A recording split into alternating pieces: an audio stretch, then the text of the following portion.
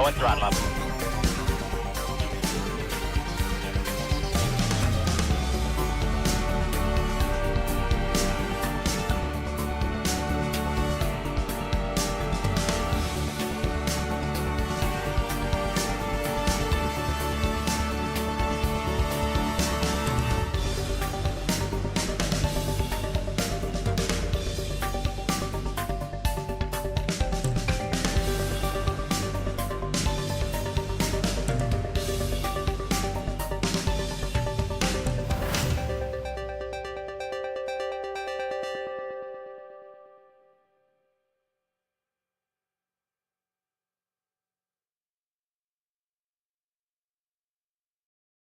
All right. Welcome to the Eric Johnson Space Administration Starship Flight 10 launch coverage. Hope everybody's having a good Sunday. And how's everybody doing? How's everybody feeling? You know, everything permitting, we should have a Starship launch in about 5 hours, give or take. Starship is poised on the pad down, or this pad at Boca Chica, ready to go for the hopeful 10th flight. 10th flight should be good. All right, let's hope that it makes it. Hope that it makes it all the way. The last couple of Starship flights have not made it as far as SpaceX has wanted.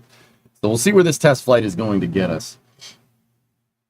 Now, quick reminder, we do have a Starship technical presentation from SpaceX in about 2.5 hours. Give or take. But there is plenty of other stuff to talk about here. Having a fantastic Sunday. You've been awake for 12 hours thus far. Nice, nice. Hey, Elfish, what's going on? What's going on, everybody? Just turning some of the fans down. It's actually a pretty decent temperature in here today. And yeah, first, give me a second, John. Let me warm up here. I'm all kinds of screwed up. Discovery, going throttle Let's up. go. Let's go. That's right. That's right. This will be the first Starship test to test the new setup. And right as I say we're going to test the new setup, the camera decides it does not want to cooperate. Give me 1 second.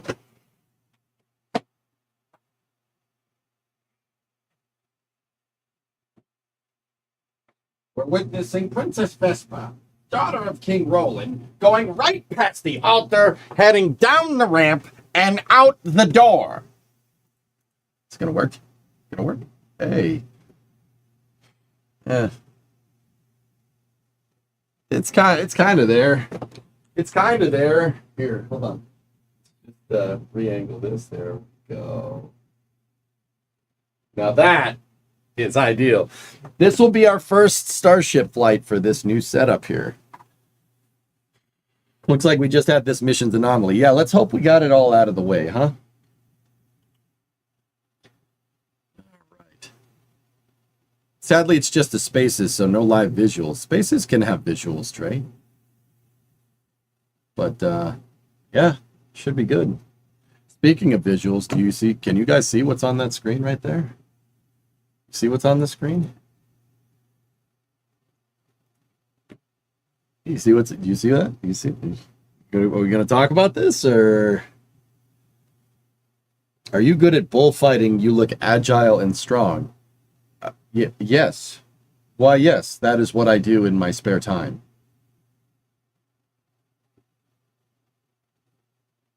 Yes, I do that every day.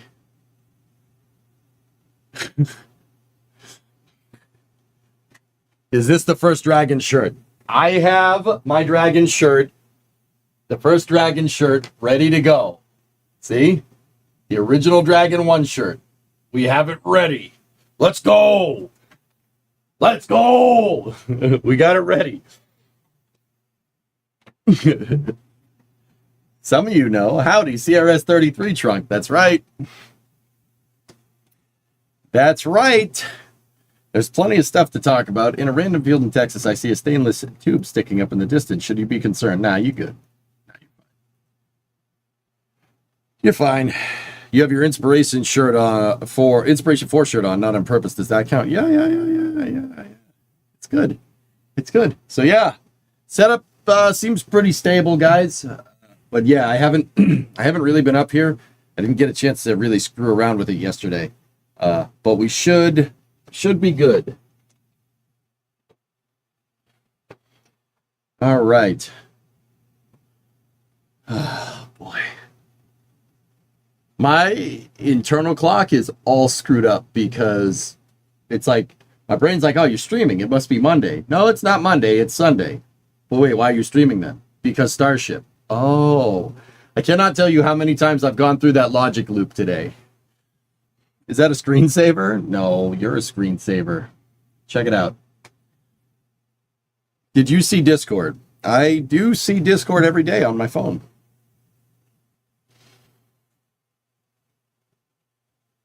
But I tend not to check it over the weekend, especially on Sundays. I don't stream on the Lord's Day, sir. What's that? It's just a service module for Dragon.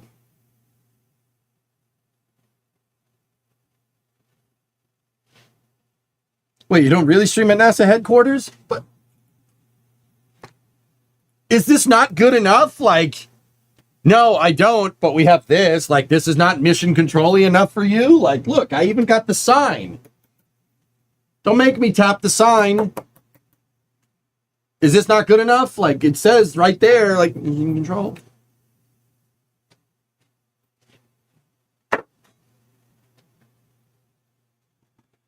See last pulls for more info. If you want to talk about CRS-33, here's a pre-flight launch rundown from Ryan Caton of NASA space flight. You excited for the technical update? Yeah, absolutely. Check your DMs. I'm good for right now.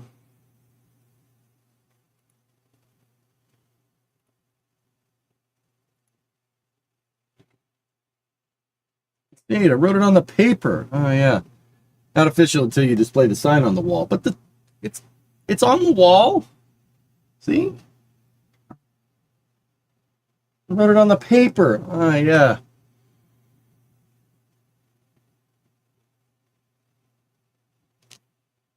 The Block 3 shipside QD picture. We've seen this picture before, Aitor. I think it's the first time you've seen it. Mr. Stick Your Dick in My Boss. Hello, how are you? I was not expecting this today. Total surprise. Really? All right. Cool. Cool. All right. Sounds good, man.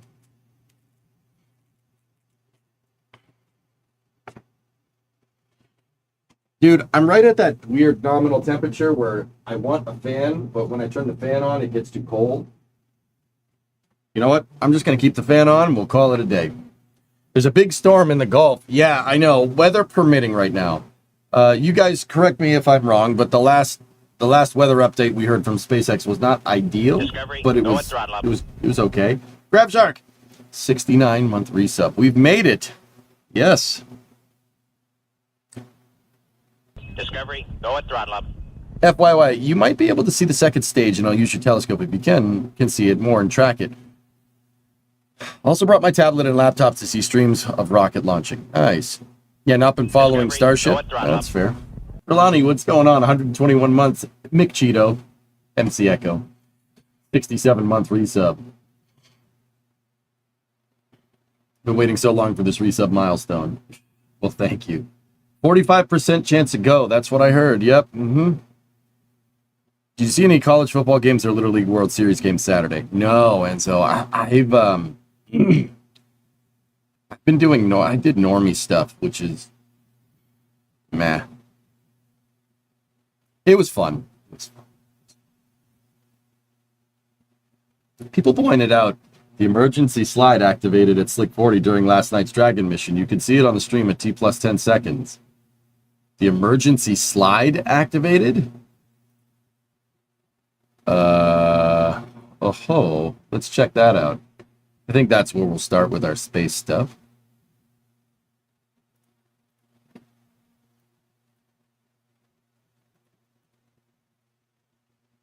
And liftoff. NASA Spacex is 35 Raptor, a commercial resupply services mission, is on its way to the International Space Station. Yo, it did. It absolutely, dude, it absolutely did. Marzi boy, what's up? Dude, it absolutely activated. You can see it out there. Its way to the There it is, yeah. services mission is on Yeah, that, its way to the International Space Station. that shouldn't have done that. T-minus. You might want to see something there.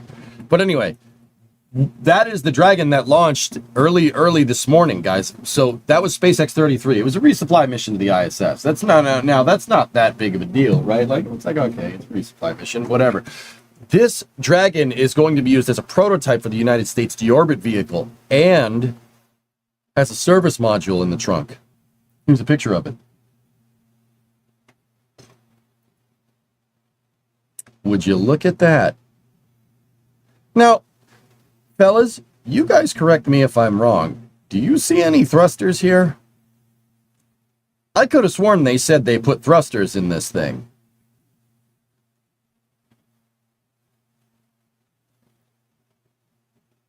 Yeah, carrying extra fuel in there. No, just extra fuel for the existing Dracos. That's what I thought. I could have sworn that they said they're going to put extra thrusters in the trunk, but we have a service module. So this is more akin to the extended duration orbiter pallet, the EDO from the shuttle program, but it's for thrusters, not necessarily life support, which is cool. Which end is up? Well, the heat shield of the Dragon is cradled by these pieces here, so we'd be looking up at the heat shield. Dragon stacks on top of this. So it's a prototype tank set. I don't think it's a prototype tank set. I'll bet you they just took spare Dragon parts that they had from the Dragon production line that they just stopped. They finished the last Dragon capsule, right? I'll bet you they took extras and spares that they have to maintain the fleet and probably used it to make a service module. No, it has Draco's. Check the NSF update. Yeah, the way SpaceX was describing it, Baron, definitely... The way they were describing it made it sound like they have additional thrusters, but I didn't see any in that picture. Here's a detailed breakdown from my buddy Ryan here. So a brand new reboost Dragon is getting ready to launch, or has launched. So the boost trunk features a combination of flight-proven and brand new hardware. SpaceX flew the propellant tanks on their in-flight abort test. Oh, they were spares. All right. I wasn't too far off. SpaceX flew the propellant tanks on their in-flight abort test, and the Draco engines flew on Crew 8. SpaceX has added a couple of attachment points to the trunk for the added propulsion tanks. These will be built into all trunks going forward, providing the capability to NASA wherever they may need it. That being said, there are currently no plans for another Dragon reboost mission to the space station. The biggest news of all, CRS-33 will be carrying over 1,500 tortillas to the space station. They're COPVs. They're all COPVs. Cool. Can they use the Super Dracos in space? It's possible, but like you could. There's a safing mechanism on the Super Dracos, but resupply Dragons don't have them. They just have nacelles where the Super Dracos are. No need for an in-flight abort if there's no people on board. And with that being said, Ryan, we will all now refer to Ryan Caden as Little Tortilla Boy. Little Tortilla Boy. Afternoon, Bubba. What's going on, house? How you doing? I look at the Weather Channel, and it looks like it might be the time frame I might give you between 6:30 and 6:45 Starbase. They're in storm warning right now. Okay? Okay? In this house, we use sentences, Chris. It makes it really, really tough to read. And you gotta cut me some slack, brother. You gotta cut me some slack. Hey, Rudy, what's going on?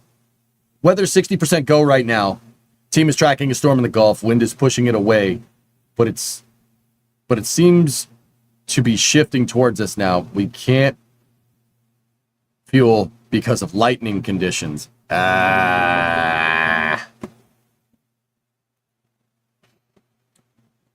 Something funny about this is that they didn't show capsule deployment because we have a camera from the second stage looking into Dragon's trunk.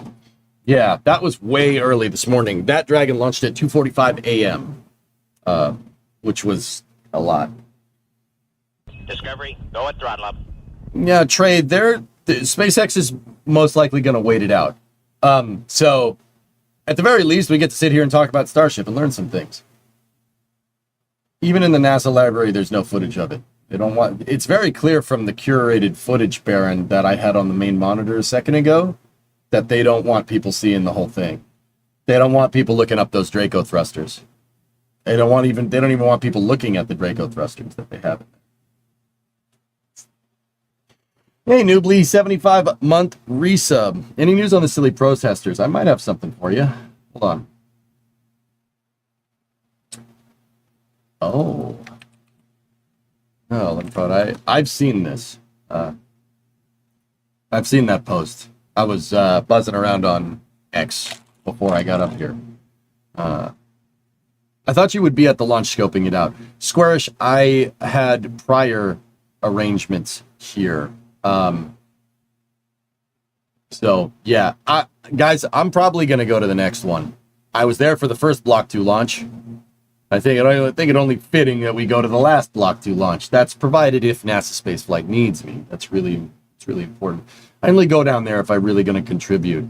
I don't want to go down there and just sit there all day and do nothing. I really, really don't like doing that. I don't like being the one that does nothing, nor do I like sitting and doing nothing. That is like a pet peeve of mine. I hate it. I can't stand it. I got to be doing something. Hey, Battle, what's going on? Something is wrong with the reverb of your voice.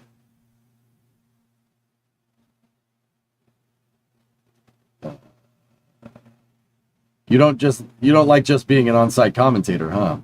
No. It's not reverb. What is it then?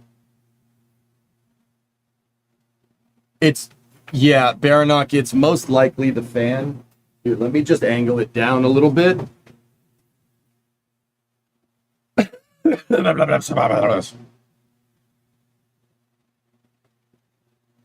Oh, yeah, that's absolutely the fan. Give me 1 second, guys. I'll try to move it so it's not positioned towards the mic as much. You don't think that Elon will give the talk? I'm not sure. Brandon, how you doing? I don't know why we're doing it in Spaces, but we have some cool stuff to show today. All right, Rudy. Hell yeah, man. I got my Dragon 1 shirt on. Rudy, I bought this December 19th, 2015.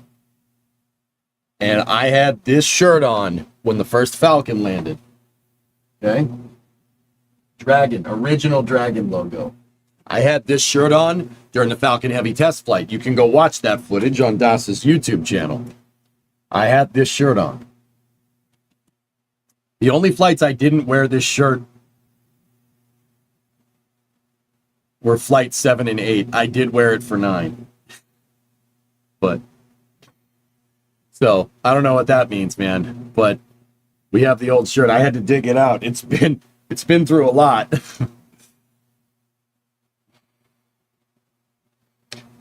Was the Flight 10 patch reveal an accident yesterday? I don't know, Ator. Once again, dude, I usually take the weekend to not do any space stuff. It's just detox. It keeps me sane. But since I don't have Sunday, I didn't really check anything yesterday. I didn't check nothing. Yeah, excuse me. I didn't check nothing yesterday. I'm way out of the loop. Go at throttle up. Awesome stuff.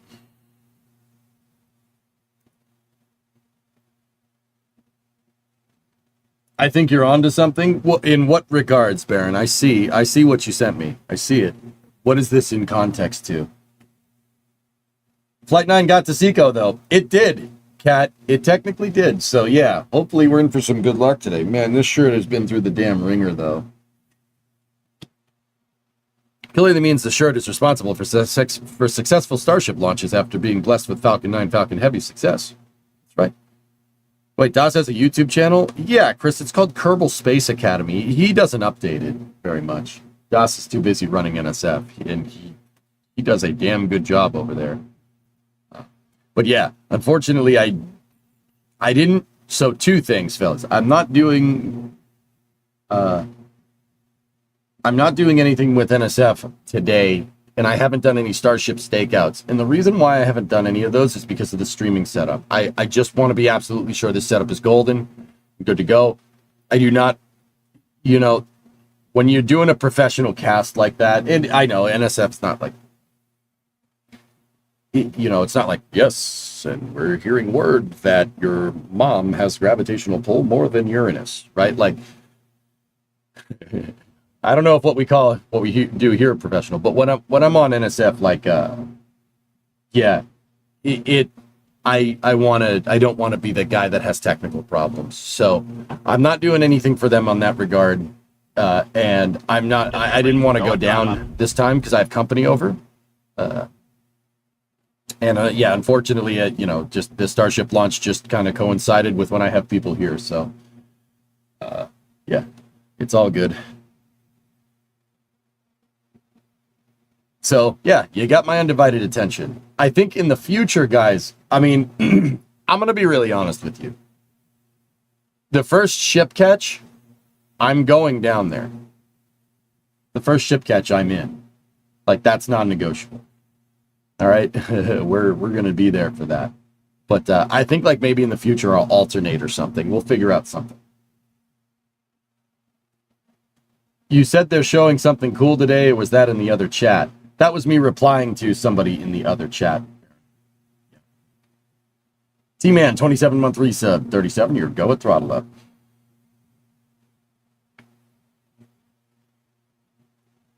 This launch snuck up on me. I've been a bit busy with real life. Yeah, we all have. Oh, I know what you mean. Brandon, you just woke up 13 hours last night. Have you on your phone and NSF on a tablet for today's flight. Right on. Will you go to flight 12? Yeah, I'm thinking we should do that.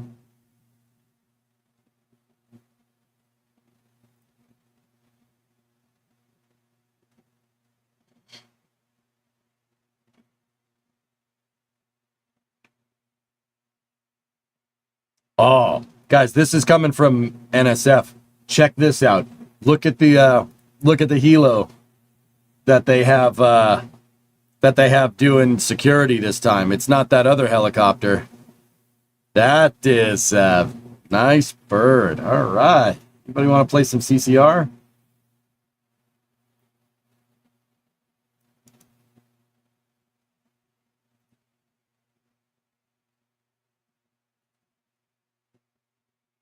Look at that. Here, hold on. We got noise? Oh, no noise. Is that it's a UH-1, I know the military designation for that. It's a UH-1Y, but that's the civilian version of the UH-1Y. It's a Bell something or other. I forget the name. It's a twin turbo shaft Huey. Hey, Quag. It's a UH-1 Yankee. Is that what it's called? Good, let them, Aaron. There's a storm out in the water. It's let them go. It'll be fun. Bell 412 or 414. Thank you. Yeah. Rudy, you're moving to KSE next month for preps. Keep an eye on transport tools for the ship and the booster.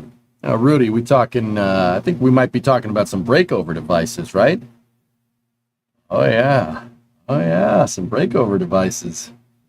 Roberts Road ain't ready. You got to get some Starships out there. Got some breakovers in the future. I would love to see that. I would love to see that. That'll be a good time. You have a bit of an echo. It's the fan and the noise suppressor trying to noise suppress the fan.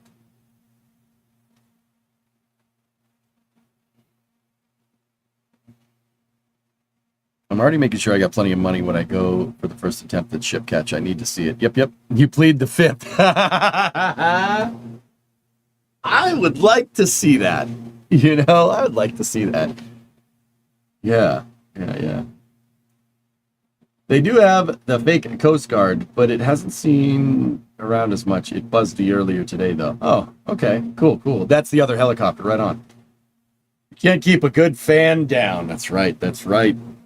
Yeah, Mats, it's just the noise suppressor because the fan. I got the fans on. I find it stays a lot cooler in here if you keep the air moving, which yes, that is how thermodynamics work, EJ. Thank you. Thank you for that beautiful update. Thank you. Physics. Say it with me. Bodegas. Yes, very good. Hello, bro. Today we have another kaboom, or will it be successful? Capless, I think SpaceX might finally have this dialed in. I hope those words don't age well, but I really think we're gonna see some action today. It kind of stinks that we're not gonna get a ship catch or anything, but I purely believe that they are not catching the booster because they need room for more Block 3s, because the Block 3 boosters are gonna come down the pipe hot and heavy, and they're gonna run out of room real fast. Is there a way to tune the suppressor? It do be sounding fuzzy. Yeah, I can just shut the fan. Shutting the fan off will take care of it. When do you think the coverage is going to start? Well, we have a technical there's a technical presentation from SpaceX at 5 o'clock. That is in about 2 hours. Knowing SpaceX, it'll probably happen a little bit later unless it's a recording, in which case it'll happen on time. If it was a live thing, it probably will not happen on time. Now it's too quiet. I don't want you to get hot, though. Oh, it's going to happen. That's going to happen. It's just the way it is. How's it cooking in here today? Marbles lost yet? No. Be good. We are good.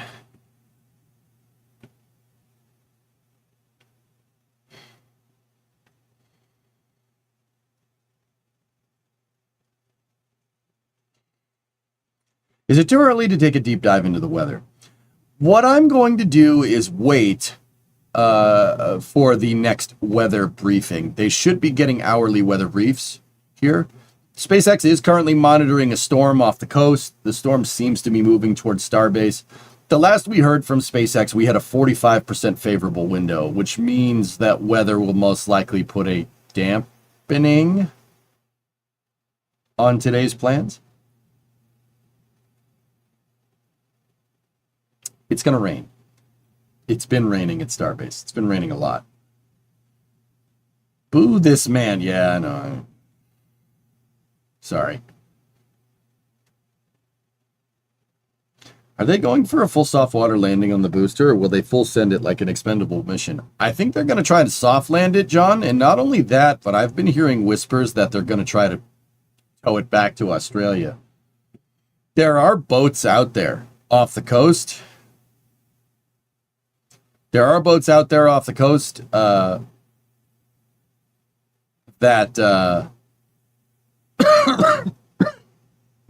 excuse me. There are boats out there off the coast in Australia, and they seem to be big enough to be able to tow something back. The booster, not the ship. Oh, soft water landing on the booster. They're going to do another experimental landing, which if I had to guess, if I had to put my money on it, it's probably going to explode. Trey, your latest scan shows that the storm is moving away from the Brownsville radar. Okay.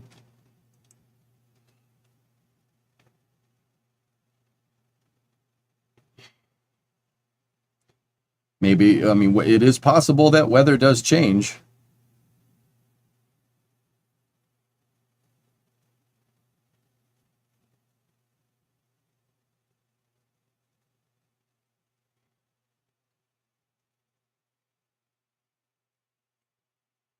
From what I saw, they aren't doing a soft landing, but landing burn to high-speed splash. Yeah, weather changes, surely you test.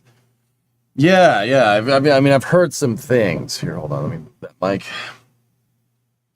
When do you think they start launching in storms? Dude, not even planes can launch in the worst types of weather runs, so... I think Starship is designed for that. eventually for them to be able to launch in a storm. I just don't think they really want that on a test flight. I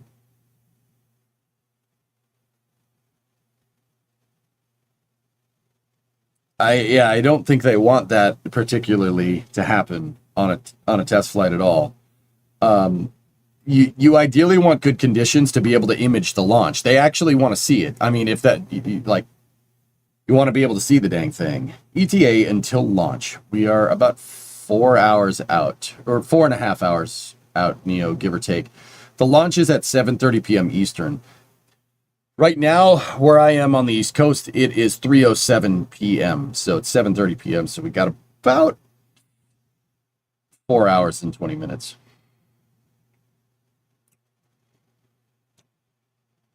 Nice. All right. Did you do that on purpose, Neo? It's probably a dumb idea, but could SLS do smart reuse somehow? Nah, not without a substantial redesign, Enzo. And the last thing we should be doing is redesigning the core stage of that vehicle. With it being so far out, is there any chance of some KSP messing around while we kill time? Launch streams come at you hot and heavy, King. In 2 hours, SpaceX has their technical presentation, which is what I would like to see. So I was thinking we'll burn the time real quick. So probably not today. Fear not, there will be plenty of KSP this coming week. Although part of me is like, I mean, there's going to be some KSP this week, but part of me likes kind of this quote unquote summer schedule that I've been doing. I might do the last week in August. I mean, I already lost 3 weeks of August basically to hardware problems and other things, right? So might as well complete the 4th week with just more no expectations schedule stuff and just, you know, maybe after on the other side of Labor Day, have some fun, you know, go back to the regular schedule. Did you hear back from Height? No, he did not get back to me.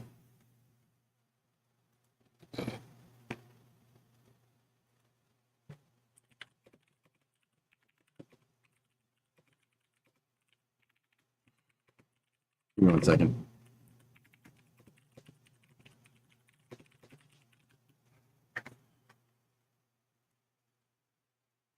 You'll ask in the dev channel. Okay, cool.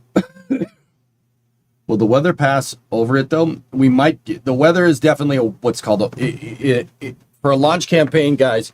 The weather right now is what you would call a watch item, meaning it's one of those things you got to keep an eye on because it might ruin your day.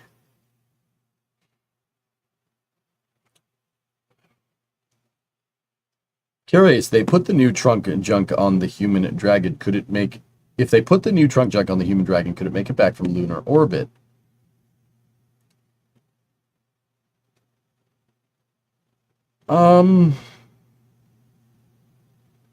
Discovery, go at throttle up. Hey, Doto, tier 2, 117-month resub. Here, you know what? The headset timed. So let me just start moving some windows around here. That goes there, that goes there.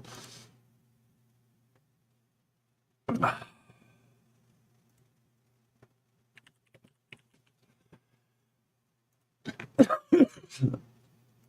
just going to put Starbase Live on in the background there. Let's see. Now, Bob, if I had to guess,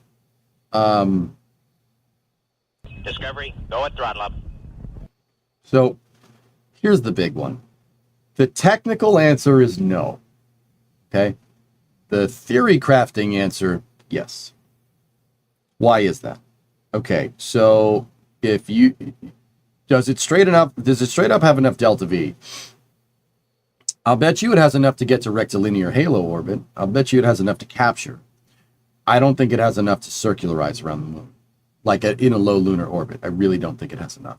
Now, with all that being said, you could capture the moon, sure. You could probably get to Gateway with that kind of delta V. However, in order to do that and do it so the capsule would have enough delta V, right? You would need to put it on a Falcon Heavy, which is not human rated. So, yes, but no, but yes. But no. Uno Trays, 15-month resub. Thank you. Doto had a tier 2, 117-month resub. Thank you very much, buddy. Jens, have you missed the launch? No. The launch is about 4 hours and 20 minutes away from right now. There's a SpaceX technical presentation in about an hour and 45 minutes, though. So we're going to sit here. We're going to chill. I'm going to watch that presentation. Then we're going to watch a launch, weather permitting. Did I see the CRS mission last night? I did see it set the tower egress zip line off. Yeah, Brandon. Yeah, that wasn't great. What I want to see is Starship launch through the eye of a hurricane. I just really don't think that that's the best decision.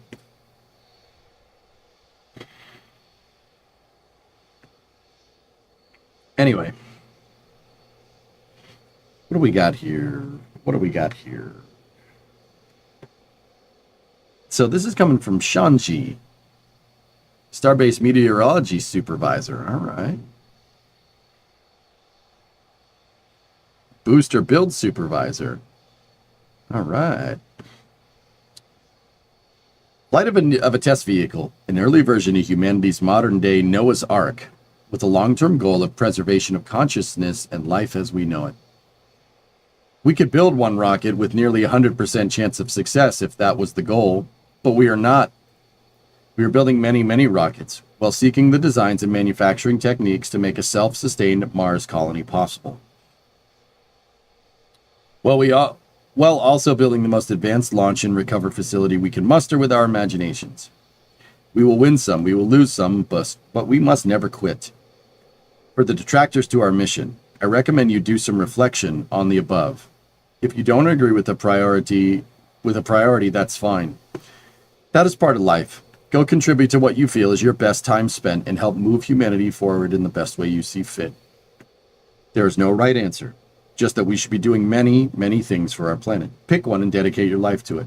Best of luck to my brothers and sister rocket builders, Starship, with this launch. Nice. I like what he said right here. That's what I've been saying for a long time. If one test flight fails, so be it. Send another one.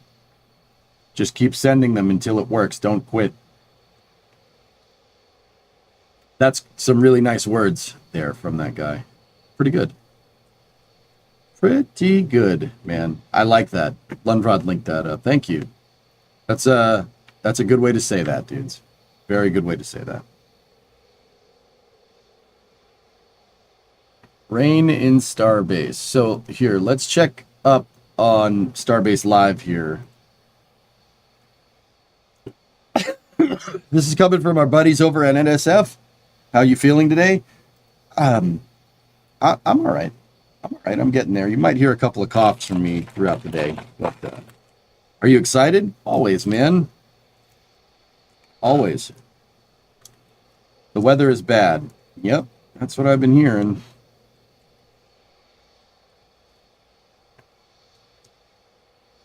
It's a bit froggy. Hair looks great. Thank you. Hey, man up. What's going on? I am very excited. I kind of wish I was there, to be honest. But I like covering with you guys as well. Transport stands have been sitting there for hours. You've been watching. Isn't there an Elon update before the launch? That's at 5 at Daitor. Should be soon. Can never tell with the auto exposure how bad the weather is. It's pretty gray down there. 100% success today since you're home? I think it'll make it to Seco, Dean, if that's what you're asking. We'll see how far she goes. Why is the crawler out? I think that's just where the transport stands are. It looks like they're parked in front of the roadblock or something.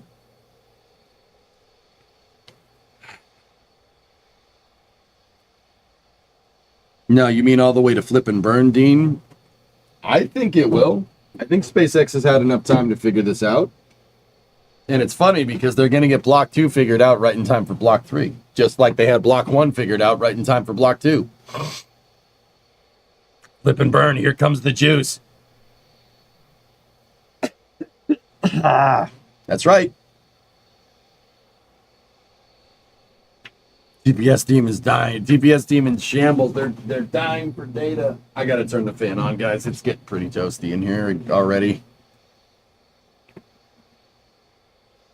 Sorry if there's a little bit of buzzy buzz in the background. That's my bad.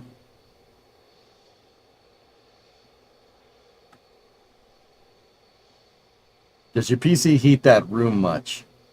Yes.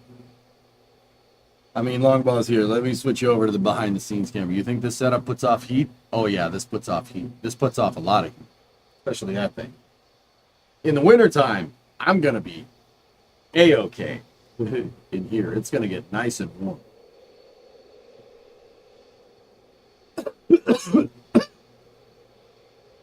You're just sitting in front of a fireplace. It's an electronic fire. Yes, it gets pretty toasty.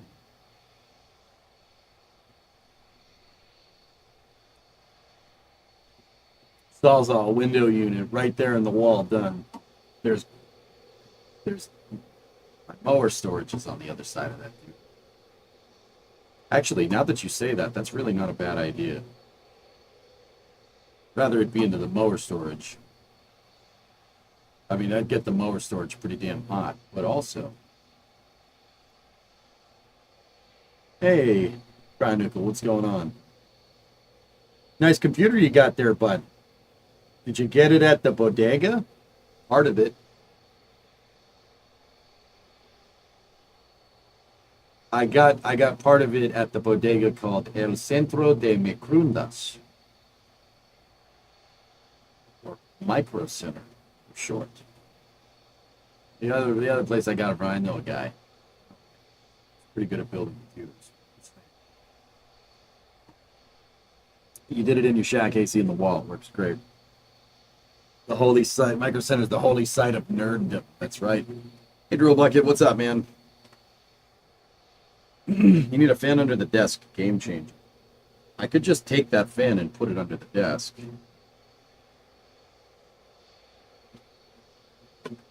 What's the METAR looking like for Brownsville here? Let's take a look. KBRO METAR.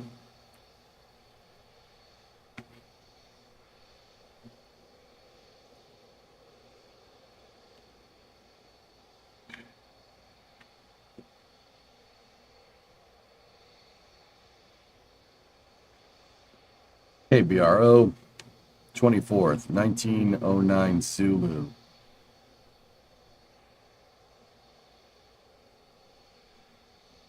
Yeah, that's those aren't the best condition. Those aren't the best conditions. Not much, just wrapped up with college work. I'm making a switch from medical to cybersecurity. All right, Drool. Why not naval architecture, man? You're throwing some skills away, dude. That's all I'm saying.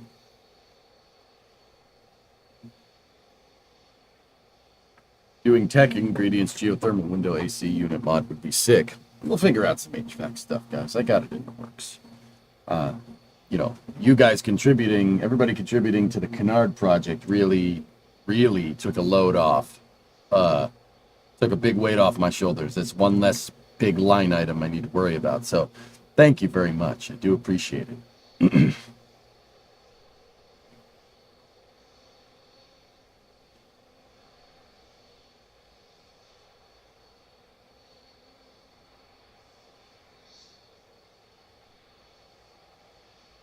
Quiet unit would be a must for a studio. Yeah. All systems, I mean, my current solution is to heat pump the garage and just have the door open. Heat pump the damn garage. I don't want to put a heat pump directly in the office, right? But heat pumping the garage is probably. Just have a thermostat controller in here. That's what my HVAC guy says to do. Probably not a bad call. Anyway, how did Rusty do this weekend? I had Rusty off for most of the weekend, Rarest, but everything seems okay thus far. If you can, that's great, but the garage is huge. It is going to... It's going to take a while. Or it's going to take a lot of money to cool the dang garage. But I don't know. We'll see. Maybe I'll just keep running the heater in here and only put the heat pump on when I'm in the garage. Probably be the right way to do it. Is anyone else getting audio distortion? Why is this causing such a problem today? I'll never know.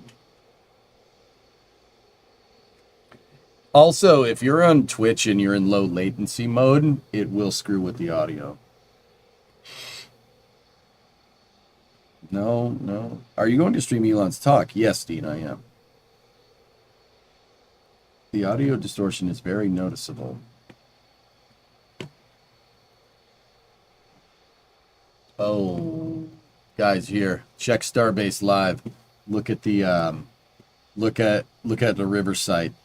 Oh boy.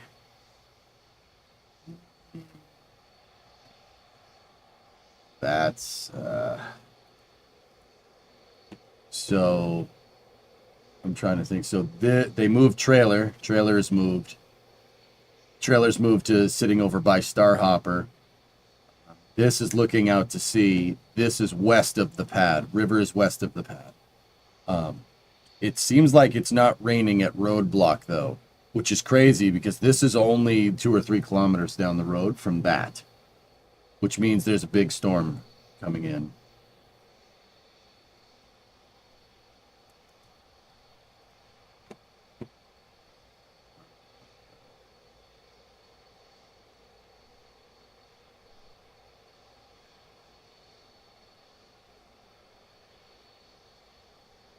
Oh, yeah.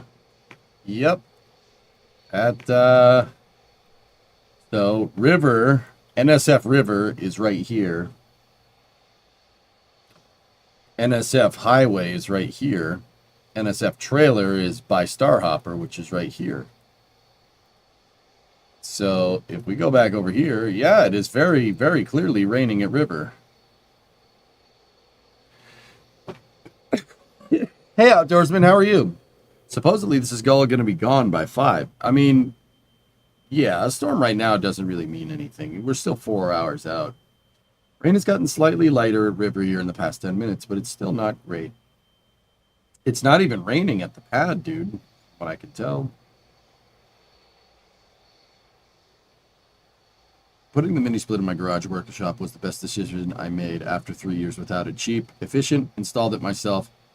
Can do both heating and cooling. Snarford, that's probably what we're going to end up doing. My dog, River, is confused with the television. River! River! Hello? Hey, River! River! You want a treat? River, you want a treat? Little fish?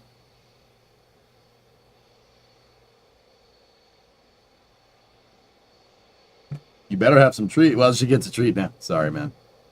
Sorry.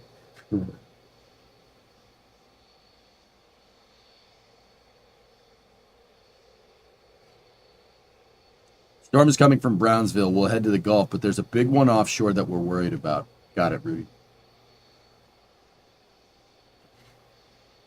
Serge, I'm messed up, but I'm not that messed up. I wouldn't say the W-A-L-K word. That's just, that is a dick move to do to other dog owners. I just said treat.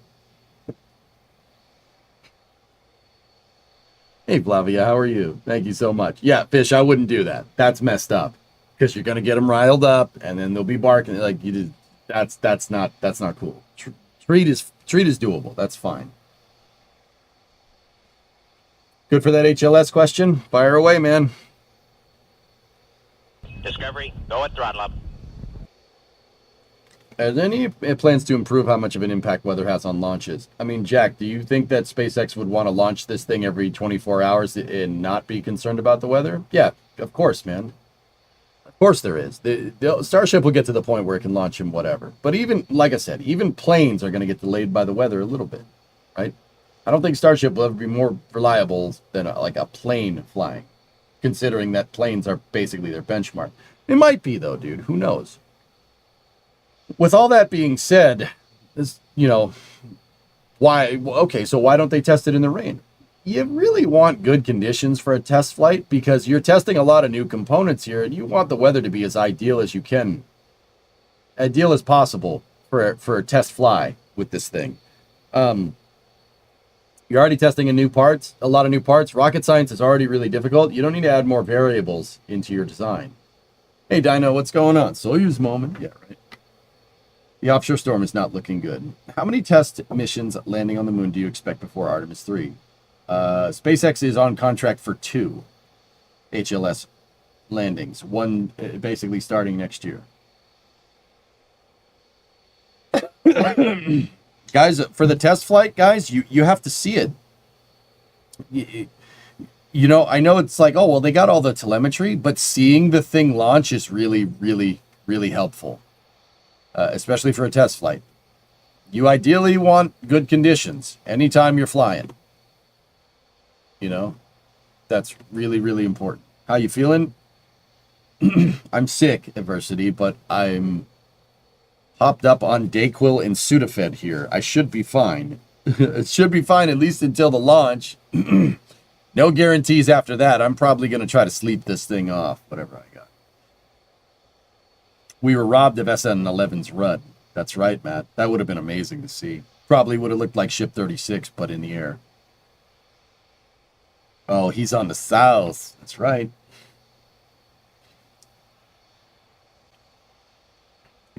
Yeah, that's why I really didn't do much streaming on Friday. I'm like, I went and rested. And then I came back. Well, I did a family thing, and then I came and rested, and then I came back for racing. At least as much as I could.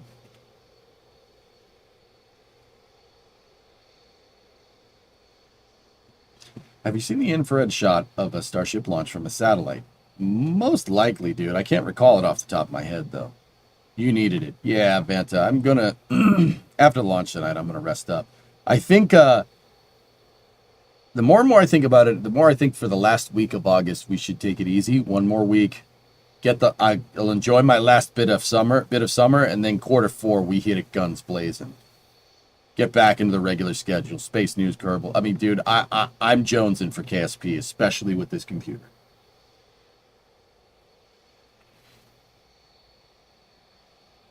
You said Vanta and it got your attention. Okay, Vanta Panta. Why don't they want a human rate Falcon Heavy since it's Falcon 9 hardware? Is it because of the higher G loads? Chevelle, they didn't do it because they wanted... That's resources basically wasted for SpaceX. Falcon Heavy is very much a stopgap. It's a stopgap till they figure this thing out. Q4 is from October. No? So you want me to take basically another month off, Mokum? Is that what you're telling me? I can do that if you want. Have you looked at Kitten Space Agency? I haven't played it. I have access to it. I can play it. I haven't played it. But I'm a consultant on that game. Enjoy the summer. I've gotten enough summer enjoyment with my dang computer setup breaking. Don't worry. Can we get a new mission mode?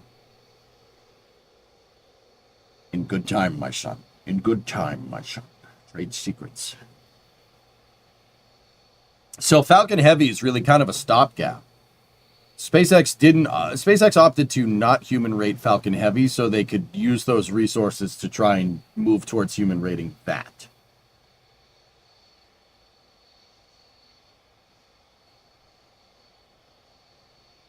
Can we get DOS's UHC career? I knew that was the next thing coming from you. How did I know? Well, my mission mode 2 rules aren't good enough for you? Does Ship 37 have any livery? I do not believe anything is painted on it, Dean. No.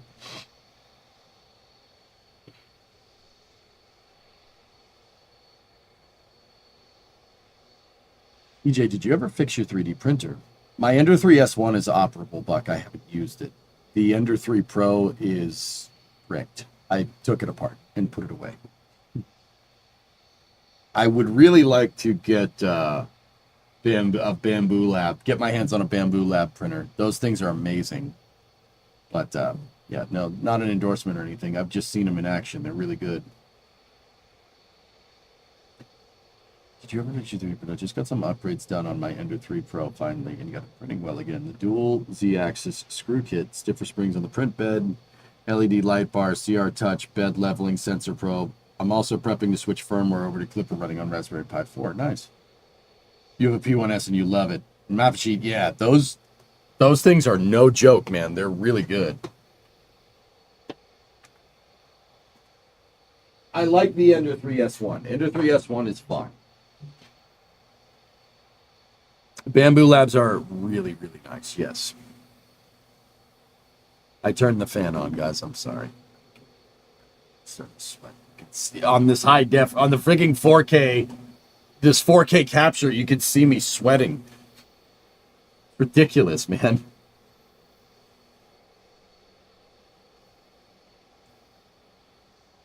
Sounds like a good plan, Rares. Okay, outdoor sea last. Okay, I need to do some work on my K24.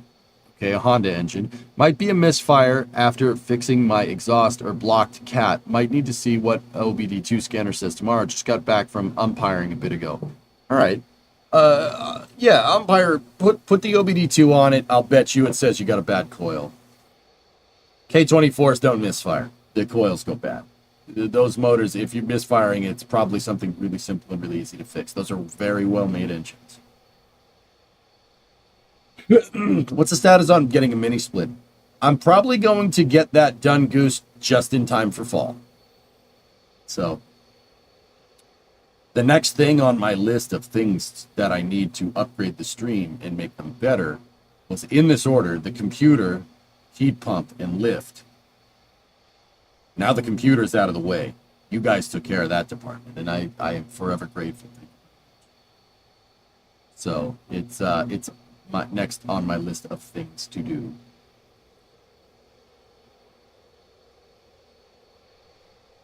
Have you seen trailers for a new game coming out next month called Jump Space? I have not seen Jump Space. Hey, X-Wing, what's going on? When looking at 3D printers, Snapmaker looks, because it's a 3D printer, laser engraver, CNC all in one. How much need to give you for a car lift? It's already done, Dean. It's already been, Chad already paid for it. I was waiting on my tax return to get the lift. Chad tipped enough money back in February for a frigging lift. And that money was held up in taxes. So, you know. I wanted to have the lift ready just in time to start the Coronet. Start the Coronet project. Didn't happen, so I started the Coronet project anyway. Mohawk, this community is very good to me. I'm forever grateful, and I will repay it by streaming up a storm, because that is what I do.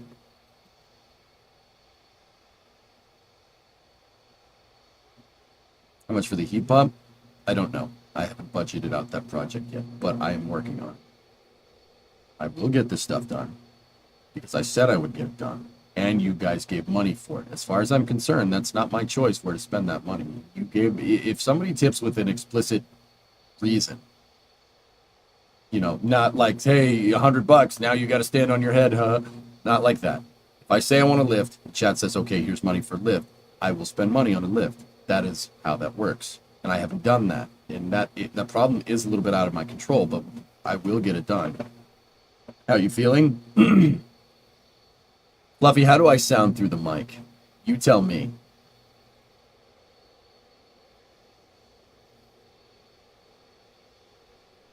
Do you have the specs of the new machine listed anywhere? Older Buffalo, all systems pinned it. Long story short, get well soon. I'll be all right. Long story short, dude, here it is, right there. This is Project Canard. It has, if you could see it, this camera's a little bit old. It has my logo etched into the glass, and the heat sink has my logo on it, and it swaps between my logo and temperature. Now, what's in that computer? It's a Ryzen 9950 X3D processor, which is top of the line AMD right now because chat spoils me. It's got 96 gigs of RAM. 96. Not hard drive space. RAM. It's got 6,000 gigs of hard drive space. 6,000 gigs of hard drive space. No, it's got 2 NVMe hard drives on it, both solid state, obviously. One is a 2 terabyte drive, and the other one is a 4 terabyte drive, making 6 in total. The graphics card in this bad boy is a PNY NVIDIA RTX 5080. 16 gigabytes of video memory, because chat spoils me.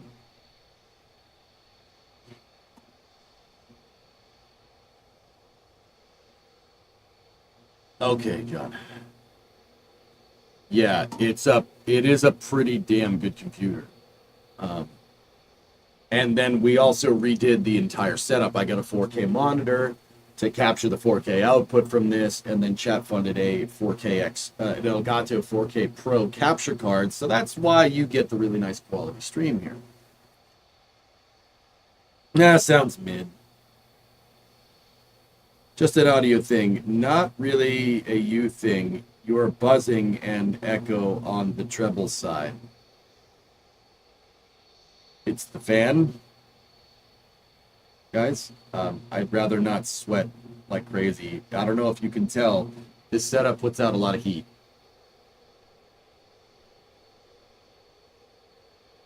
I apologize for the buzzing, but if it's bearable, if you could deal with it, I'd be asking as a friend. If it becomes too much of an issue, you let me know. Have we tested how well Cities 1 runs? No, Ryan, I haven't done Cities 1. I've done Cities 2, and I can run my Cities 2 city in basically real time. It's fine, Mo. Okay. You need radiant wall coolers, something like that. Saving up for a heat pump, I hope. It is the next thing on my list.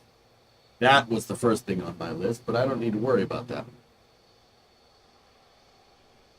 What noise cancellation software do you use? It's RNN noise suppression in OBS. It's an OBS setting. Don't sweat over the sound, literally. Thank you.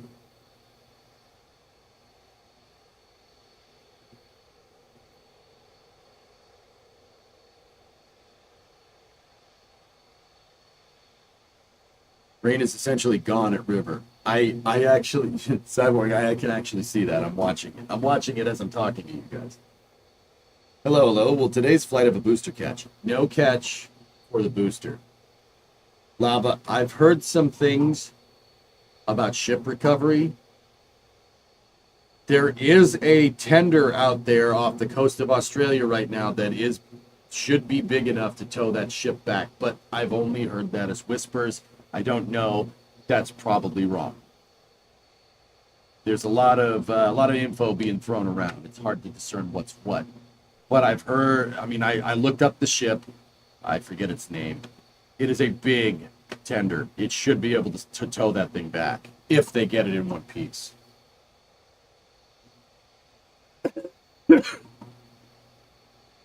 Yeah, the other thing, guys, is that I have Starbase Live running. I have Starbase Live to make sure that my wireless headset doesn't time out. So if you don't hear the noise anymore, it was Starbase Live in the background.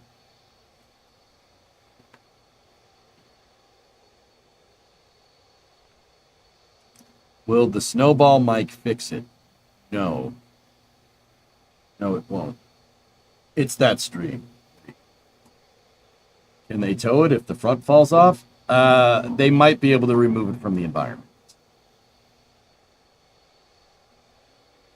I like this camera you're using. This camera or that other camera? The behind-the-scenes camera? Yeah, it's pretty good. That's a Logitech C910. 910, not 920. It was really good for the time. Not really by today's standards. It was pretty good for what it is, though. So it will be outside the environment. Yes, that's right. Not 9:20, 9:10, dog.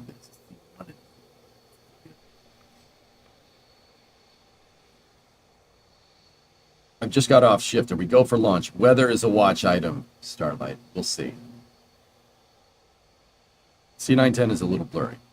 Yeah, it's not blurry, it's not 4K, dude. It's not blurry, it's just not 4K. I said I got Gamecast. I got Gamecast. Well, there's GameCube and Dreamcast. Shut up, man, I can't afford it.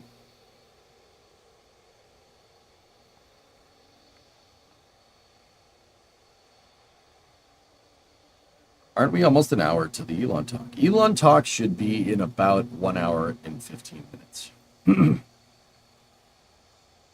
Cam's 15 years old. It's still doing pretty good. Hey, Major Who, what's going on? We watched that movie again last night.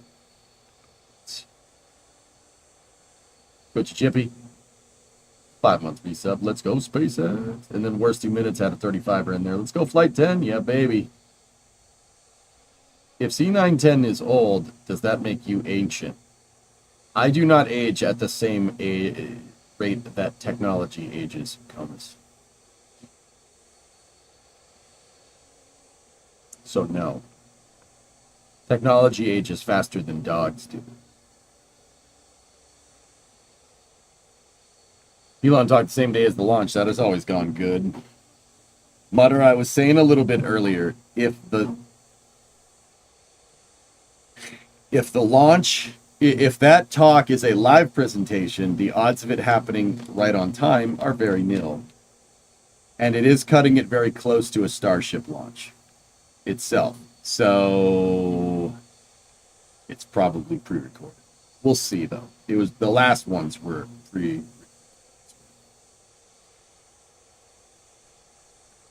How much do you need from us for a 4K behind the scenes camera? Nothing. I'll just go and buy it. I got Lucky SpaceX shirt on, but no hat. Oh no, I wasn't wearing a hat when the first Falcon 9 landed. I think that was the problem.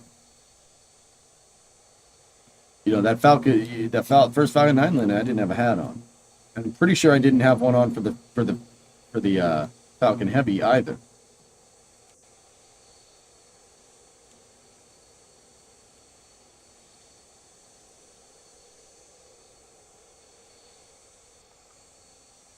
Question about mission control background. At each position, it looks like there's a display with a POS and a number up above it. What is that used for? For the position. Oh, these. I don't know. I'm not sure. Hey, Dragon, you freaking hype. Yep. Tina DJCC, please remove the mic from the mug. The mic isn't in the mug, dang it.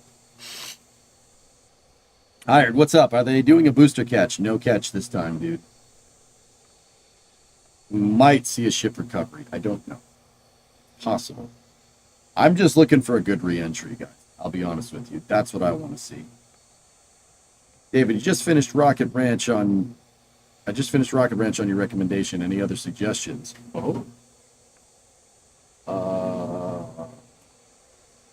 The nuts and bolts of the Apollo program. Let me go find one. What do you want to read about, David?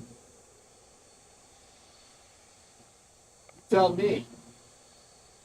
I got all kinds of good stuff over here.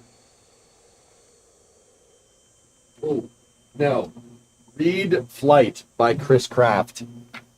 Flight is the name of it. Chris Kraft was like one of the main flight controllers during the Apollo program, him and Gene France.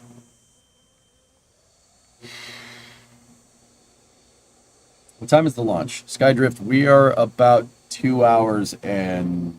No. 3 hours and 43 minutes out from launch.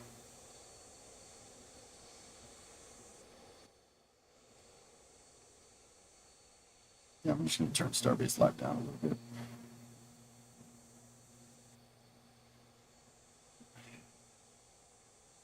But there is a SpaceX presentation in about an hour and 15.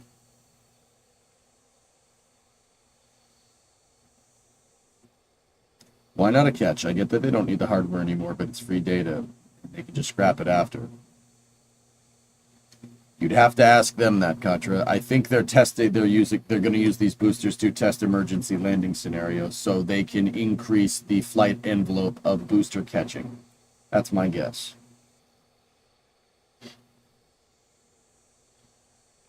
Yeah, Element, I think so.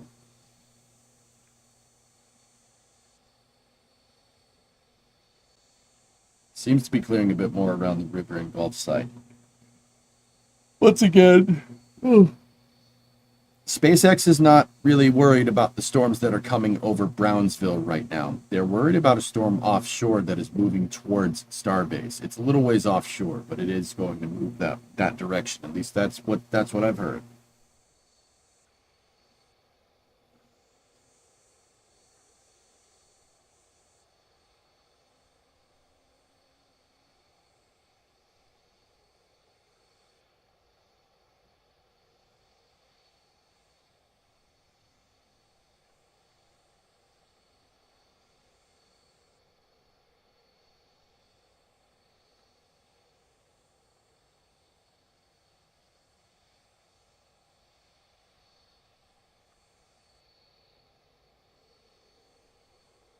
Through that Jack Black's mom worked on the Apollo program. Yes, she was a computer. The Apollo program. Yes, that was a job title. Flight 10 is today. Yes. Yep.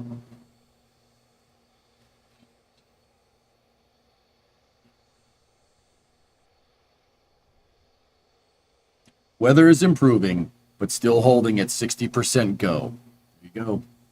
Thanks, Rudy. Appreciate you, buddy.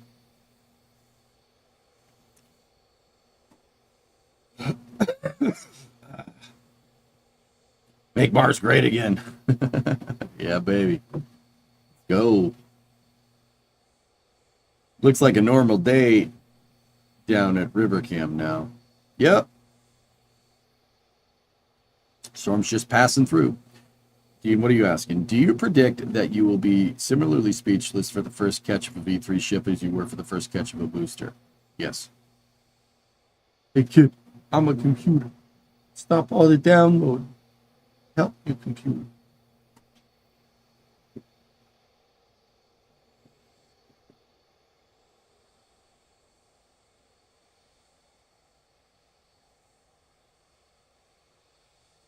Vic, you're kind of struggling with addiction while I'm sitting behind the screen waiting for lunch. How could I change my screwed up mind for now?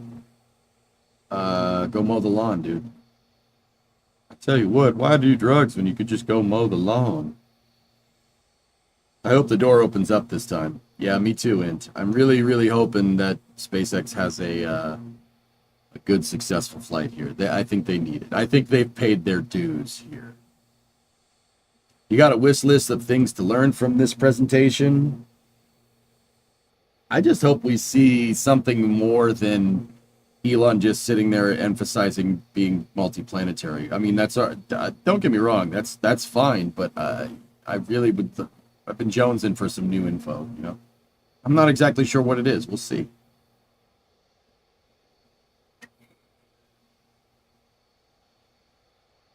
No, I didn't tell him to touch grass, J-Bolt. I told him to mow the grass. It's different.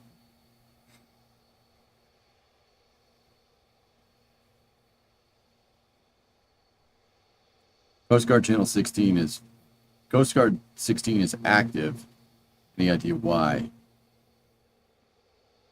Well, Rudy, they're word that people want to use their boats to prevent the launch from happening. I don't know what that's about. Coast Guard probably has tightened security on that, if I had to guess.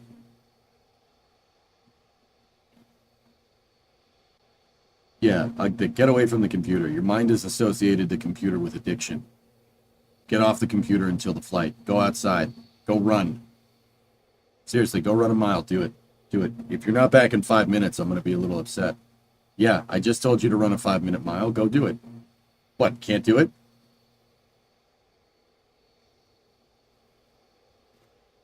Go get your tennis shoes out and go run. Not the rest of you guys. I'm talking to Thick, not you guys. I don't think you guys can do a 5-minute mile. Thick might be able to. Can you? Oh, absolutely not. No. No, not at all.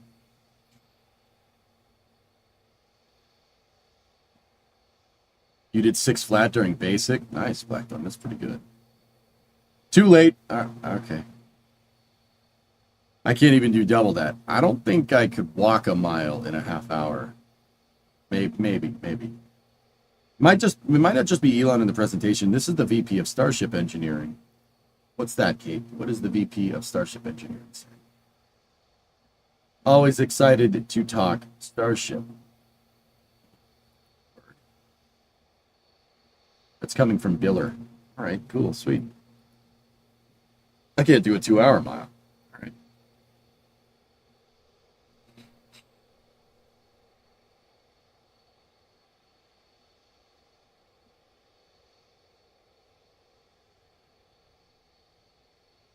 Yeah, Rudy, see what Outdoorsman said. I'm pretty sure that the Coast Guard's run a tighter ship because of it. You can 8 mile in Detroit. Yeah, but can you 7 mile in Detroit? Do people even know what that means? I know what that means.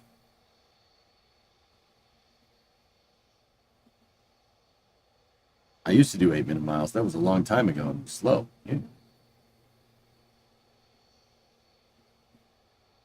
Hey, Joe, what's going on?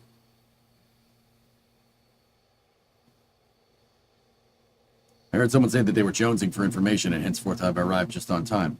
Oh yeah, Raymond? Why? What have you heard?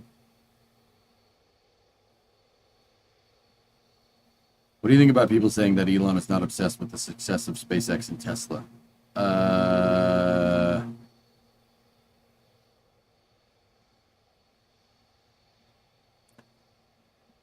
I'd say, look, guys, pardon me, like this might come off as a little too SpaceX fanboyish, but I very much have been following Elon pretty dang closely for a very long time. I'd like to meet him someday. It'd still be kind of cool, but one thing I've noticed is I've noticed a pattern of behavior over time. Whenever he does something that seemingly doesn't make a lot of sense, there's always an end game. That's how that dude thinks. I've never talked to him, but I've been watching from afar for a very long time. There is an end game with everything that he does. And usually that end game has something to do with benefiting SpaceX or Tesla. Usually. The track record, that logic isn't completely sound, but it's pretty sound. Have you ever seen one in person? An Elon in person? I've never seen an Elon in person. Elon plays the long game. That's what he does.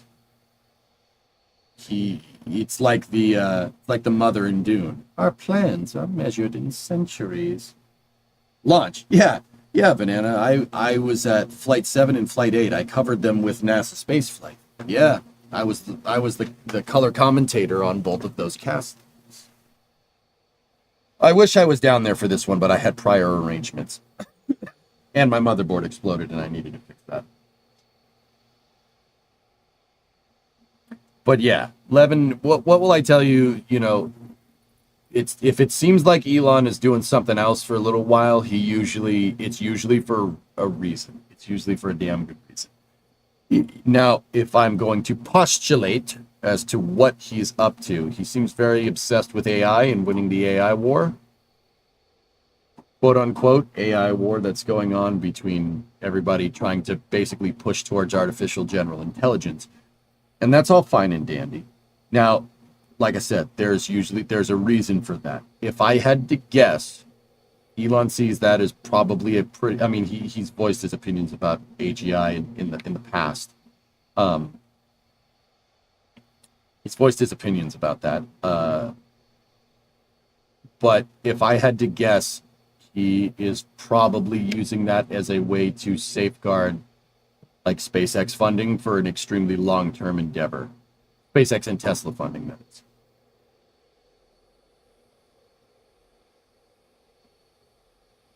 Elon just took off from Pittsburgh, heading to Boca. There you go. When you look at Elon through the goals of humans living on Mars, all his business comes into focus. That's usually the end game. So, you know, people have been saying he's been too distracted with Grok. He's been too distracted with Grok. Rockin' Annie, anime waifu. Like, bro, he plays the long game. That guy, he plays the long game, and he doesn't give up. The guy's quite actually like the Terminator. He just does not. It just keeps going. Just keep going.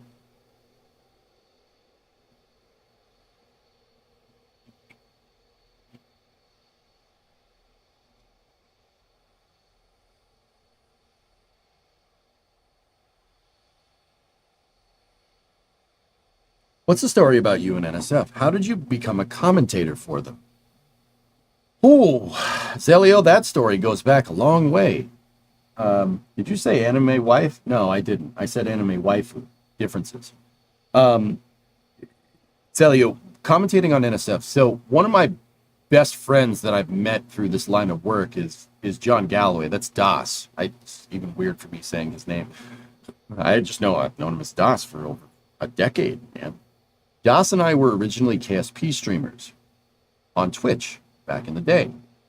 I still am. He used to be. I used to be too, but I still am. But I used to be as well. Rip Mitch. Anyway, so Das started getting involved with doing live launches, right? And he started building out hardware to do rogue launch coverage, is what he called it back in the day. And he kind of did it, but I kind of was there. I kind of helped him out with this a little bit, but it was mostly him. I was just kind of there because it was cool. But he built out basically a hardware architecture that allows remote streaming of rocket launches. A hardware that still gets employed to this day for any NSF launch, right? And if you go and watch like the Falcon Heavy test flight footage with me and him, we're very much testing that whole thing. Somewhere right around the pandemic, Das got involved with NSF and started doing video production for them. And he was gonna bring me with him too, and then the pandemic happened, so live launch coverage wasn't really open to like everyone, right? And then, on the other side of this is the short story. On the other side of the pandemic, he finally was like, dude, come do NSF. And I'm like, all right. Okay. So that's how that kind of came to. The first launch commentary that I did on NSF was the Galactic 3 mission. It was the Virgin Galactic mission. Yeah, Krilani, I still hear it. I'm like, who's that? Oh, yeah, that's Das, yeah. Discovery, go at throttle up. Dean, I can't comment. I'm not sure whether he wants it disclosed. He does run NSF. And you'd have to ask somebody else, dude. I don't know. I want to check the Starship heat shield tiles. They removed a lot from the belly. So, bro, one of those things got through with a hole in the flap, the size of an engine block. No, I'm not worried, Baron. Hey, Tipsy, 67-month resub. So yeah, Zelio, that's how that all kind of came into play. It's funny because me, Das, and Sawyer used to do live streams from the Intrepid Sea and Space Museum, dating far back as like 2014, 2015. So yeah, there's somewhere floating around on the internet is a picture of me, Das, and Sawyer from over 10 years ago, standing in front of Intrepid. But they removed it in the middle of the battle, the peak heating region. It could be a test tile or something. I don't know, brother.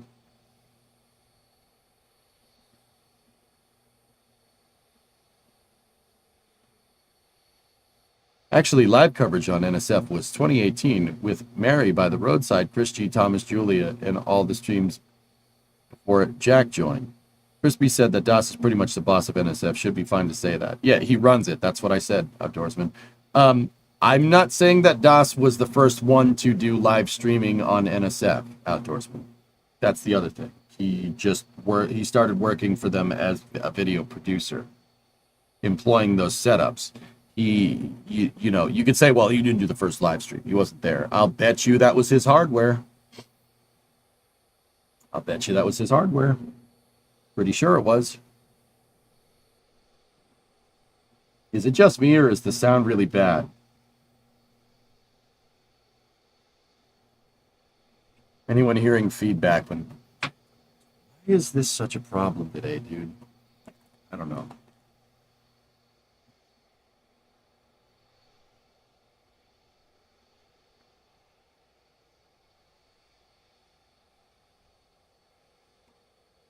Hey guys, if you're watching on Twitch, try to disable low latency mode or something. That usually distorts the sound. I'm not 100% sure why that's going on. I think it has to do with either the feedback from Starbase Live, because I have this on so my headset doesn't go out, or it's the fan. But the fan wasn't causing problems the other day. Yes, robotic, that's your mic mug comment. It's not, I'm not even using that microphone, Tanit. That microphone's on the behind me. It's sitting on a desk unplugged behind me.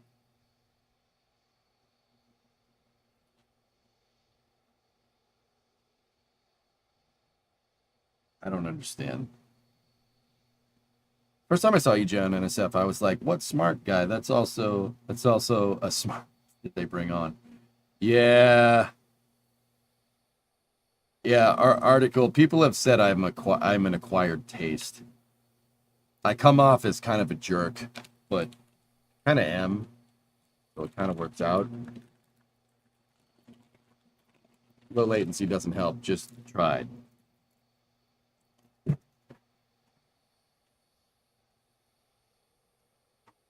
Okay. That should fix it. You guys just... I'm going to suffer for your listening pleasure.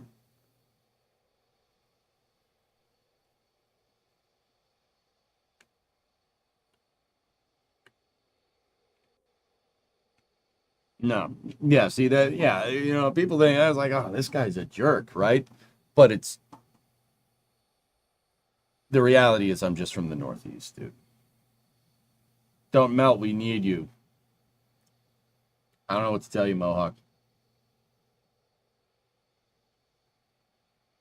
Just unapologetically you. Nice. The sound was fine. The sound was fine. It's okay.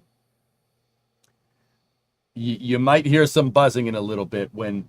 So, like, dudes, this is a big problem for me now. This is one of the unforeseen things, and this is what I mean about testing setups and stuff.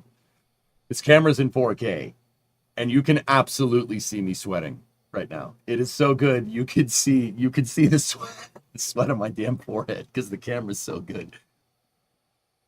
I'm asking nicely, can you deal with the robotic voice, man? Can you deal with a little bit of robotry? Because I'm going to sweat my butt off here if we don't have that fan on.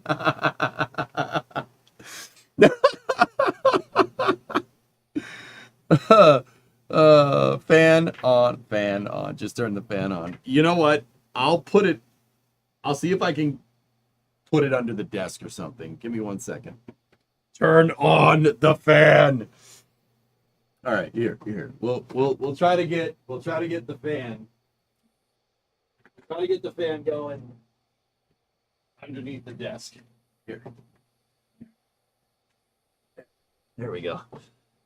See, it's a big old industrial fan, which is where you were hearing that noise from.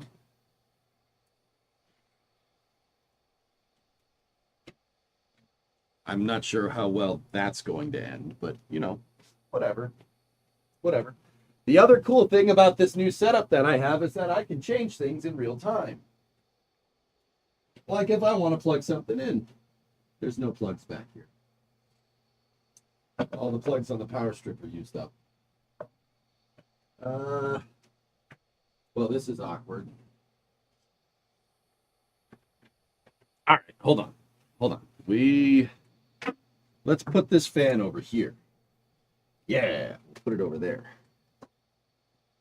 Hello. There we go. Now, that should give me enough slack. Be under the table. And you guys probably don't have to hear anything. Better?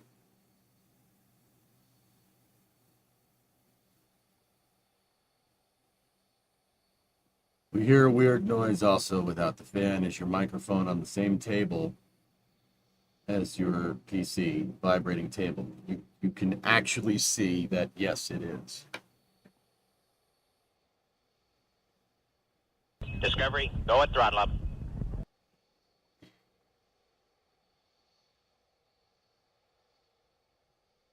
It's like right there. Like, I don't know what to tell you.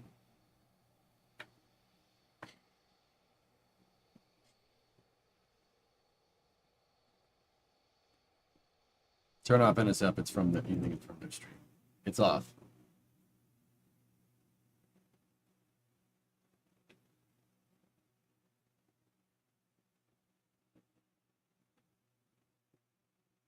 Sun Temple, 49-month resub.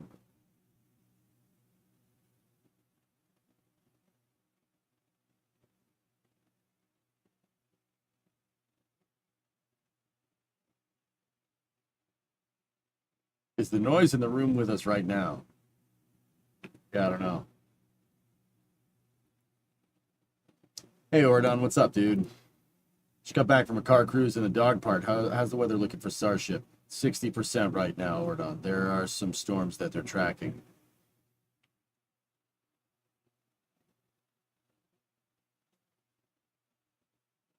Love to see the setup. Can you still grab the phone through mission control? But that phone? No, I can't. No one's calling right now.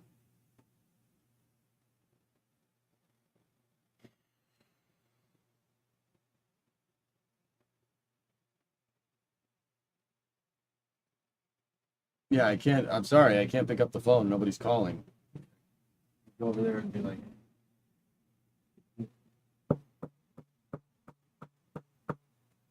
And that, yeah, see? That desk is actually there.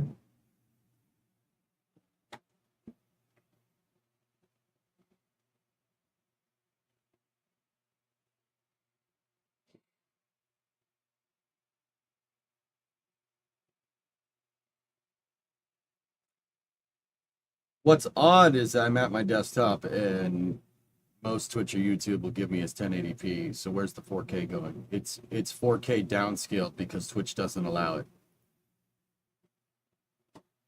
Same issue on the YouTube stream, just checked. It's like a garbled sound with a second voice just a millisecond behind the main one.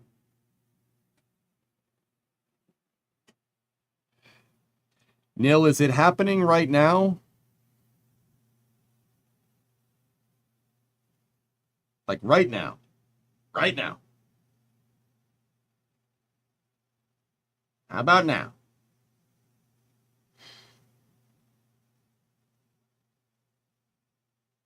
Because, I mean, I don't know.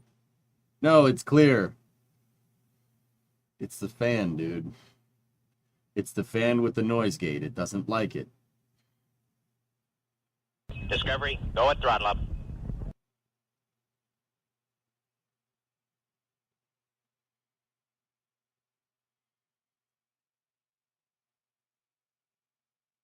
Is the fan bearable?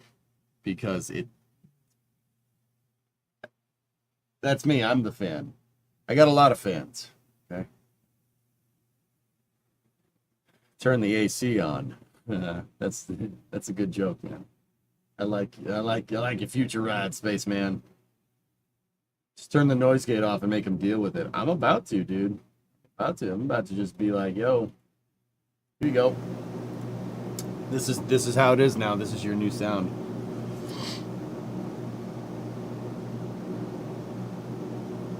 You had some fan before, but it was never like this.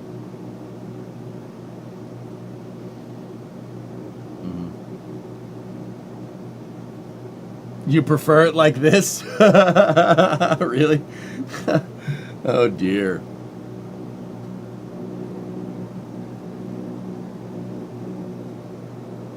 Not gonna lie, it's better. You're about to nap to this. The white noise is nice. All right, you keep the white noise, dude. Put the mic next to the fan. Nah. Yeah, we're on an airplane now. This is Echo Juliet 154, November Alpha, requesting permission to land runway 27.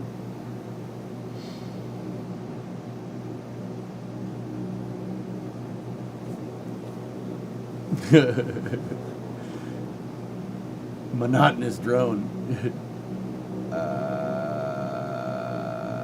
I just wanted to tell you, chat. Good luck. We're all counting on you. Enemy pay flow inbound.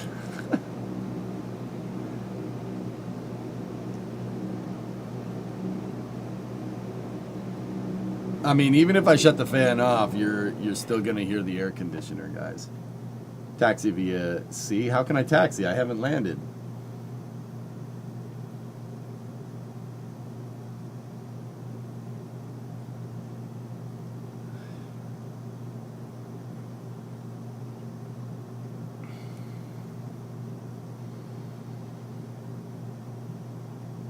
It kind of helps the tinnitus. All right, I'm in. Fine, you keep it on.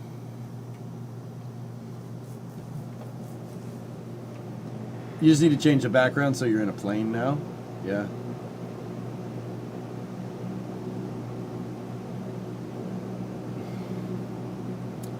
Wait a minute though.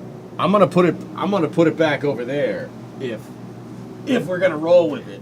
If we're gonna roll with the fan, I'm putting the fan back over there. I unplugged the wrong fan.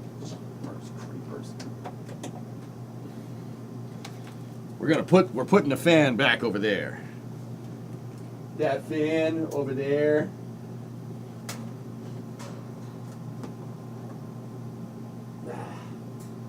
Yeah. Yeah. All right, there we go.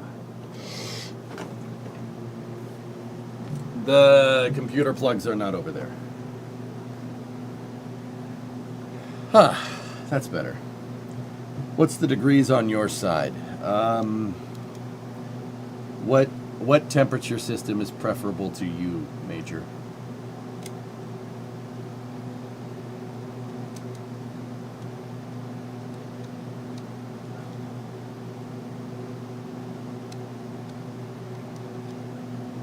Both?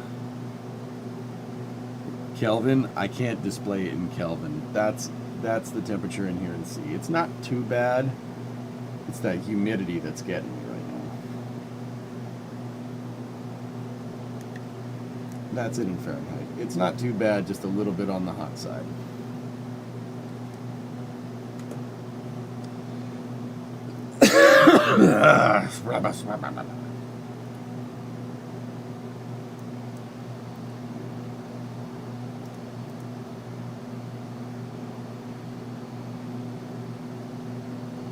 Want to trade with 5C?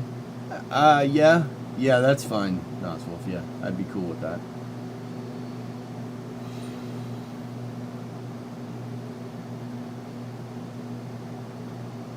Need temps stated in Onkian.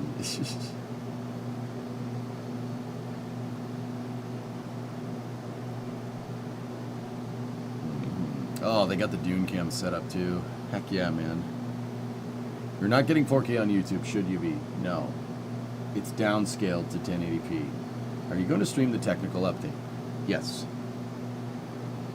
Yeah, Basilis, yeah, I will.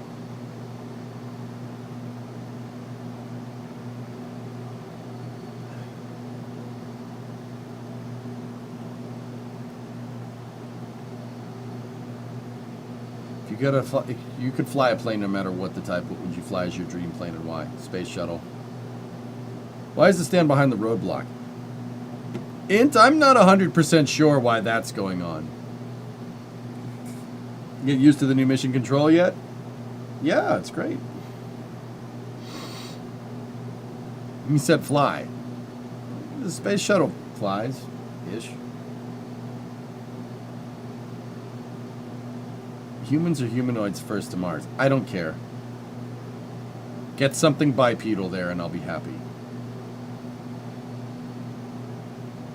Best zombies map, go. The one with the guns.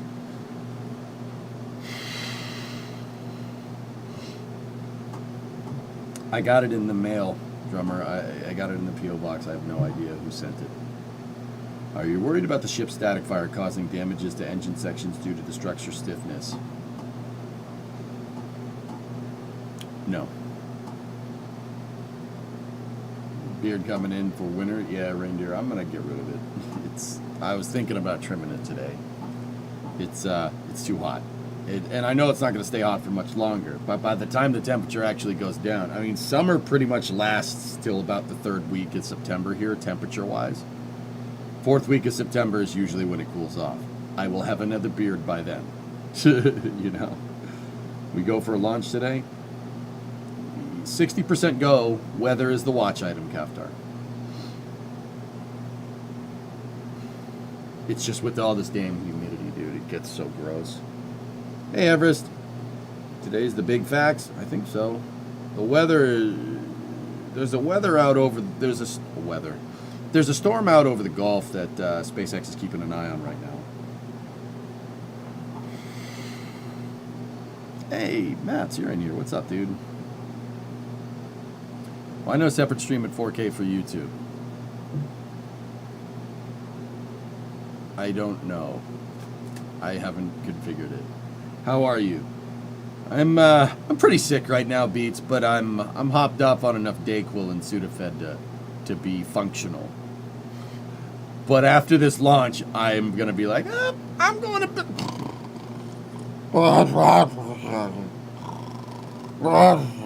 You know, probably something like that. Yeah.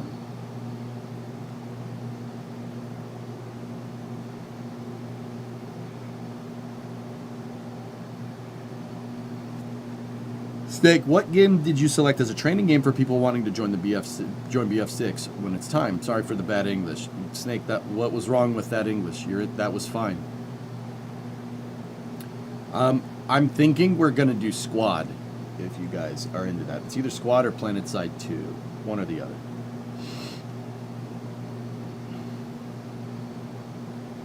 Did you get the real stuff from behind the counter? No. No, I got this from the cough drop section. Feel better? Oh, well, Beats, let's be real. It's a Starship launch. I'll be fine. And your boy's gonna be just fine. I'm gonna be just fine. I got 21 kookaroos, okay? I'm not doing this for me. I'm doing this for y'all. I'm not doing it. EJ gonna be all right. I'm doing this for y'all.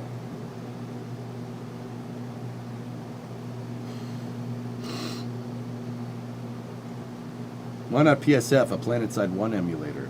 I don't know. 60% Uomos. BF2142 has a free pass with skins. I would rather grab a gigantic branch, go outside, and pretend to play Battlefield outside in the woods alone than play Battlefield 2042. For free.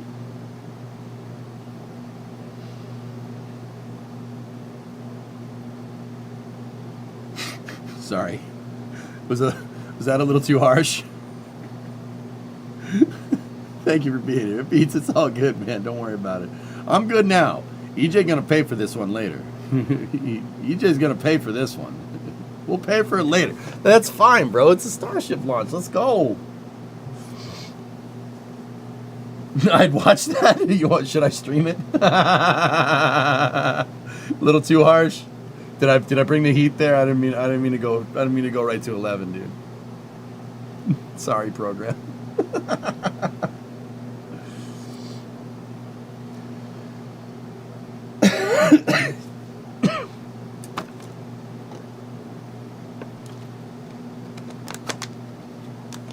Why did people get mad when I shot them with an RPG-7 in Battlefield 6? It's a flashback to your Quake days. Because people try to rationalize you cheating to beat them. It's the same thing with noob tubing. Oh, he couldn't kill me with a real gun. He has to use a rocket launcher. You know, the problem is, and I'll admit, I used to suffer from this disorder, Surge. The problem is that, you know, he's dead and you're not. So, in the game. You know, oh, that guy killed me with a rocket launcher. He couldn't kill me with a real gun. He's an idiot. Dude, you still died. So, you know, there's that. I used to think that, dude. I used to hate tube nukers in Battlefield. I don't really care anymore. I don't care. Doesn't bother me. The guy killed me with a tank. Yeah, I know. What a cheapskate. Like, oh, that's so unrealistic. He wouldn't do that. What? Unrealistic? Discovery, go at throttle up. What are you just saying? You can take a rocket launcher to the face in real life and be totally fine? Yeah, okay. So much for your realism. Now, to be honest with you, Serge, if you fired an RPG-7 inside of a building, you'd probably die too. The backblast from a rocket launcher, or at the very least, you'd go deaf. You got to remember, it's a rocket going off right in front of you. Right in front of you.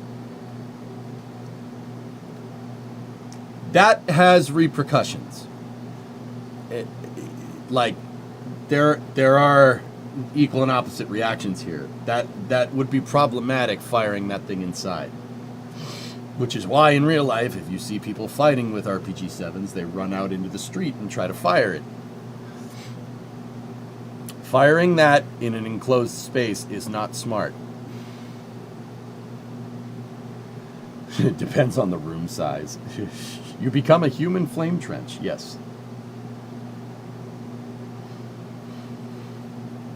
So, I mean, I don't know, man. The game's already unrealistic in the first place, so people getting mad at you using an RPG inside and blowing them apart with an RPG at close range, you know, that's where we draw the line. Oh, you know, like, oh man, that guy's no skill. He killed me with a rocket launcher at close range. It's like, bro, you still died. Deal with it. Go and shoot him then. If you're not, what, are you not good enough to go and kill him then? Now you know where he is. Go and find him, shoot him in the head. In the game. In Battlefield. In Battlefield, guys. Add Last Stand. I hated Last Stand. Last Stand and Martyrdom pissed me off so much, dude. Nowadays, I don't know. Whatever, dude. It's part of the game. Just play. Starship Stakeout with EJ. What's up, Pat? How are you? If the second stage goes orbital, why not splash it in the Gulf of America? It's not going orbital, Tannen. That's probably the trajectory that they'll take for a future flight. But SpaceX does not want to run the risk of an unknown... Did a bird just poop on that damn camera? Sorry, Tannen. Give me... A bird... Dude, there's bird crap on this damn camera. Look. A bird just pooped on trailer. Watch. Watch right here.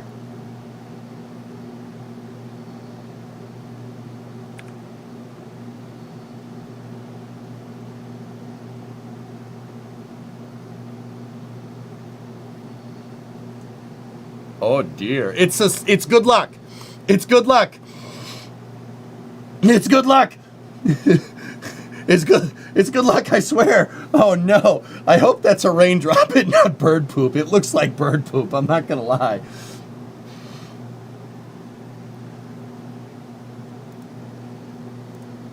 Anyway, Tenet, they're SpaceX. Okay, so think about that's bird poop, I swear. Taste it and see? Nah, I'm good, man. Now they hire birds. And see, the government is controlling the dino. It's true. So, Tenet, they're not going to put a Starship on orbit. The reason why is, I don't know if you've noticed from the past couple of flights, putting a Starship on orbit is probably not a good idea, because you very, very, very much could potentially strand a gigantic piece of debris in space. They're not going to do that until they're absolutely sure they can maintain attitude control, which is why they're landing him in the Indian Ocean. Starship is not getting to full orbit. They're intentionally stopping probably about 95% of the way.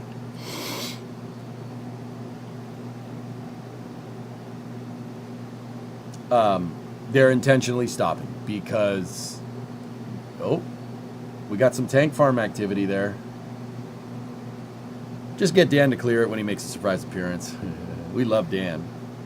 Oh my God, I'm dropping stuff like a pigeon. It might be water, guys, but it don't look like water. That camera's, I mean... Discovery, go at throttle up. Chris, 60-month resub, 5 years, man. Thank you. We got some tank farm activity there.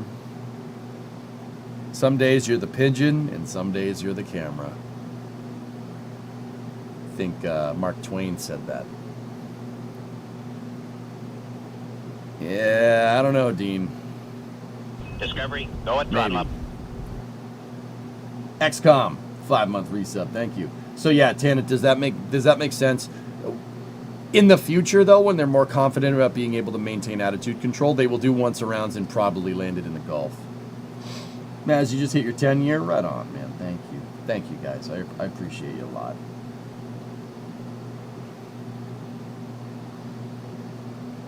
I'm going to trigger chat, but can it... You know what, Deadbringer? I'm not answering that, and no, they can't. I'm not... Nope. I'm not even going to say it. Do you have back pain? I have a herniated disc in my back, Falcon, yes. Why do you ask? I'm not happy. This is not a EU-friendly time launch. Yeah, but the SpaceX 33 Dragon that launched at 7:45 in the morning, this morning, Zizep, that was. So what? Sometimes it's not. Sometimes you're the pigeon and sometimes you're the camera.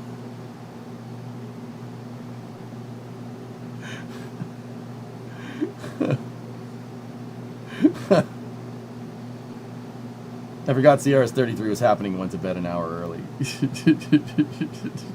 Sorry. I don't know, man.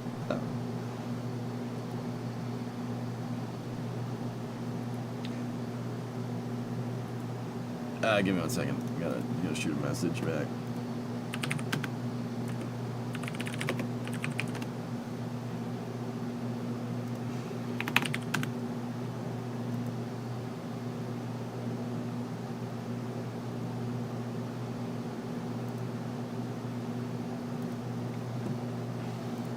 Can we get emotes for that saying?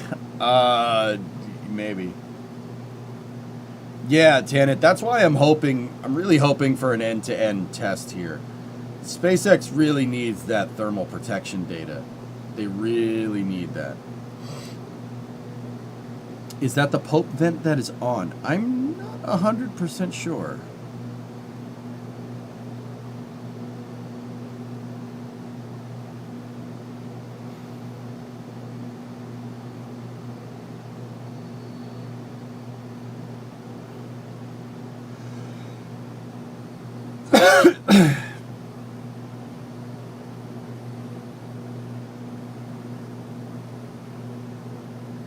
I watched Zach's latest episode, and apparently with the old launch site suborbital pads for the ships, when they would static fire them, even if the engines performed fine, they would have to re-static fire them with replaced engines due to concrete from the pad being shot up into the engines, damaging them. Yeah, that happens. Nice haircut. Thank you. I don't think that's the Pope vent, guys. I think that's the recondenser doing its thing. But the point is that it's doing something, which is nice. Doom, the tune on your Dodge went wonky, and I am having to work it out myself. HP Tuners is easy to use, at least. All right.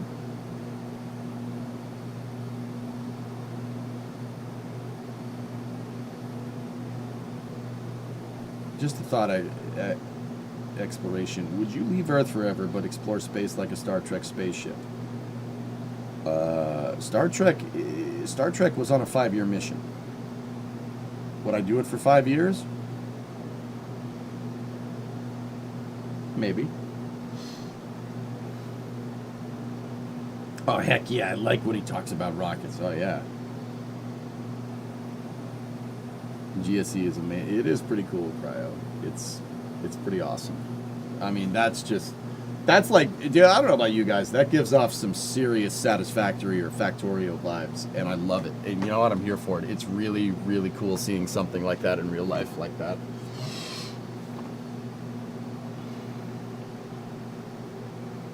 No, I don't think the Pope vent is going right now, Dean. No.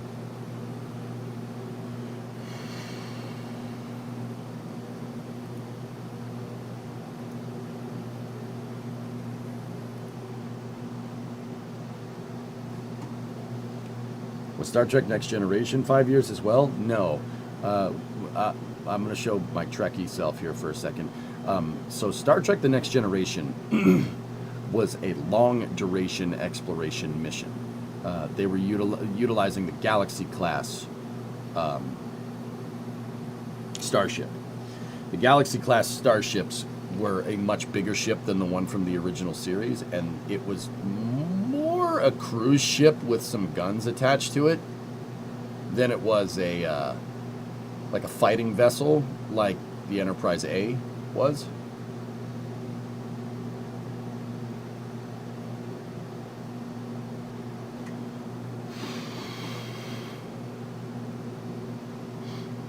Hey, Henris, what's up?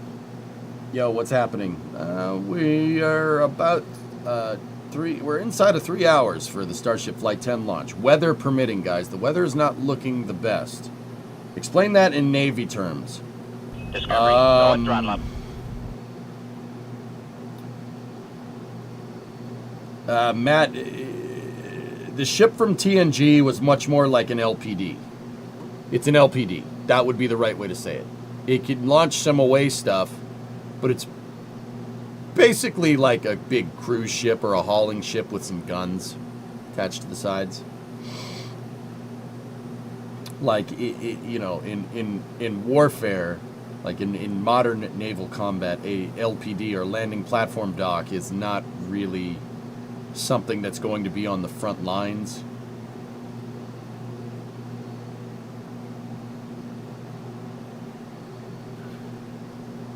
Does that make sense?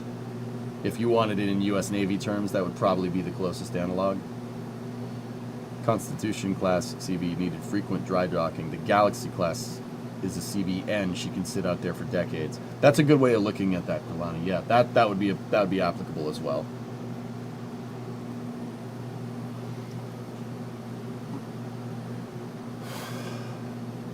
I was thinking more fleet carrier, but LPD would be better.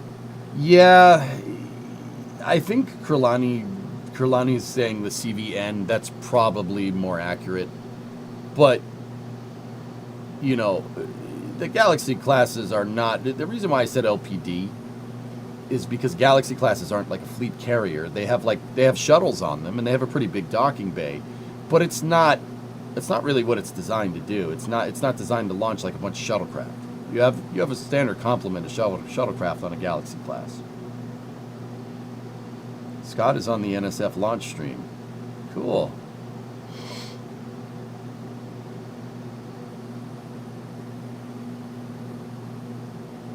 There should be, Lazarus, yeah. Yeah, man, don't say that Scott's on the damn launch stream. That gives me some serious freaking, like, I'm over here and I don't want my setup zonking out potentially, right? Now everybody's over there. Scott's over there having a good time. I'm sitting here like, get some fear of missing out there, man. But it is what it is, dude. I enjoy you guys' company, too.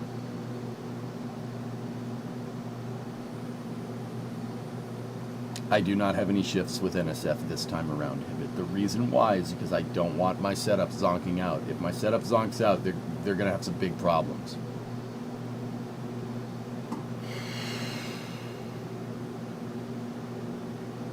Make it so. There you go. Hey, Astros, thanks for that message the other day. Thanks for those kind words. It means a lot. Thanks, buddy.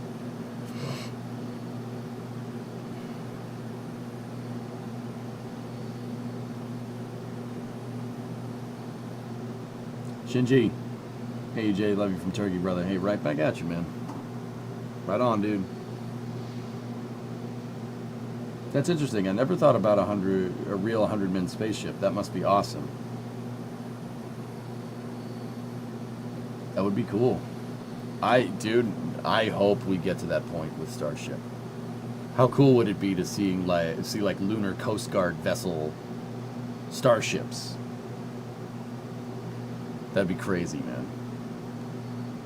Like, how cool would it be to have like a maritime vessel tracker, but for vessels that are in cislunar operations, like going between like Flight Tracker 24, but with spaceships? That would be pretty sick, man. You guys got to think we are on the cusp of this. This is close to happening. Fear is zonking out. I have Fozo. That's right, mate.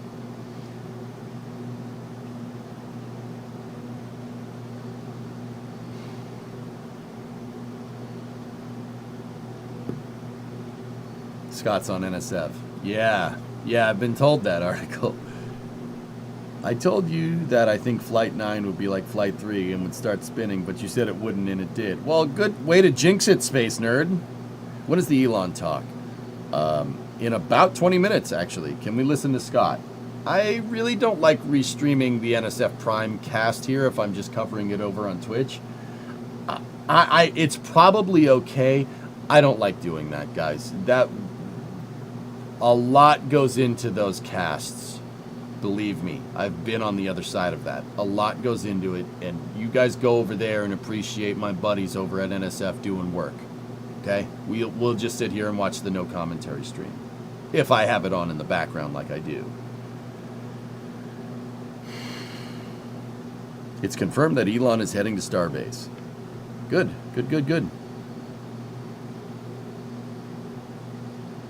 I wish we were close to warp engines. Yeah, me too, 58. Me too. I mean, dude, I'm not trying to be that guy that's going to, because there's people out there that are like, oh, AI is going to solve all of our problems. No, it's not. No, it's not. It's probably going to make more, if anything. But, with AI, I mean, think about it like this. AI can do scientific research. And not only can it do scientific research, it can do scientific research 24/7, 365. Now, think about that for a second.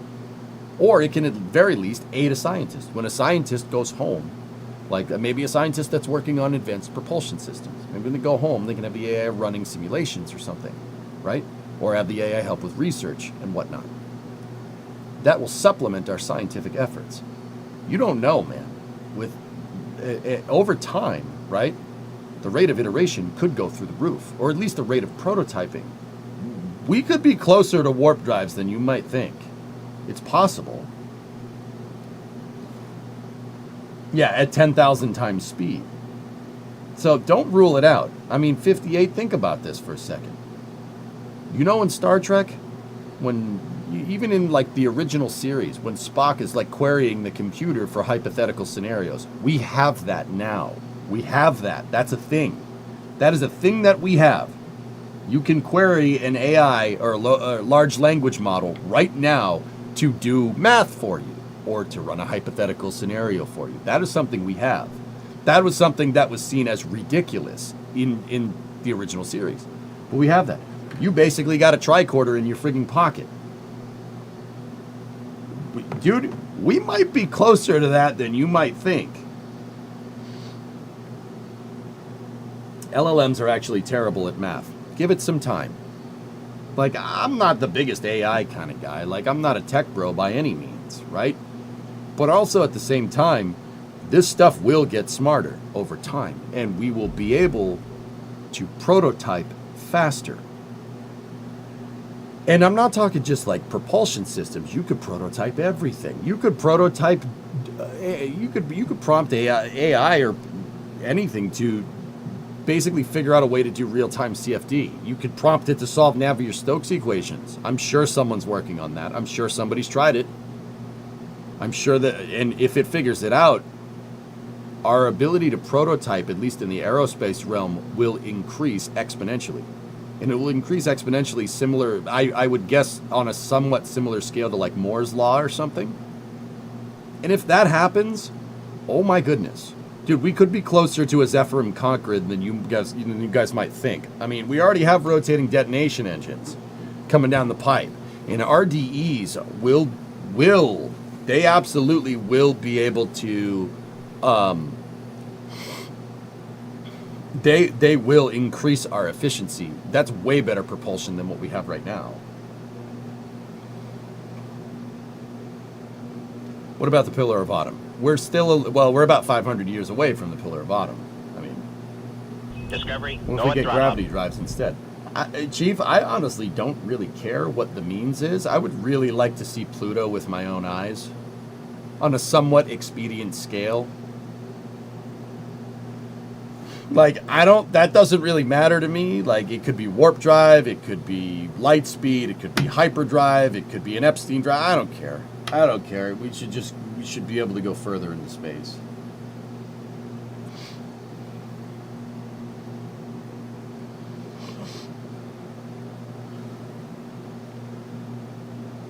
You'd care when you hear, yeah, okay, no event horizon, all right, no event horizon. Kraken tech, sure, let's go.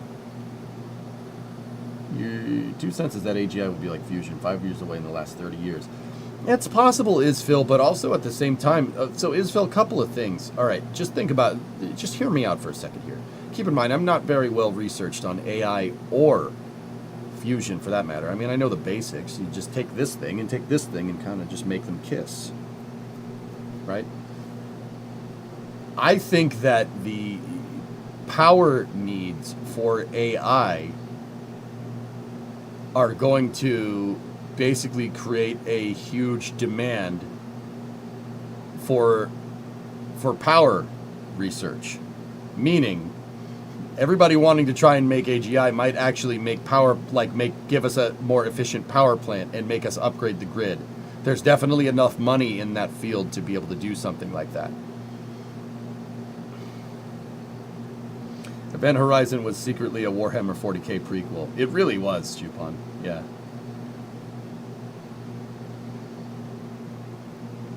And I'm not saying the AI is going to solve all of our problems, because I'm not... Dude... If it's something that I've found in my 37 years of wisdom here, and keep in mind, I'm still very much a punk, you know what I mean? I get it. But also at the same time, if it's something that I've learned, it's that anytime somebody hails something as the wonder thing that'll solve all of our problems, it usually isn't. It's usually just a tool that'll make a couple of things easier and not really be the end-all be-all of, things that completely affect us, etc., etc. It completely changes the core. This will be the thing that changes everything. Only a true FDL drive is an Alcubierre drive. Sure. W, sure. Powerbolt in terms of electricity and computing. I mean, Microsoft has already recommissioned 3 Mile Island. Or they're working, well, they're not recommissioned it. They're working on reactivating 3 Mile Island for AI power generation. So it's possible. Yeah, Coffee Mugger, that's an interesting thing. I'm cognizant of AI. I know that it's something that you should probably be... AI is one of those things that it's Pandora's box. It's like nuclear energy. Once you open it, you're not closing it.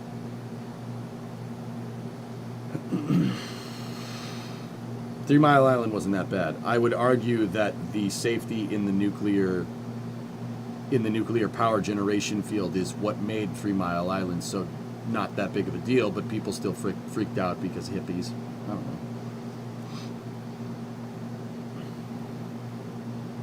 Can you talk about recent developments in quantum computing? I know nothing about quantum computing, Dean. Sorry, man. The computer's here, now it's over there, and we don't know why.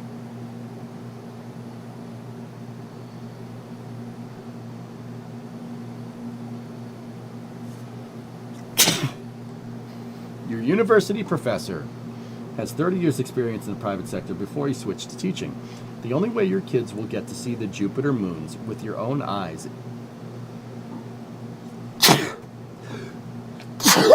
Oh, 3 sneezes. 3 sneezes means I'm in trouble. Is if we get into a world war over the next 10 years? Ah, jeez, man. I'm sick of people thinking a war is what we need for innovation. That's dumb. Oh, God, not 4. That means I'm really having trouble. 2 sneezes is just allergy. 3 sneezes, you got a problem. 4 sneezes, oh, boy. I'm going to pay for this one later. Guys, I need to go get a napkin. I will be right back. Enjoy Starbase for a second.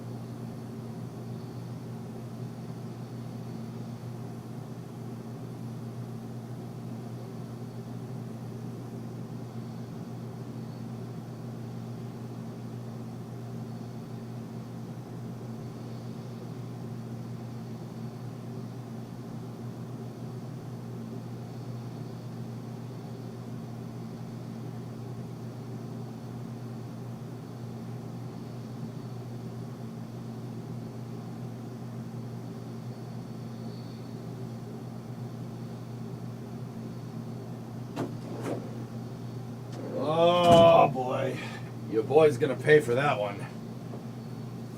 Anyway,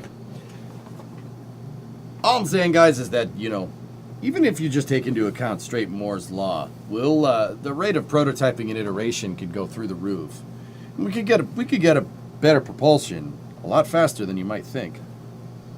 One Elon update. 13 minutos, amigo.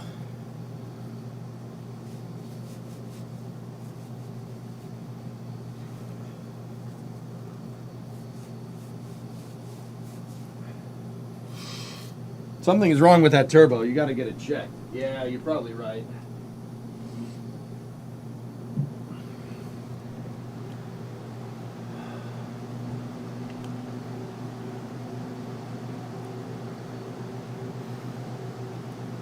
Gracias, Enrique. De nada, amigo. Is Elon still doing the update? I doubt that Elon's doing the update. I think he did it, Sussy McSussface, but I don't think he's doing it in person. I don't think it's live. I think it's pre-recorded. The reason why is I'm pretty sure Elon is heading to Starbase, but he is not there currently. He'll be there soon. Has SpaceX basically taken over for Cygnus? Looks like there's only one Cygnus launch this year. No, Maslam, I mean, yes and no. SpaceX has picked up the slack with Cygnus. Cygnus was supposed to launch this summer. It didn't happen because someone dropped it. I'm serious. Not like a piece. Someone dropped the entire capsule when they were transporting it, and NG-21 was pretty much a write-off. I think it's NG-21. Yes, physically dropped it. Like they were lifting the capsule and that. Someone dropped it in transport. Like, dropped it. Like, oh, it's broken. We dropped it. Someone was not down with the Cygnus, okay?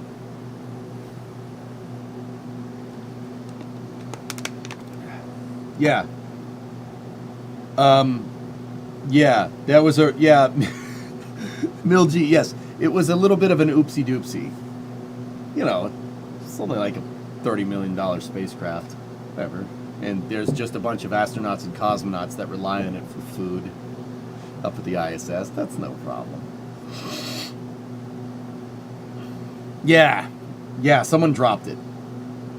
I'm not kidding.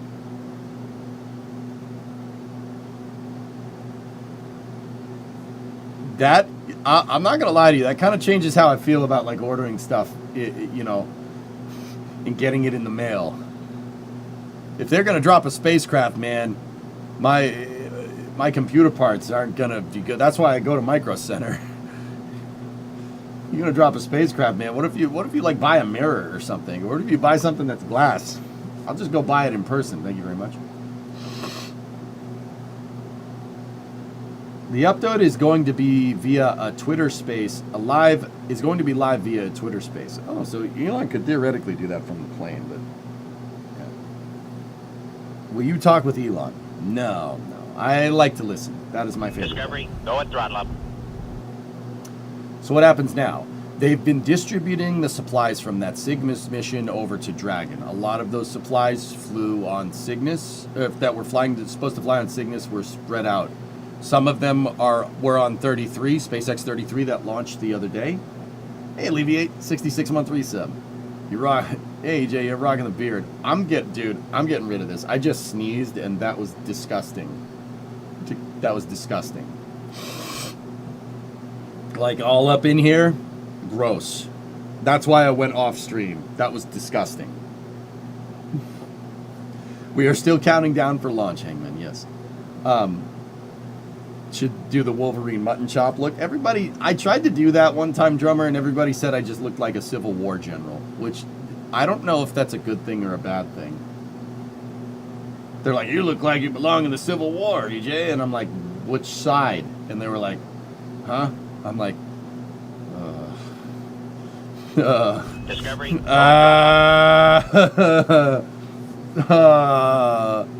What would NASA do without SpaceX? Yeah. Discovery, That go wouldn't at end throttle well. Hey, Iggy, 106 months. Some of them were added to Axiom 4 and CRS 33. Yep. And 32. Yep. Tico, 22 month resub. For playing Hearts of Iron, it would be great. Yeah. The side with the facial hair. Well, you don't have enough top hair to make it look like that guy. He has a very unique look.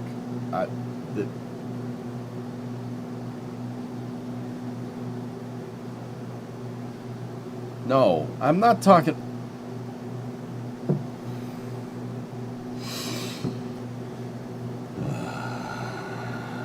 Does anybody speak French? No, mon ami. Parlez anglais, s'il vous plaît. I got it. Actually, I think somebody does. Yeah. No, my friend. Some people, yeah. There are some French speakers here, yeah.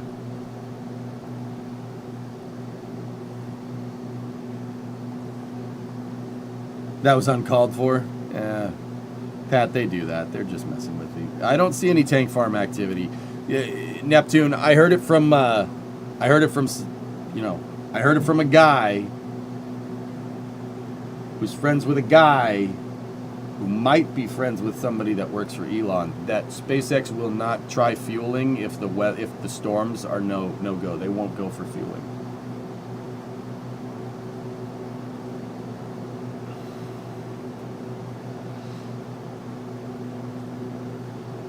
Talking about that, your coworker is listening to "Oh, I'm a Good Old Rebel" by Hoyt Axton on loop. It's a bit weird.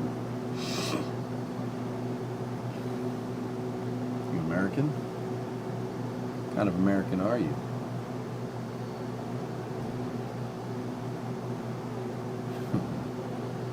Prop load is at T-minus 1 hour and 15 minutes. That's right. Hey Rocky, what's going on? Did you see the picture of the boost trunk? I think that's the best view they've given to the propellant tanks that you work on. It's pretty good, Rocky. I didn't see any of the thrusters back there though, but I understand why they didn't want to show them. That's all good. Watching the tech update at the top of the hour. You bet your butt I am, King.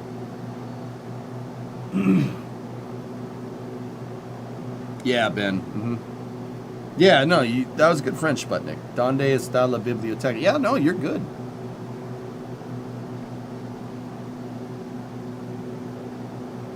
Ocean, noob.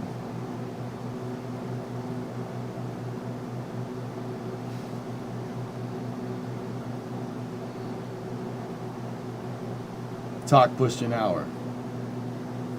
At least we know it's live. The roadblock has been moved back.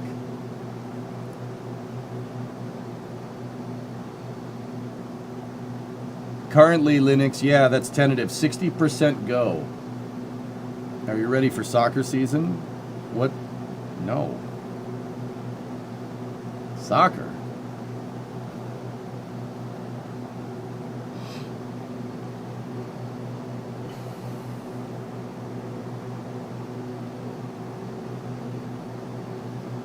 Is it a storm there or forecast for a storm?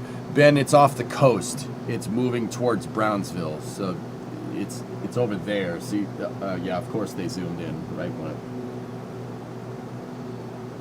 Thank you. Over there.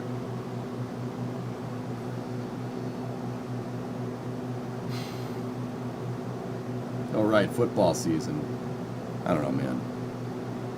If it's football season, if it's American football season, Zizep, that means that summer is almost over, and I don't like that. I could really do with like another 3 months of summer, at the very least. Do you mean football? El fútbol norteamericano. Sí.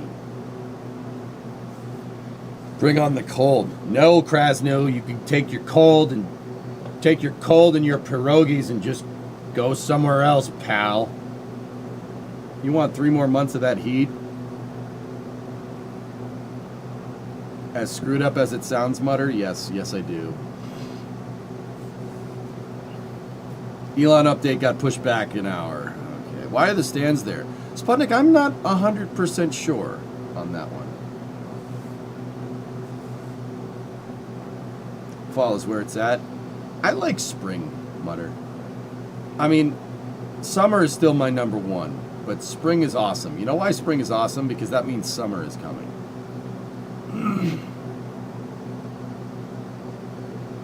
I'm looking forward to our first autumn out here. Going to enjoy all the pretty leaves. I mean, if the road is closed, it's a good place to park it. Yeah, Mutter, I'm kind of with you. Dean, you agree with whoever likes fall.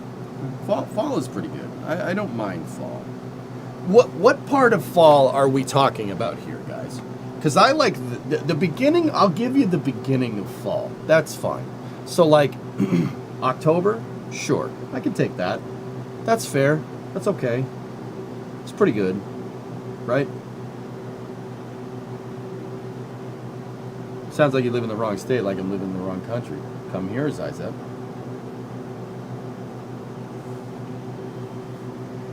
September and October, I don't have a problem with that. That's fine. It's when you get into November, the November, December part of fall where it's just gray all the time, that sucks. I hate that.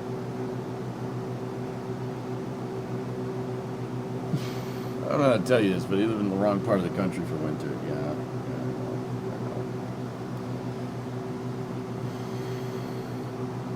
Could the stands be there in case they need a D-stack for the storm if it got bad? David, I don't think they would even be attempting a launch if that was a scenario, dude. But that's also a possibility. Do you like snow? I don't mind snow. I used to hate snow, Pigeon. I don't mind it anymore. Hey, Forge, what's going on? Where have you been?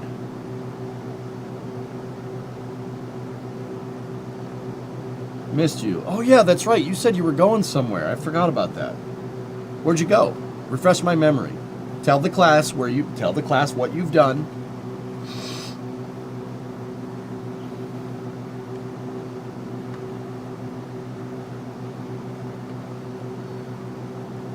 You went to Antarctica?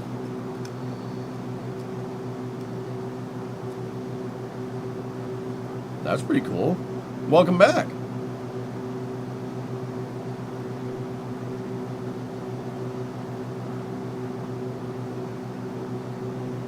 That's pretty neat. Pope vent. Yep. Good eye, Kate. Right there. There it is. Have you seen the new season of South Park yet? Nope. Haven't had time. Nopers.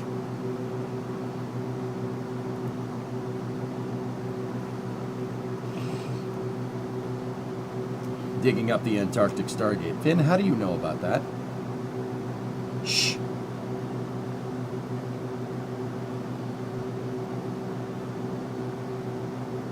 Does Florida have seasons? Florida has warm and frick you warm. For about, I don't know. I mean, it really depends on what part of Florida you're in. So basically, like May, June, July, August, September, it's frick you warm. Like 90 degrees Fahrenheit, 90% humidity. You will walk outside and you'll feel like you've just taken a dip in a pool. And then for the rest of the year, it's just warm. Yeah, it's just warm.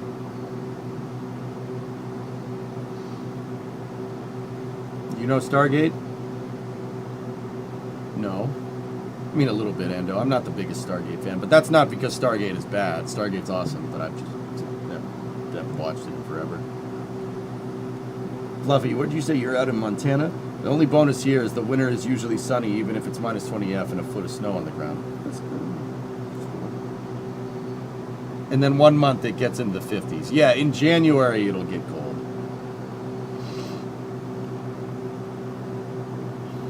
Manzarino, Tom Mueller on X said, Draco, the little unsung hero, one of my Pintle injector engines that just keeps on burning. Nice. What anime are you and Brimo watching at the moment? I don't watch anime and Brimo doesn't either, Chuck. We are watching Strange New Worlds right now. That's been our thing. You've been at the Amundsen Scott South Pole Station for a university research mission since late April. It was awesome, but man, it's cold. Yeah, Southern Hemisphere, yeah. Well, yeah, Southern Hemisphere, yeah, winter. Yeah, that probably got a little cold. You love winter in California, you have to put on a sweatshirt and the surf gets good. Pope vent is on, guys. That's a good sign.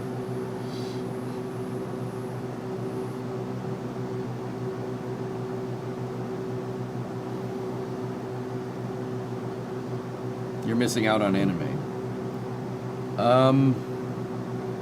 I've watched anime. Like, I like Cowboy Bebop and Initial D. I've watched those. Those are pretty awesome.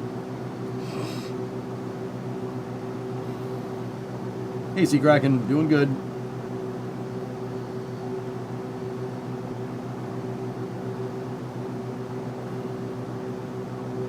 You are not missing out. Oh, I know.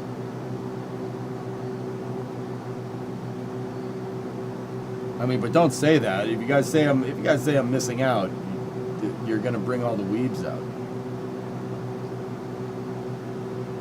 It's gonna be like, well, to be fair, you have to have a pretty, you know, I love Trigun. Like, I get it. I know. Anime's cool. I don't have a problem with it. I just don't watch it. The Pope vent is on, Rares. Yep. Could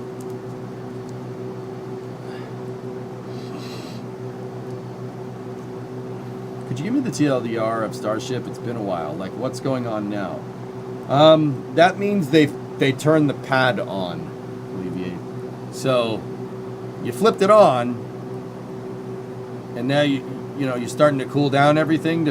They're starting to cool down everything in the process. So like, that's the beginning of their fueling operations. The pad is powered. If the pulp vent's going on, they're chilling down all of the plumbing to start moving the propellants towards Starship. The ultimate objective of the pad is to get all the fuel and oxidizer into that thing, into the tube, right? You got to get into the big tube. That's the important part. Now, all of this is in preparation of fueling operations, which should start at the actual process of moving the stuff into the Starship should start at T-minus 1 hour and 15 minutes. So you're about an hour and 10 minutes out from the start of fueling, and in that time you've got to get see all this stuff right here, all these pipes and churning and bubbling. You call that a radar? No, sir, we call that Mr. Coffee. Care for some? I always have my coffee when I watch Starship fueling. You know that. Of course I do, sir.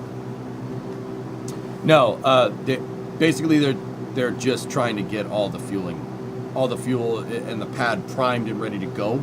That's the start of a launch campaign. That's really the point. It's not the point of no return, right? Because you don't start fueling operations. But guys, if I'm going to fancy a wager here, if that storm is still pissing them off in about an hour, they'll probably call it off. Hey, Vert, good day. Central California weather is pretty good. What did you say? Weather is cold, hot, maybe rain, then winter. Where is the fall? Yep. Yeah, Velg, we got Flight 10. Oh, people are going inside of the roadblock there. That's not a good sign. Usually that's not a good sign.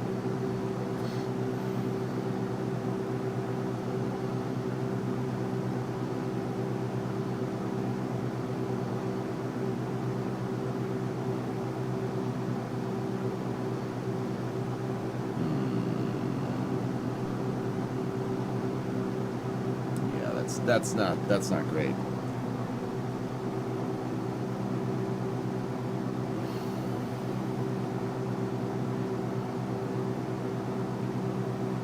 Red team going in.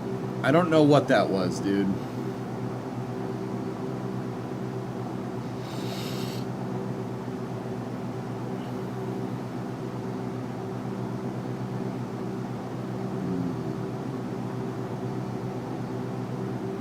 Red shirts. I wouldn't call them that, Ando. I don't want to cast any bad juju there. But yeah, usually when people are entering the pad, it's either going to push the launch back or we're not going to see any action today. Well, once again, I'll be here. Engineers. You're an engineer. Got him. They're probably going to pull out all the remove before flight tags. Generally, you just don't want people near where your pad complex is moving fuel and commodities around. You're got him. Oh, wow. Yeah, I saw 3 trucks go towards the pad. So how's the new computer treating you? It's pretty awesome. Yeah.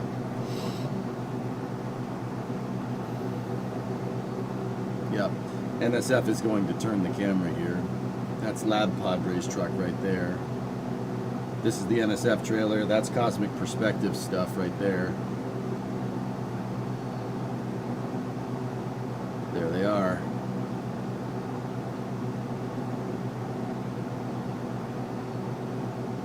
Let's see, where are they going? It got delayed, Driados. I'm not going to say that I called that, but I kind of called that.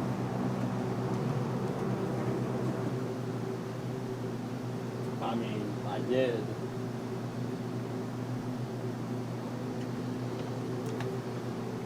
Are all of these 4 cameras remote control?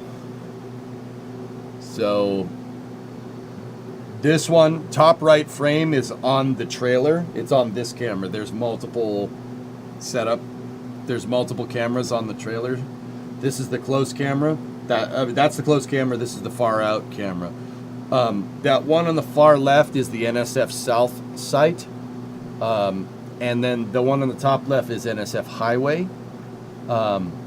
These are all, yeah, no one's there. Jack and Das and Max and D probably, and Dan probably set up trailer this morning. That's when you get the media badges and you get to come in, and this is where Starhopper is on Spacex property. So you can't go over here.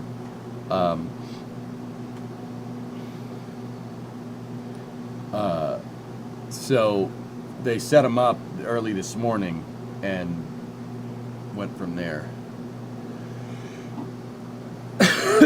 Dan went home, David? Oh, never mind.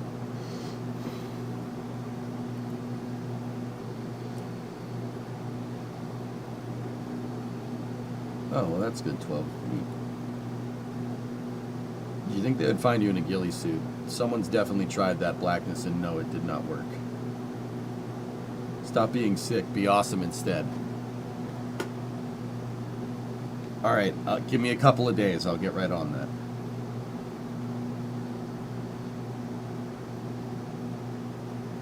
I don't think Roger's there either.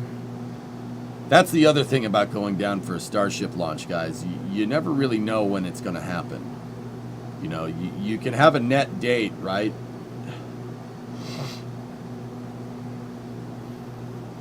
You know, you could say it's launching next Thursday, and then next Thursday comes around and they push it 2 weeks. The last time I was down there for Flight 8, I was down there for 2 freaking weeks. He done buried that lift in the sand. Yeah, they did. Yeah, they did.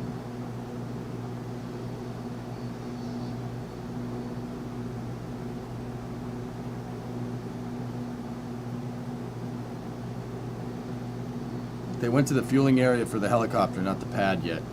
Trey, that's not correct. I just saw them drive by. Roger's here. I talked to him earlier. Oh, there you go, Duncan. Right on.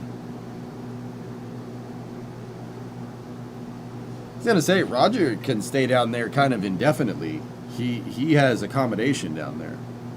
He can stay down there as long as he wants. Flight 8 did scrub twice, yep.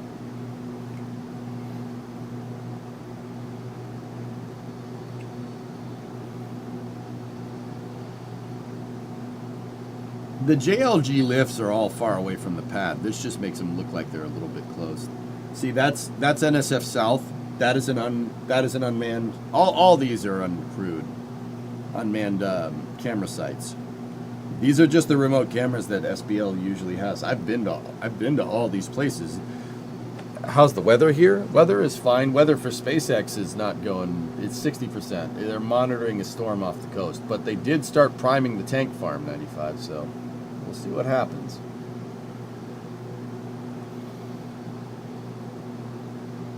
Glad you're on this side of the rocket fence this time. Enjoying your stream. Thanks, Pat. I think in the future, guys, as Starship flights get more and more, I'll probably alternate. I think that would be okay to do.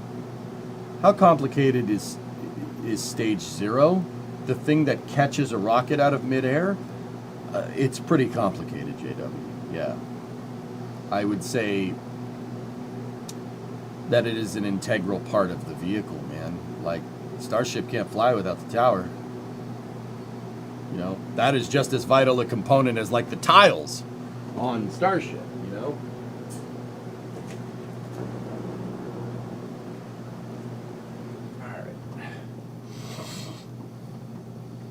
So can I be in your suitcase when you go down there? I don't, brother. I've seen you. I don't think you fit in my suitcase.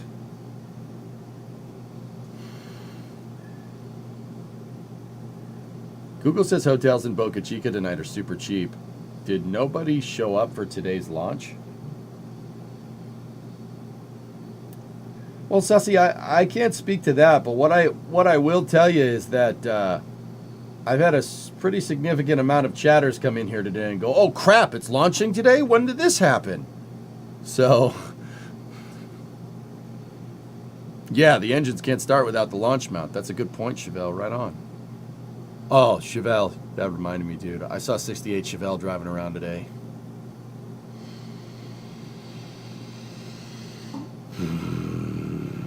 Damn, that's a nice car. Yeah, dude, I love my blue oval just as much as the next guy. 68 Chevelle.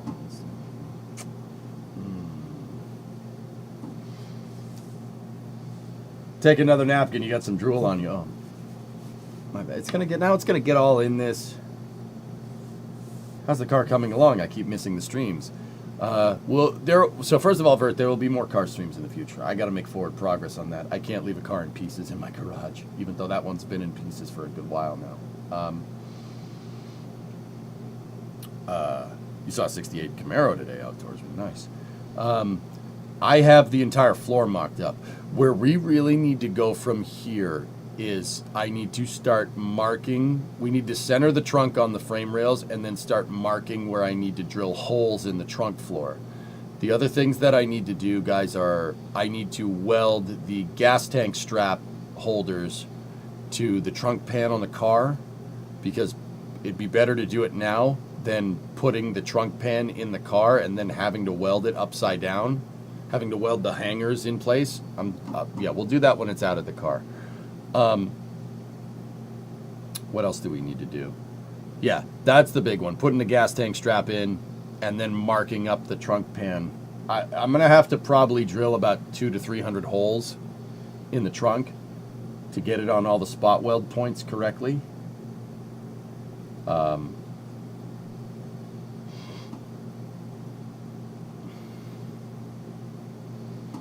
Yeah, it's a big trunk.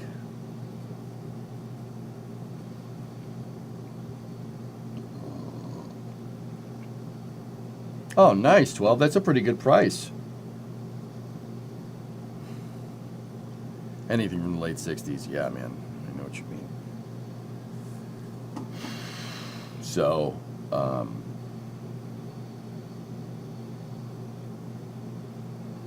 I've been working a lot. Holy video quality. Oh, Jojo, you have no idea, man. So why you glued your floorboard in on the 7 instead of several hundred rivets? Yeah, but that's a Caterham 7, Doom. This is a 69 Cornet. A little bit different.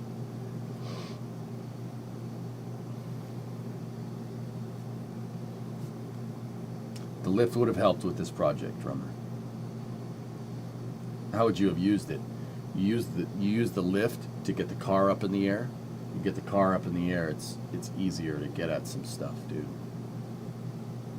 Also, if I used the lift, it would have been easier to make a frame jig for it as well. What is that on the lower left? Those are the Starship and booster transport stands.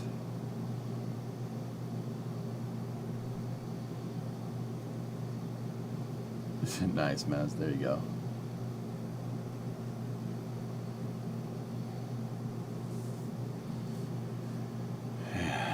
Anyway, the Pope vent is still going, but yeah, there's definitely storms on the horizon, guys. Look at the,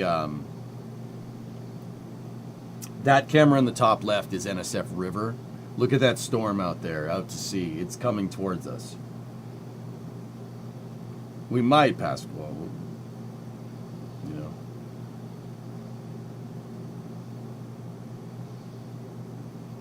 Yeah, those are the cars that are out at. Those are the cars we saw drive past the roadblock right there. Posted pictures of your project in Discord. Okay.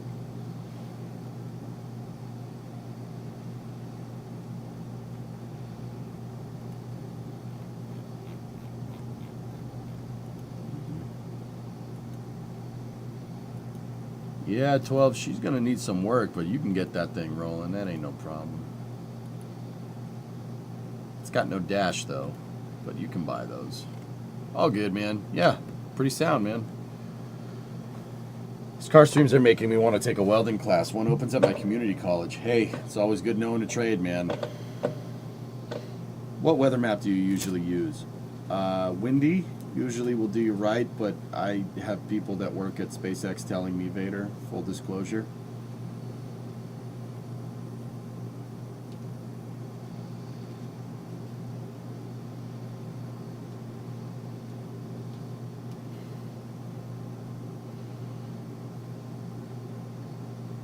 Methane subcooler, you figured out what was wrong with your truck. It was junk in the passageways of the car. Blew it out and it runs very nice. Awesome. How much do these welding classes normally cost? So, Cyborg, here is my rationale, okay? I don't know how much the welding classes cost, but a welder, a good welder, a good welder and all the paraphernalia that you need for is about $1,500. Just buy the welder. Just buy the welder and figure it out. Plenty of resources out there on YouTube. And like welding classes are all fine and dandy, but I don't know how much they are, but $1,500 is pretty good considering you can learn a new trade. Or you could take the class, whatever. I don't know. Figure it out, my dude.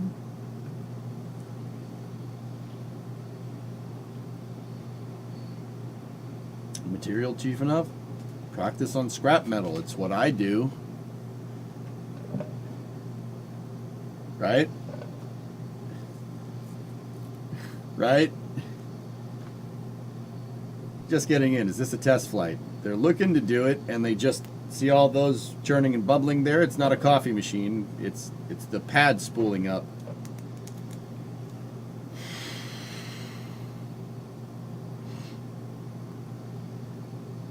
You don't practice enough on scrap metal, and no, the car is not scrap. It was a joke. Saw that churning and bubbling. You call that a radar? No, sir. We call it Mr. Coffee. Care for some?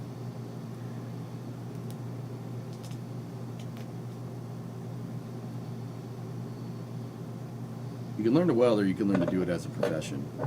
Yep.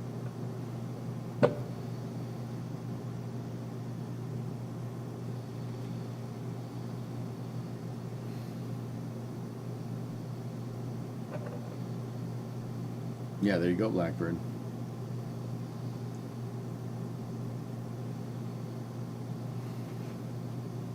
I've already done some TIG and MIG welding, so I'll probably look into a welder. I really just need to find something to do until you get a job. Fix cars, man. Great thing to be able to do on the side.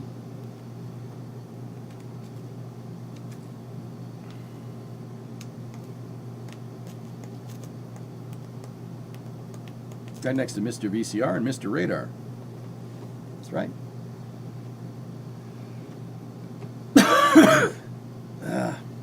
Hey, Asmalak, what's up?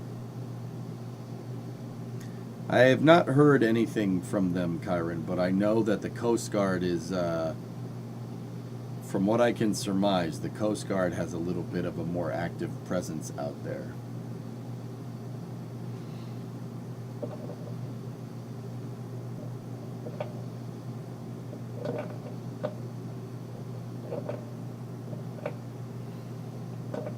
Who is Colin Furs? Colin Furs is an amazing STEM YouTuber, Dean.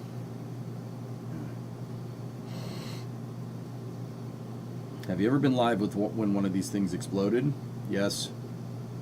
Many times. Lurakwe, yeah. Oh, yeah. We've watched a lot of failures on stream in my day. Nah, Hellfish, that'd be fine. Overkill is underrated. Colin's underground bunker for the DeLorean. Yeah, that's right, baby. That's right. Hell yeah. Yeah, Colin's amazing, dude. Guy started making like jet engines out of turbos and making pulse jets and put them on go-karts. Now he does all kinds of cool stuff, dude.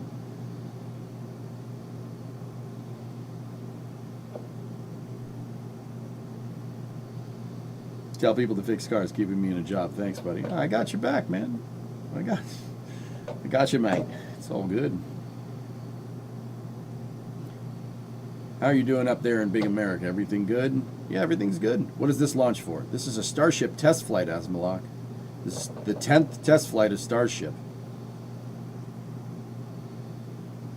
Yep. And we should be looking at it launching in about 2 hours, give or take.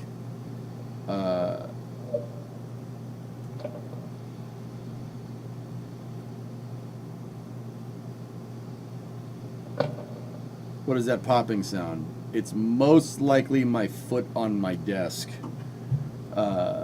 screwing around with the mic.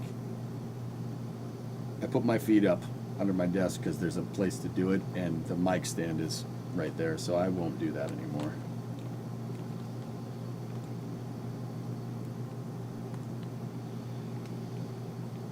Or we'll get a nice fireworks show. Yeah. He's the dude digging the tunnel. Yep. When Elon talk, 36 minutos. Hey Sid, what's going on, buddy? Hey Airboars, 92 monthly Discovery, sub, dude. go at throttle up. What's going on? How's that little Texas trip you took? That seemed fun. How much do we wait until the launch? About 2 hours. We're about 2 hours away. There was supposed to be a SpaceX Discovery, presentation, go at which is throttle why I up. went live so early, but they delayed that. So now I'm just kind of sitting here going, hey, what's up? Good to see you, man. I'm glad to catch the event. Yeah, right on. My day off pays off. Am I witnessing history? Is Starship fly capable? Does the bird fly? To be honest, Asmalak, the last couple of flights have not gone well. Discovery, go at throttle up. Hopefully we see a good W today. Oh, no big deal. Just hung out by the pool for a couple of days. Hey, sounds like a nice relaxing vacation, Airboars. You know, just summertime, you hang out by the pool, as one does.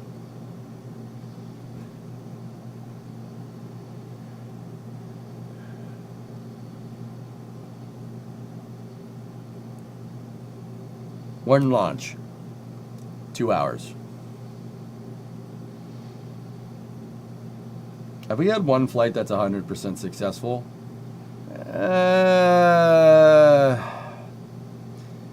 No future tech, but there's context to that statement. SpaceX, to my knowledge, SpaceX has never had a flight where they've achieved all of their test objectives. Ship 29 on flight, flight 5? Or was it Ship 31? Ship 31 was flight 5. Ship 29 was flight 3? It doesn't matter. SpaceX hasn't completed all of their test objectives like in one flight, but you got to remember, like, these aren't like the same version of Starship that they're flying. SpaceX will just keep upgrading stuff. They'll just keep upgrading stuff every flight. I would contend to say that flight 5, 6, 7, and 8 are not. They're not the same design. They're all different. Because SpaceX just keeps implementing their changes over time. They keep implementing changes until they fix stuff. Now, okay, what's the bad side of that? The bad side of that is that you're more likely to get a failure. Rocket science is complicated. Adding stuff all the time increases your odds of unknown unknowns happening, which usually results in explosions. With all that being said, SpaceX they're basically going to keep doing that until they get flights that don't have explosions. Does that make sense? So failure is kind of relative here. I wouldn't say that the past couple of flights have all been failures. They've just been ships that didn't do what they want, and they're just going to keep doing it until they get one that does what they want.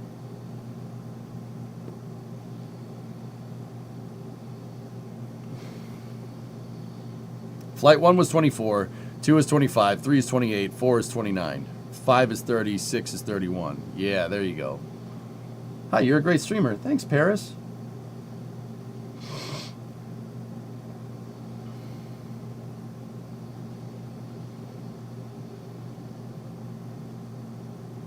Closing the square hole, that's right. Yeah, Sid, this new computer is really crazy. I have nice hair. Oh, thank you. I did it myself. Now I screwed it up. Oh well. When did Ship 26 fly? It didn't, because it's junk, and it deserved to be put into a gigantic metal scrapping thing.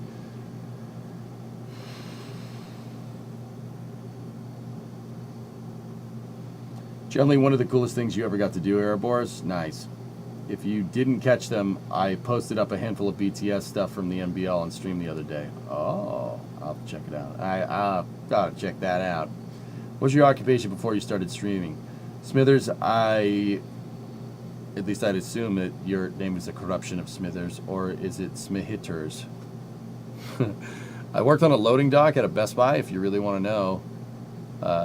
I've been doing this for a long time. I am self-taught when it comes to engineering. Discovery. I'm Go not an on throttle. engineer. I'm not a rocket scientist. I just like this stuff a lot, and I like it a lot enough to be able to make a career out of it. But see, you get good at this stuff over time when you've been doing it for 15 years. Streaming for 13. Obsessed with rockets for more than that. But you get the idea. Hey, Gabe, what's up, man? A decade since, for some reason, I started watching a kid play Kerbal Space Program. Yeah, there you go. That's what I'm talking about. That's what I mean. Gabe just dropped a 120-month resub. That's 10 years, fellas.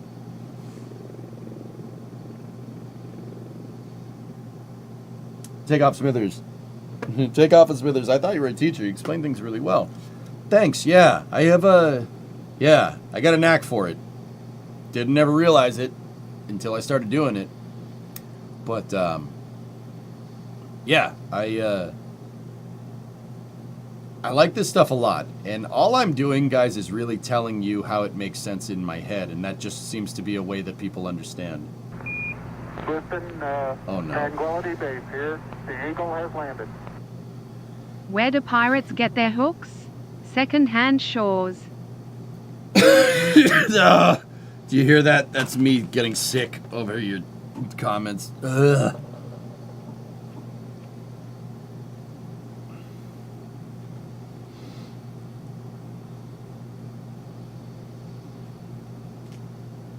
Anyway, yeah, Smith, that's what I do. I sit here and I teach people about rockets and play educational video games and teach people about stuff. I guess people like me. I'm doing this for a long time. No booster catch. Yeah, that's right. Abdu Bay. Yeah. Has the launch been delayed? Launch has not been delayed. SpaceX's meeting has.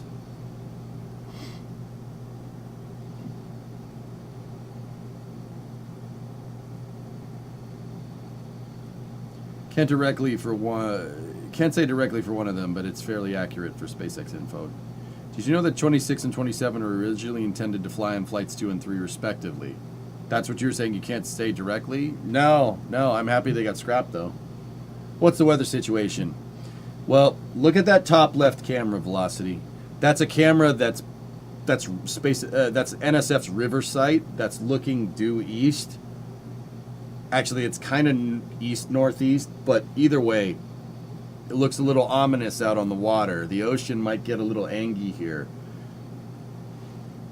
That storm is coming towards us. It's coming towards this camera, so it's going that way.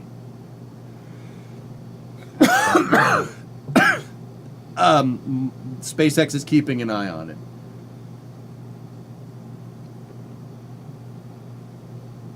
Yeah, Sam, I don't know. We'll have to see the vibes from the SpaceX presentation.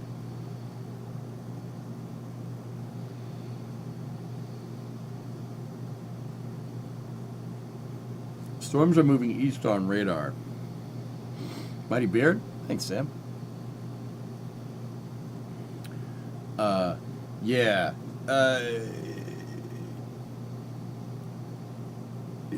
Yeah, they said that they're going to not be doing that. They're going to change direction or something. I don't know. We'll see.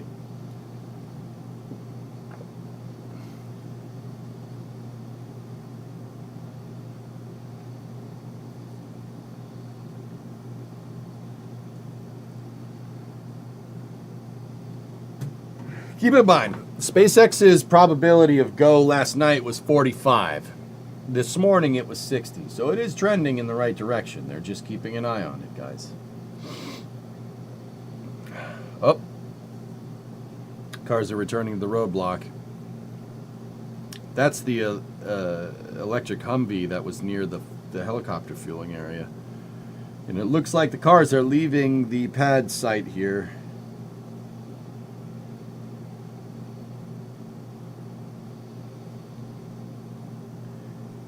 They have two helicopters running security, Drummer. One is a Huey. Well, it's a derivative of a Huey, but...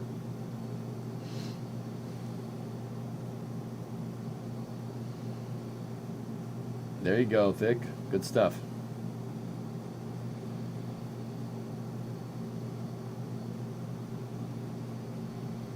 It's the first time in history people watch a tech project like a movie. Technology is pretty cool. Abdu, pretty good. They had to go back to turn the oven off. That's not funny. You get... Whatever.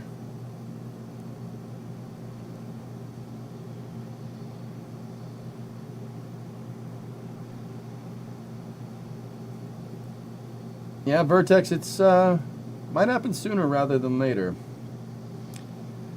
Vidless, how are you? Does the Huey play Fortunate Son? I hope so. Do you think they will static fire in the rain? I don't think so. Guys, part of... Okay, hear me out here, dudes. Part of engineering, okay, especially when you're doing... The part of the engineering that SpaceX is trying to do here, okay, is that, okay, look, they're rapidly prototyping. So I said that no Starship flight was like the one previous, all right, because SpaceX is upgrading it. It's never a carbon copy. These ships have thousands of changes on them between versions, or between ship numbers. So like Ship 36 is not like Ship 37. I mean, Ship 36 is very much not like Ship 37 now, but that's not like Ship 35. They're all upgraded. They make upgrades based off of the previous flights, right? So you're never going to get there. Not one is like a carbon copy of the other. I guess the closest one that would have come to like a carbon copy would have been Flight 9 that launched with a booster that flew already, right? You wouldn't change anything on that on Booster 15, and I don't think they did. Or 14 or 15, whatever one they reused. Sorry, I have trouble keeping track of them sometimes. So, the point that I'm trying to make is that, you know, every flight is a new thing because there's new versions of the ship. Every flight is new. So, you wouldn't, there's already a lot of variables added into the design, Enzo. There's a lot of variables changed because no ship is basically like the other at this point. Over time, the rate of change will get lower and lower as Starship moves into the role that SpaceX wants it, right? So if you get closer and closer to what you want the thing to do, you're going to change less, right? Because of this, because at this point in time, the difference between each ship that flies is so ridiculously different. Even, I mean, on the outside, they look pretty similar, right? But even like, you know, Block 2, if you looked at a Block 1 and a Block 2, you know, like next to each other of Starship, you know, you'd be like, oh, okay, the fins are a little bit different and the tiles are a little bit different. But, dude, the ship is basically a complete redesign, right? Now, what does it have to do with static firing in the rain? Well, because every ship is basically the first time they're launching that ship, you're going to really want to opt for the nicest weather conditions. Because rain and snow and cold are those are other variables to take into account on an already complicated thing. You have something that's complicated, and you're making it more complicated if you're trying to do it in the rain.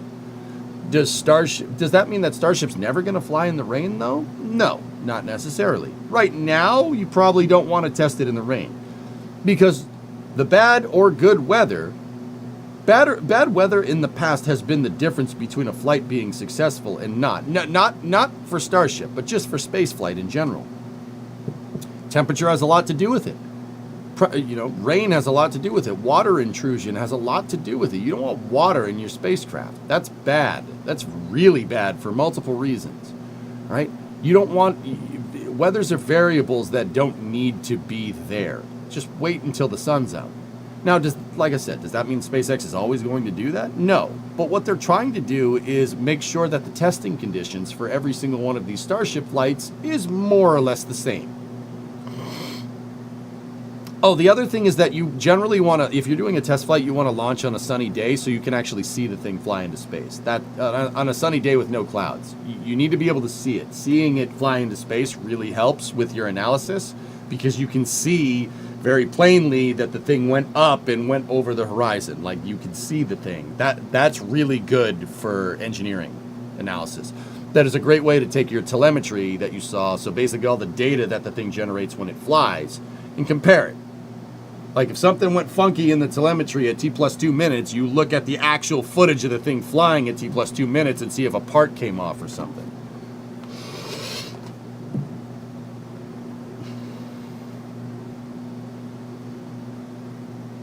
Pretty much, Abdu. That's a good way to say that.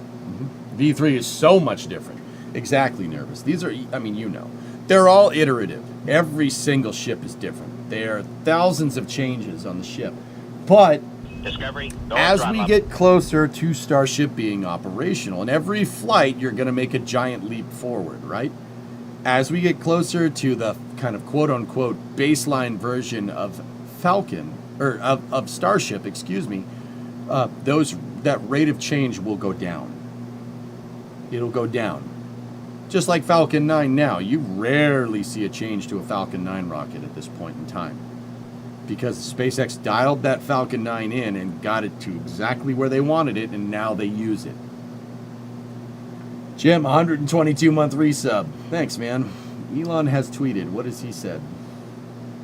Starship 10 launching tonight. That's all he said. Okay.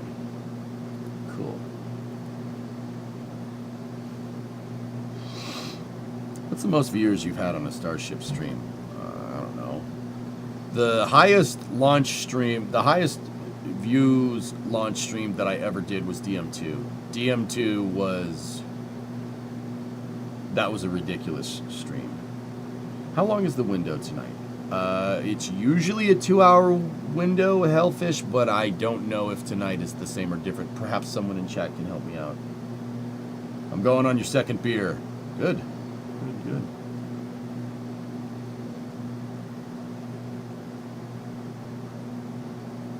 He said views, not beers? Wait a minute.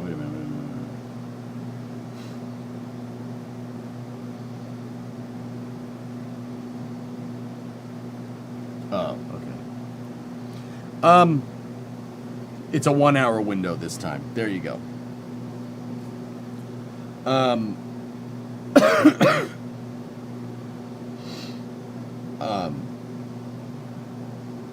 Yeah, how many beers? Oh, I don't know. I don't remember.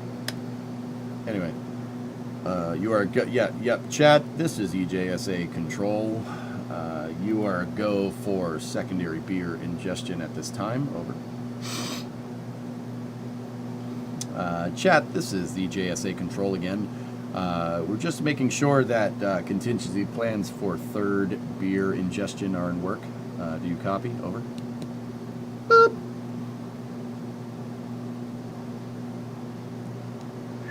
Yeah, chat, yeah, EJ Control again. Make sure that you have a fourth beer contingency in work. Yep.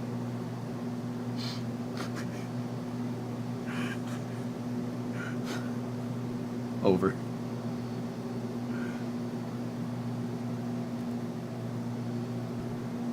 You are go for beer ingestion.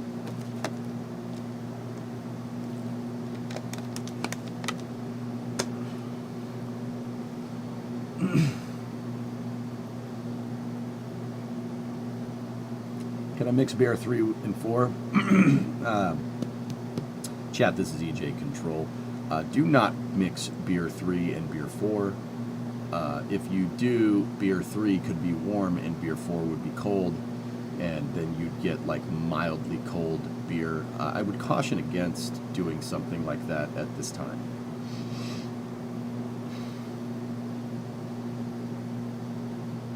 It seems like everything's okay, Fluffy. They have left the pad as far as I can tell.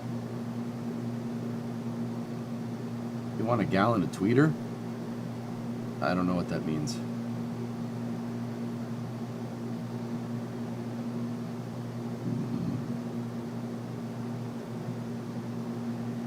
It's a good idea, Hellfish. Or I could just use the fridge that I have in the shop, you know.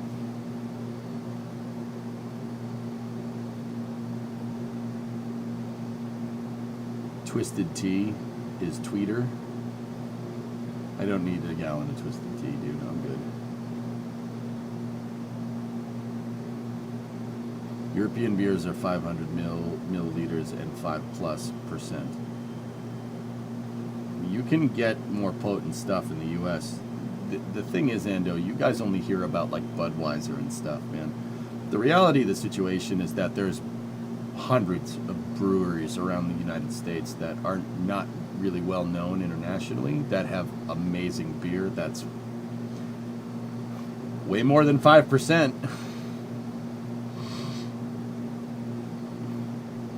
Yeah, you can get some stuff that'll really screw you up.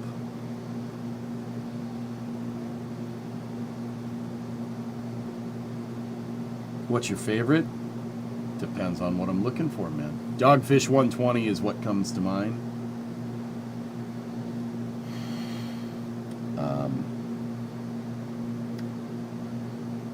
What's my favorite in America? I like Yingling. Yingling is pretty well known, but that's still they're not international. It's a lager. It's good. EJ's a White Claw guy. Yeah, real men drink White Claw.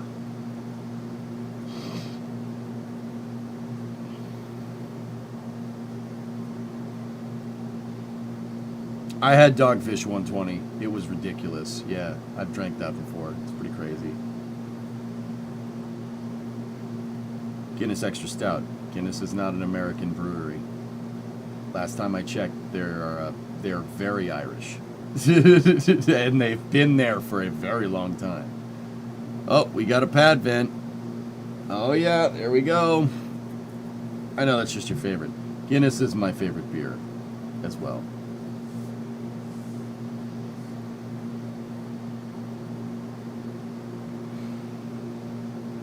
Rocket and beer review. Ain't no laws when you're drinking claws, that's right.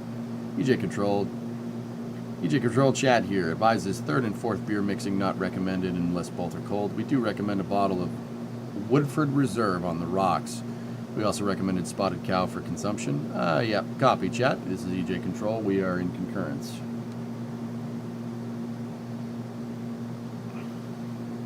Yep, they're chilling down the lines to the pad. This is a good sign. That's basically them priming all the fuel lines, fuel and oxidizer lines that go to Starship to basically prep them for fueling. Now, why? What do you mean prime the lines? Well, you got to fill them up. You have to have fuel in the fuel lines that go to the pad, or else when you go to fuel the rocket, there's going to be nothing that goes in there. You don't want that. So yeah, you got to have fuel in the lines. But the thing is that Starship is using fully cryogenic propellants. You have liquid methane and liquid oxygen. Both exist at liquids at extremely cold temperatures, okay? Cryogenic. That's a really cool scientific way of saying it's really friggin' cold, okay? Like Terminator 2, liquid nitrogen, hasta la vista baby cold. I mean, technically,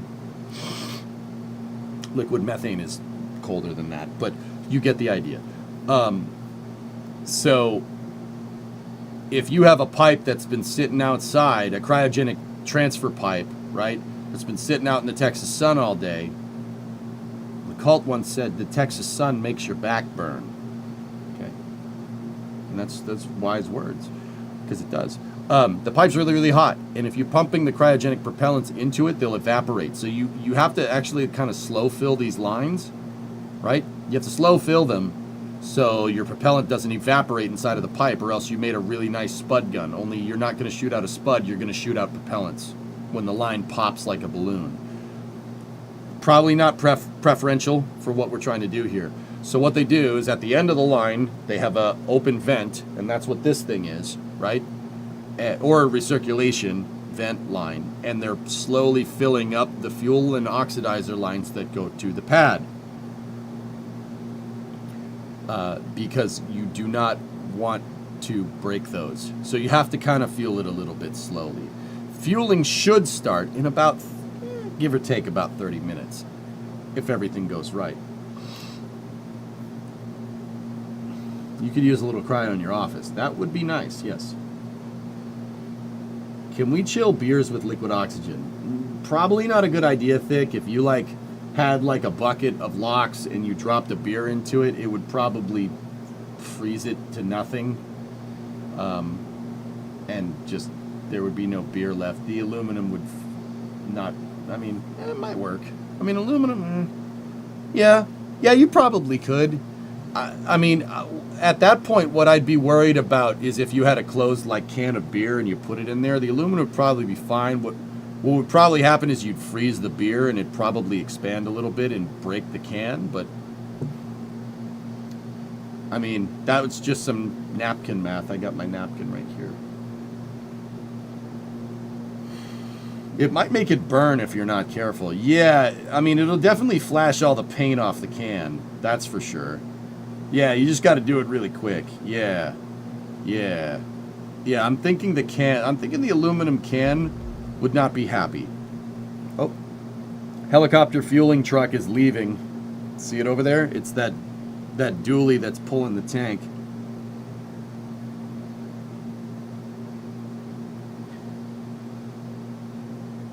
What's that smoke out there? I just told you it's gaseous liquid oxygen from them cooling down the lines. You have to cool the lines because the propellants are cold.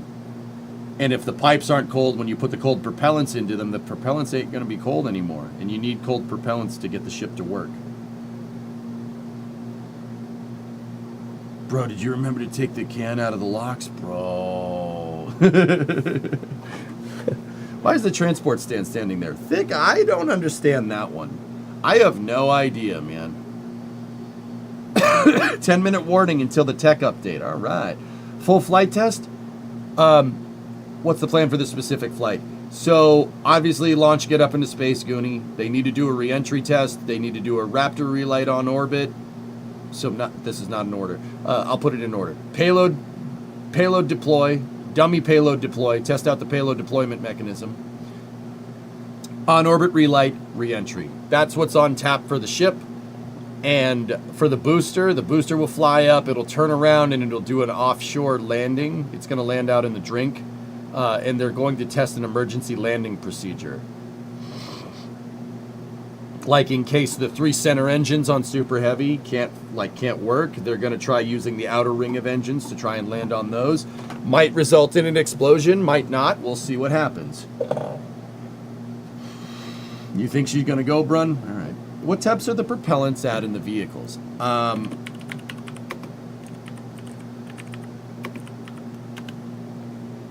Liquid methane is minus 258.7 Fahrenheit, so it's minus 161.5 C. And liquid oxygen is even colder than that.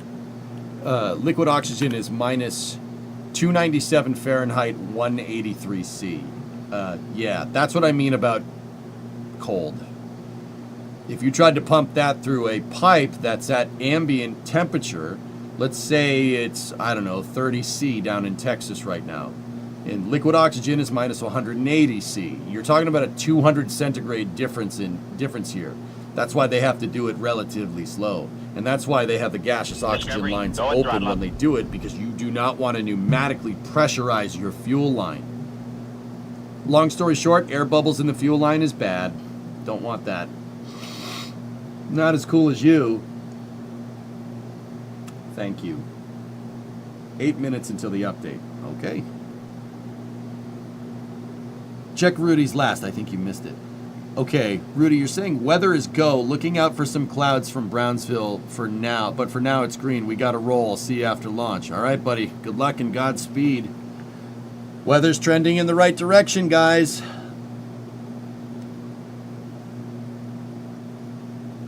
Is the landing zone in sunlight for the ship? It is, Flip Up, yes. When I serviced the LOX bottles for F-16s, there was a drip pan under the fittings. You caught a frog on the flight line one night and put him in the pan, then dropped him on the cement from about 4 feet, and it shattered like glass. That's awful, but yes, that's what happens. Who's Rudy? He's some guy. That's awful, Farm. But, yeah. Alright. Whatever. Just a frog. You know, animal abuse. Anyway. Man, why does launch have to happen after midnight from Sunday to Monday? Yeah, European Rev. Hey, Rev. Haven't seen you in a little while. What's up, man? Yeah, kind of stinks for the European viewers. Probably a cool guy. It's a voice update, not actually a video of updates. So,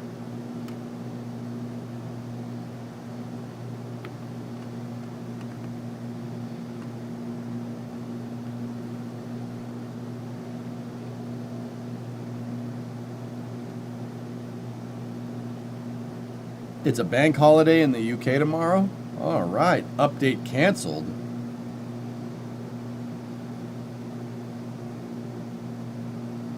Dragon, meanwhile, you had a frog crawl into our hydrazine decontamination dump tank. Oh. Do frogs have a death wish? I've been here, I just don't talk. I use the stream as radio while doing other things. Oh, alright, cool. Let me...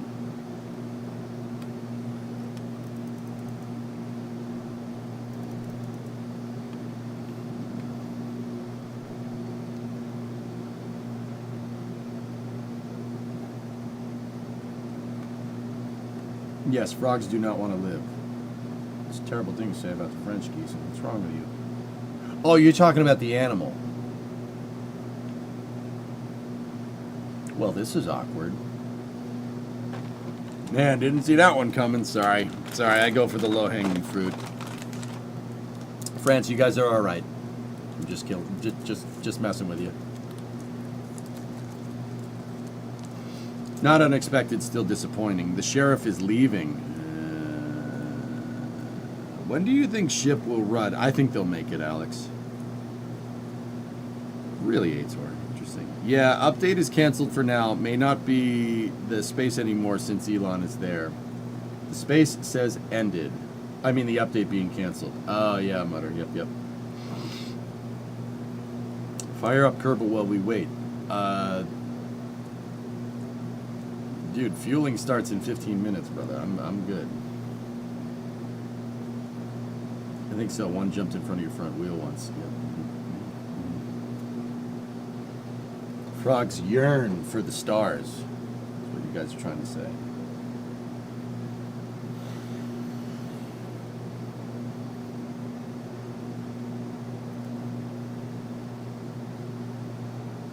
Oh, nice, Scully. There you go.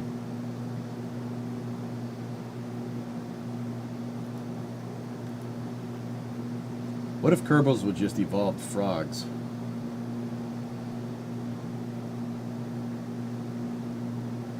Math checks out.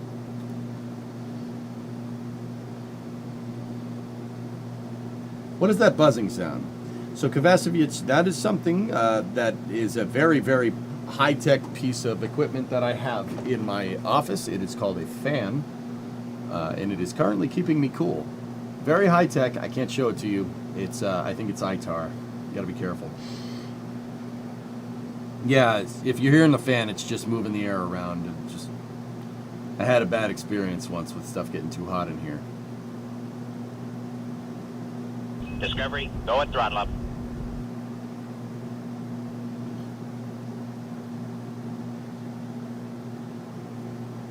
Yep, It's classified, serious. Yeah, I tell you, but then I have to kill. I'm a big fan of the fan. Yes, yeah.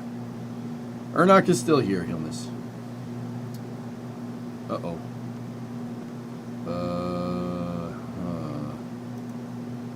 We seem to have lost the south cam. But NSF has metal prints. Dovakin, what's up? Nick at Night, 38-month resub. How much steel do you think they go through quarterly? I hope they're not stealing things, but Nick, there are a lot of rolls of steel go through Starbase. This is a launch, Dovakin. Yep, in about 90 minutes. Sorry, guns. Classified. Heh, my butt. Well, you can forget about those modifications to your A2 scope.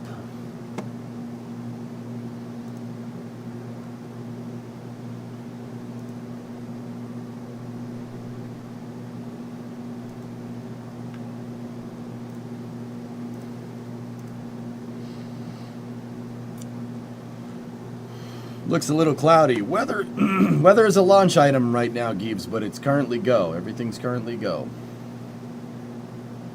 It's an electromagnetic oscillation device for advancing velocity of atmosphere. Yeah, I said it was high tech, Tessa. I mean, I'm sorry. I just wanted to be plain Jane about it, you know?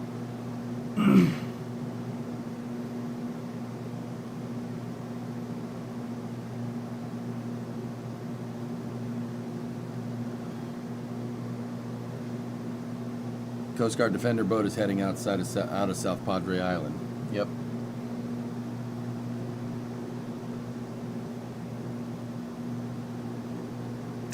Is there a typo in the launch time down in the feed Discovery, area? go at throttle up. No. That's 6:30 Central Time, dude.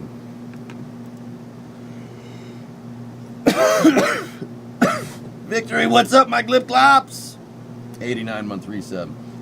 No, God, the Coast Guard is out there.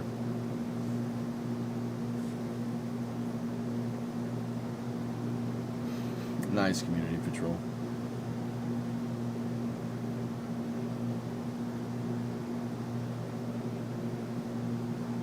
Todd, let's light this candle. Right on, man. So Todd, I didn't do NSF this time around. I had a motherboard blowout here, and I reconfigured my entire live streaming setup. Hopefully the camera on Flame Trench will be a lot nicer this time around. For instance, I redid everything, and just when you're dealing with a new setup, I don't want to be the guy that says they're going to be there and not be there. So that's why I didn't do any stakeouts or anything. Weather's clearing up a lot. Are they going to attempt to catch? No. No catch this time. Emergency booster landing, though. Yeah, they're going to do that, and it's going to be pretty cool.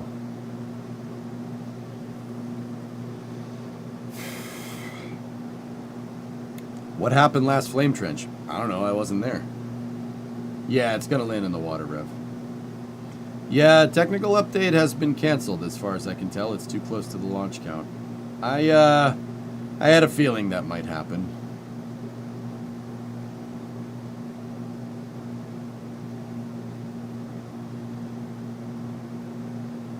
Yeah, you redid everything, then you got presented with a new computer and then had to redo it all again. Yes. Yes.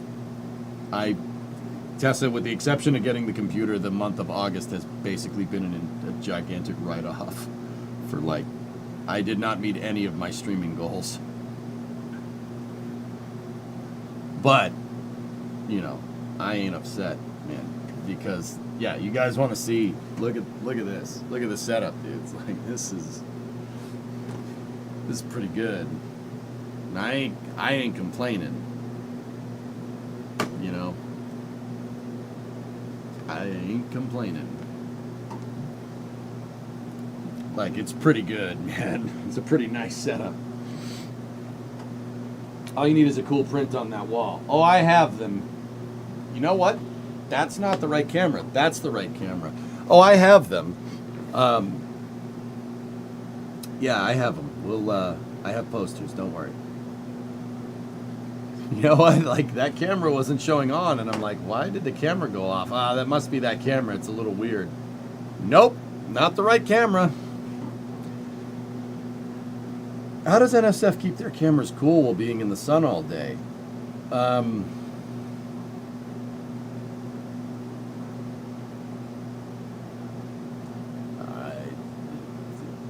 Alarming, they look to just be cameras. I think they have outdoor rated stuff, I'm pretty sure. And by pretty sure, I mean I know. I rebuilt the south site once. It's all really, really nice outdoor rated stuff, like real. Let me put it to you like this.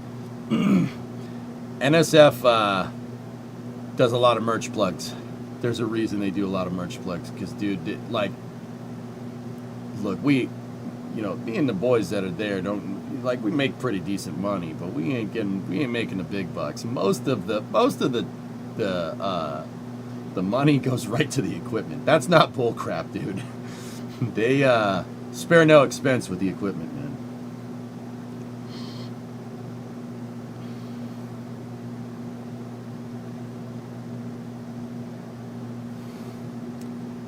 To be fair, you didn't have Motherboard Catches Fire on your plans for August either. That is very right, X-Wing. Yes, I didn't. You just need a DBX compressor and a Rodecaster Pro 2 instead of that Behringer mixer. It works, dude. Equipment over repairing vehicles. Yeah, that's what I do. Hey, N9, what's going on? Das runs NSF. He's the big cheese.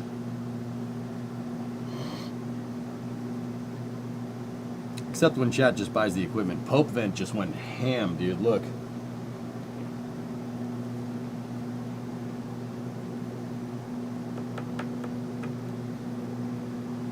Don't you slander the Behringer. I don't mind the Behringer. I didn't say anything. Chat did.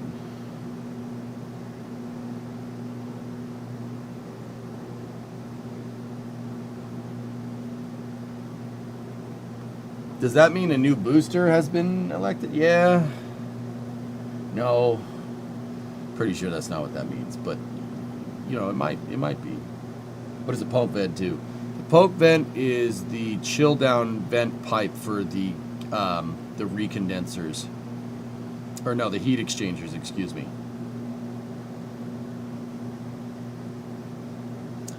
What you're seeing there is fluctuating pressure in the pipe, meaning they're turning stuff on. That's normal. Space got canceled. Didn't see that one coming. Yeah, Vortex, I have those travel posters. They're pretty good, man. So the launch got delayed by 1 second? I think that was just always their start time, dude.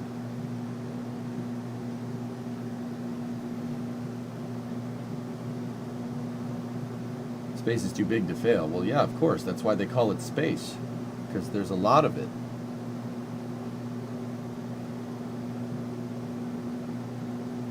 What happened to the flare stack? Yeah, they took that out. They had a bad experience once.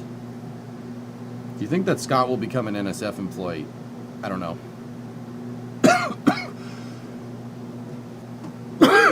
Sorry, I don't mean to cough on the mic. I'm getting over something right now, guys, so yeah, sorry about that.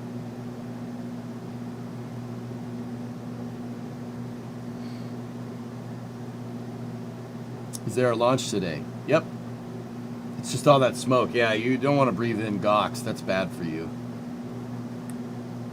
Allergies are raging in the east. I can't stop coughing. Yeah, it's pretty bad, dude. Get better. I'm working on it, Harmon. After this launch, I'm gonna go sleep. What's the closest the end of the window they can go before they start fueling? Discovery, go and It's throttle. an hour launch window, goalie. So if they don't,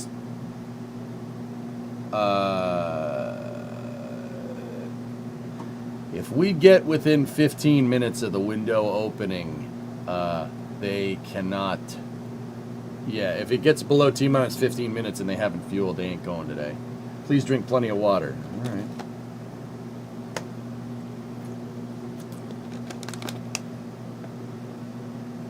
Garfield, what's up? I was recently offered a job as a bomb disposal engineer. I declined when I realized it was just about ticking boxes.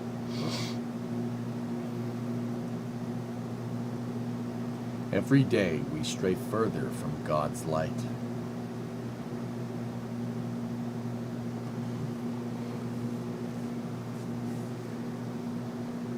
Todd, you knew your motherboard blew up and caught fire. You extremely missed at NSF. Hope to see you on the trench of future launches. I will be participating more once I make sure that this setup is good to go. And it seems to be okay, Todd. Thanks, man. Was Ernok sick? Yeah. It's pronounced Jod. You know nothing of my work. Oh, Jod. Don't start that. No. For the love of Jod, please don't do that in here. Did the motherboard actually catch fire? Please hold.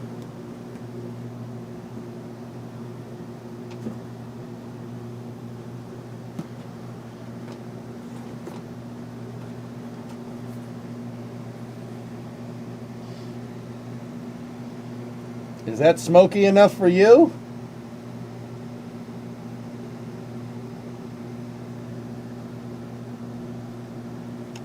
Yeah, see, like right here and right there. Yeah, those two controllers not having a good day. Yeah, not here or here so much, but like right there. Got a little smoky. Come on, camera. It's trying. Yeah. Yeah, it got a little smoky. This board is like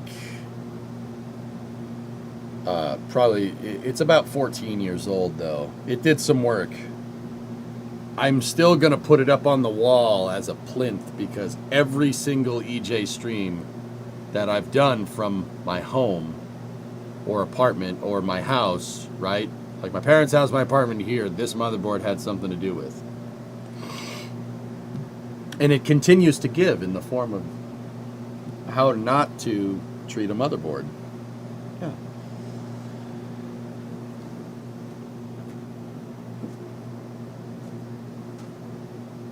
So yes, Reveril, it did catch on fire. You have officially joined the Silicon Combustion Club. All right. Did you use the same case or get a new one? For that computer, I just bought another old motherboard and put it in there and fixed it. It's actually behind the screen. Chat gave me another computer. Another computer showed up in the mail. Well, not in the mail. My mods raided my house in real life and gave me a computer. And it's a lot better than that.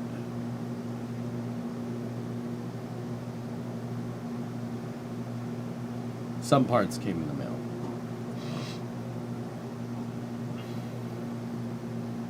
Yeah, it happened on stream too.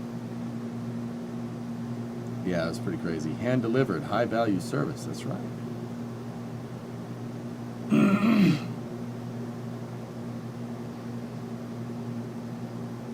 What do you mean by how not to treat a motherboard? It survived for 15 years. I take care of my equipment, Ator, with the exception of that. Oh, this is space. I'm in space. I let it get too hot in here, guys. That's on me. Kyron, gifted a 7 to Mayor of Space. Right on, guys.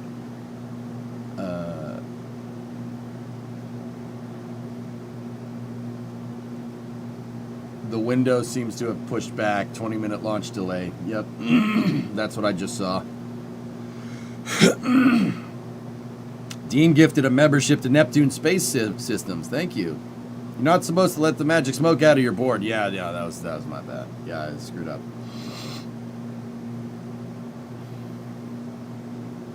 Some bits and bobs were on a micro center run. Yep, that's right.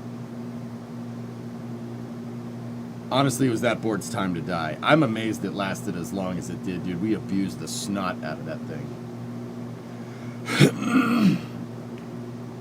Weather is trending good, predominant. We look to be about a little over 90 minutes out from a Starship launch from Flight 10. But that 20-minute delay speaks volumes there. it looks like they're moving the launch window around the weather. You still into 3D printing stuff? Nah, that was a pandemic hobby, Zizep. I still have my 3D printer, though. The S1 is set up. I just don't really print much with it.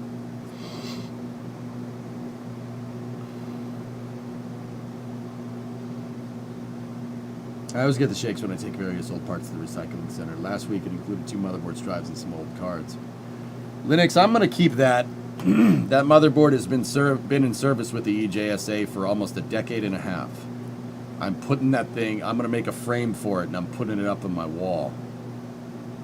We'll frame it in a glass case. Somebody over on YouTube suggested put it in a resin, like casting it in resin or something. That's actually not a bad idea. That's pretty cool. But dude, I probably have enough in equipment blown over time or equipment that we've just replaced to make a full computer of completely blown out parts. We have a 970 that Cities fried back in the day. I have a 970 graphics card, right? We have the motherboard. No fried processors yet, knock on wood. I don't have a case because I keep using the cases.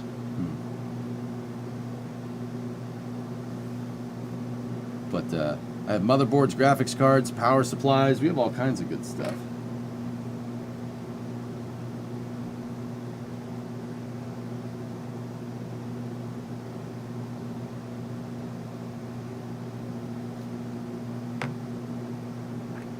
What was the original GPU that you started streaming with? I've never cooked RAM, no. The original GPU?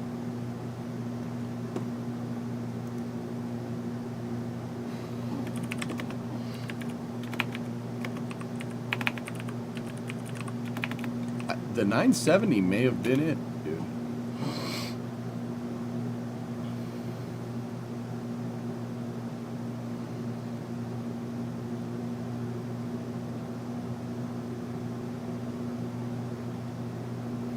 Yeah, the 970 might be it.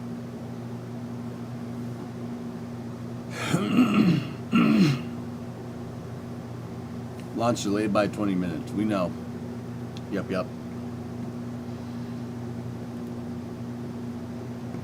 Once again, this shot is courtesy of our buddies over at NSF. Be sure to go give them a follow. It's at very least subscribe on their YouTube channel, guys. They give me carte blanche to restream this stuff if I'm not participating in an NSF cast, because NSF's a gentleman is run by gentlemen and scholars. So make sure you go over there. We are just watching the Starbase live feeds, but NSF has a whole production and cast that they in stream that they do that is very good. Scott Manley was on it a little bit earlier today. Do you have all the NSF patches for Starship? No, I don't buy the patches for Starship, Zizep. The reason why is because I'd rather viewers have them. They only make certain production runs of patches, so I'd rather people get them. Dude, I don't want to be sitting here flaunting patches on stream. Like, look at all the NSF patches that I have. And like little Timmy watching the stream doesn't have his because he couldn't get one because he couldn't buy it. Like, I'm not doing that. That's why I don't do stuff like that. Is Ryzen better than Intel? The Intel is having some problems with their architecture grunt, and I will say I've had Intel processors all the way up until this last computer that I got here. I have a 9950X3D in there, and I must say I'm very happy with it.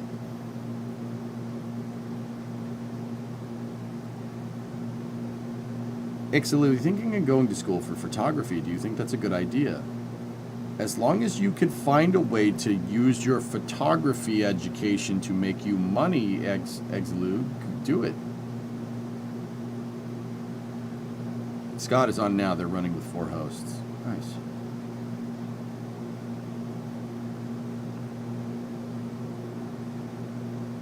I wasn't given a choice with the last one, yep.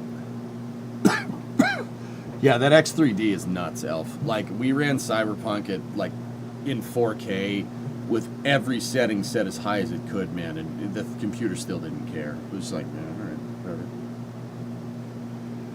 whatever. Hey, Tistry, how are you?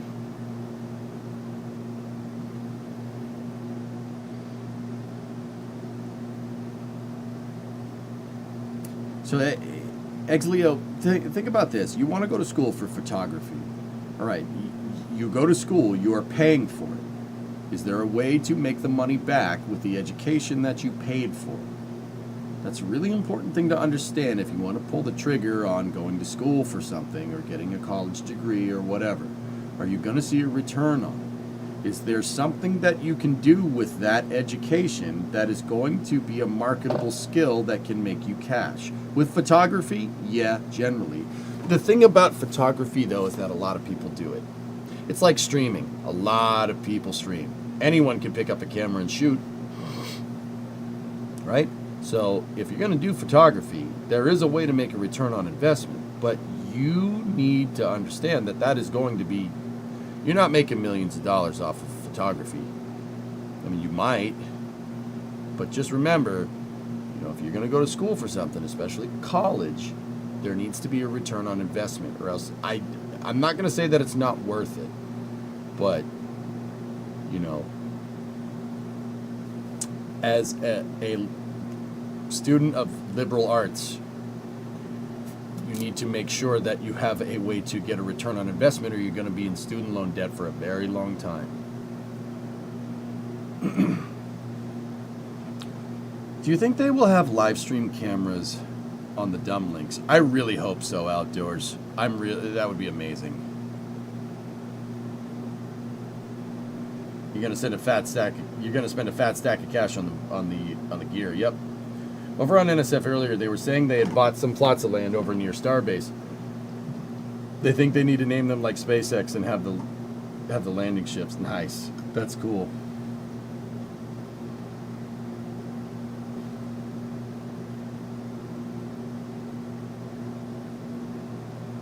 Yeah, I'm happy to be here, dude.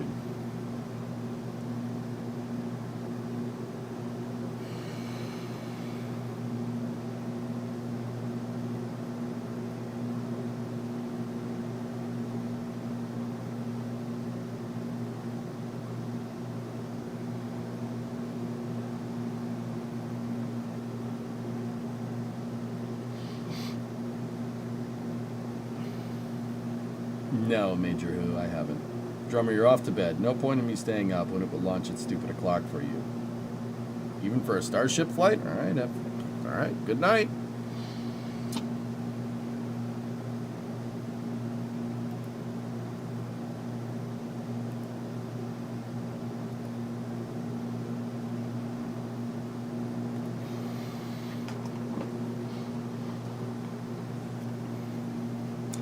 Just left Tisri, you just left the live stream that is covering this launch, and the comments section made me want to stand under super heavy during launch. Yeah, you won't get that here. Don't worry about that.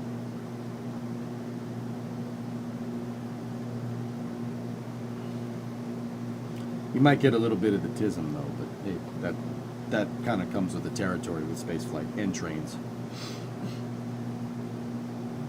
There's no catch this time, Silver. No. Next space flight is now showing 750 for the T0. That's correct. Yep.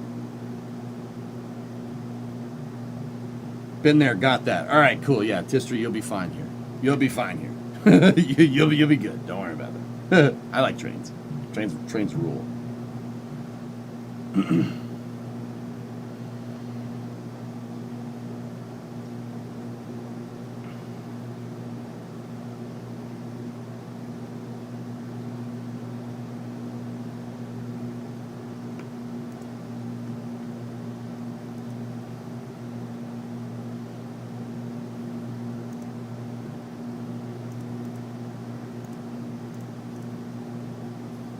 They pushed back the launch by 20 minutes, guys. It's now targeting 7:50 p.m. Eastern or 6:50 p.m. Central. Your dad is the Baltimore and Ohio Railroad. Oh, that's good. My dad's a person. What are the major differences between this ship and the last flight?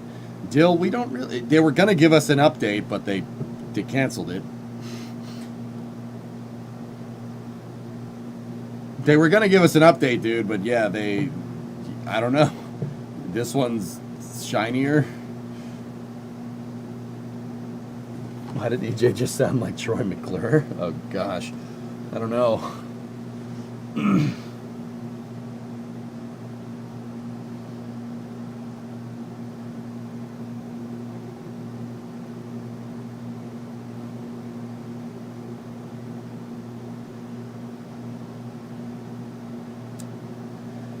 The update is, there's yet no update. They said they were going to update us, but they updated us saying that the update was pushed back, and then they updated us about the update again and said it was canceled.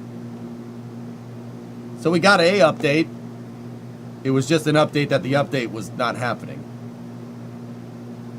I think. You guys smell burnt toast?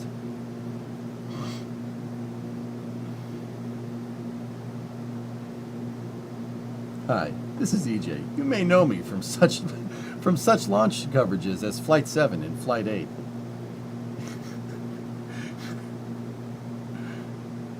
What is this, a GPU release? Yeah, oh yeah, no, it's good. I have a message in 30 seconds. Are you a wizard? I have no message. But you did have a message. Your message was that you had no message saying. You know what I'm saying?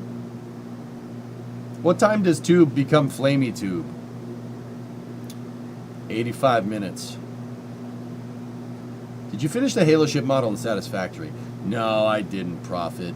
I stopped working on it. I want to finish it, though. We'll get back to it. I really want to.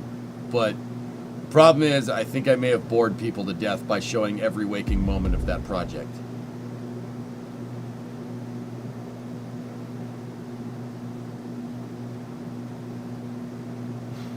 Yeah, William, right.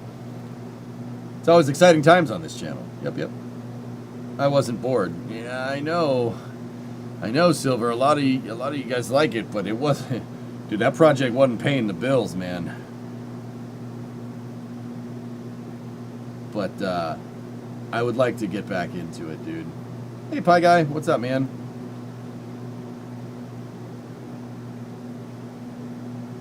Did you burn out or hit a technical wall? Neither. Spoiled. Neither of that. I don't necessarily burn out on projects, dude. My problem is, this is my character flaw. My problem is if I work on it, I want to work on it, I want to grind it out, and I want to finish it. But people want variety in the stream, you know? And that's not, I know what people are going to say, oh, I'm here for you. Yeah, okay, all right, sure. I appreciate that, but, you know, hey, Sedated gifted a membership to Clisterpig. Thank you. People, like, I don't know if there's a right way to say it. You guys burn out on it. Like, people get bored. People get bored of it. You gotta change it up every once in a while.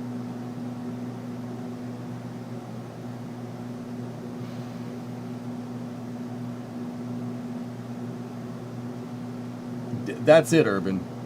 I was fully prepared to sit there for as long as it takes to finish that damn thing. But what I thought might be a good idea was have the community get involved. You know, we could have a multiplayer. We could make it a multiplayer project, and I could just tell people what needs to be done. I mean, I already built most of the damn thing.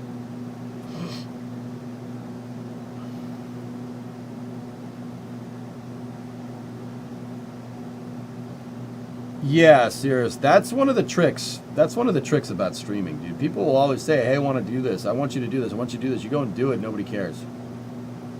And then you stop doing it because nobody cared. And then everybody asks you, why aren't you doing this?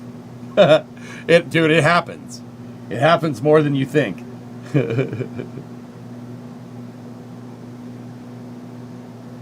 Multiplayer night on 2042 program. I'm not doing it for the skins, man.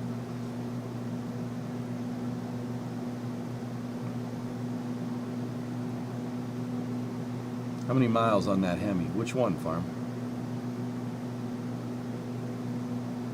Prop load should be happening in about 7 minutes. More Wings Wednesdays and MSC Wednesdays.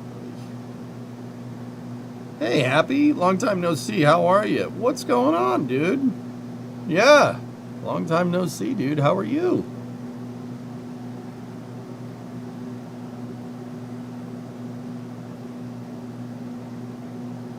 Launch push forward 5 minutes. Forward 5. Huh? Discovery, go at throttle up. Deeper, you're in the right place. When launch? About an hour and 17 minutes. They pushed it up? Are we continuing the stationeer stuff? Yes. Yeah, pushing it forward like that, guys, means that SpaceX is trying to time it for the good weather. That they said, okay, a little further. All right, too far. Bring it back. They're timing it for the weather. That's exactly what's going on. Any chance of a boom? Oh yeah, of course. It's a test flight, man. Of course, there's a chance for a boom. DJ, I will finish that project. We will finish the pillar, one way or the other. Wait, they're allowed to do that? Yeah, I know, Tan, right? It's like, wait, you can't do that. That's illegal. Tower vent. Tower vent? Tower vent's on. That's a good sign. Good eyes, guys. That's a good sign. See that little whizzy do over there? Here, let's see. Is it making noise?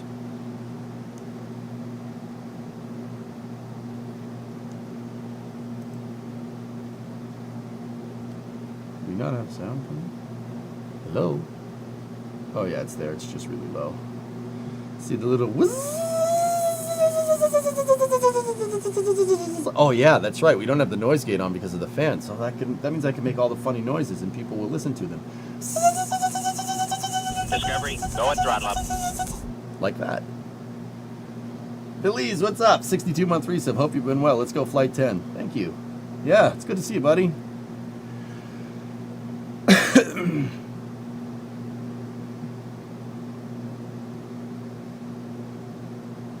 Flight director is go for launch in hopefully 1 minute. Prop load isn't until T-minus 53 minutes. Yeah, but the tank farm gets happy. Is it velocity? I wouldn't know. I don't have it on during these streams. The pulp vent is you're having a good time. 115 is go, no go. Thank you, Kate. You hear the vent. All right. All right, let's go. So this thing right here is a vent line to make sure that see these two guys right there? That's your oxidizer and your methane lines. These are up the tower. That vent right there is up here somewhere. And those are the fuel and oxidizer lines for the ship, for the Starship, for the second stage. They're venting the gaseous oxygen line because see actually the little vent right there. See how it goes up and elbows around? That's so it catches the air. Oh, BQD is on. BQD vent. Guys, so see that and that, the two bottom cameras right here and right here, that means they're moving propellants into the tower and they're moving propellants into the fuel lines that are inside of the orbital launch mount. These lines are going to move these really, really cold propellants, liquid methane and liquid oxygen. And when you move that, you don't want to move it through hot pipes. If you move it through hot pipes, it's going to evaporate. So what they do is they have vent lines, and they open up the vent lines. To vent the liquid oxygen, the gaseous oxygen that occurs from the propellants evaporating in the line. They vent them overboard until the line is saturated and to the right temperature. Once again, it's a hot pipe and you have really cold propellants. You move the cold through the hot pipe, it's going to evaporate. And that's what you're seeing right here.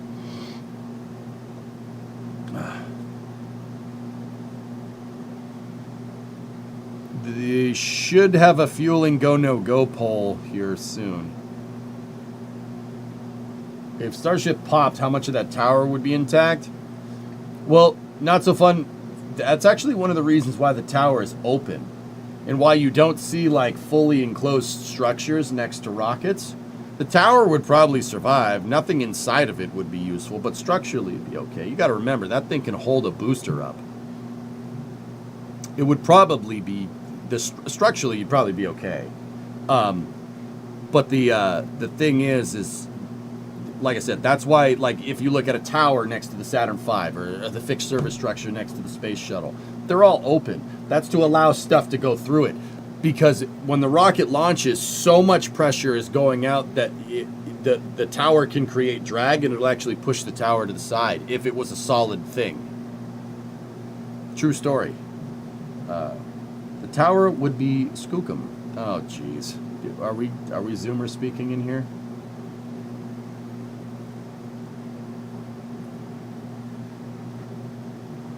It like basically being open. It allows, not so funny. It allows the air to just go right through it. So an explosion would go right through it. I mean, it would cook anything on the inside that's flammable, but structurally you'd be fine.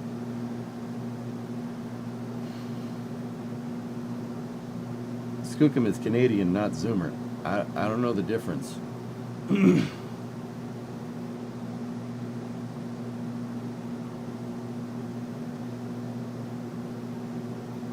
Scooby-Doo, toilet, eh? Or something like that. I know, Chris. All right, see, they started with slow filling, and now they're moving into fast fill. Once again, the reason why you want to start slow filling is you don't want the line to stay warm when you're flowing the propellants through, or else you can pneumatically pressurize your line and it'll pop. But once you get to a certain point of saturation, you can start fast filling. That's what's going on here. That's why these things are tooting pretty hard right now.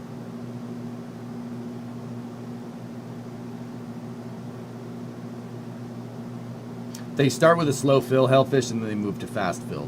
SLS does the same thing, for what it's worth. SpaceX just does the whole fueling thing after that a little bit quicker. But yeah, they slow and fast fill all day. Why does everything in rocketry involve the threat of something popping? Well, Bellum, to be very candid, even when the rocket's working 100% correct, it's exploding. It's just exploding and it's just an explosion that's just being forced out the bottom. So the thing is, when you're basically riding the wave of an explosion like a rocket does, it's very easy for that explosion to go where you don't want it to go. That's the real plain English way of saying it.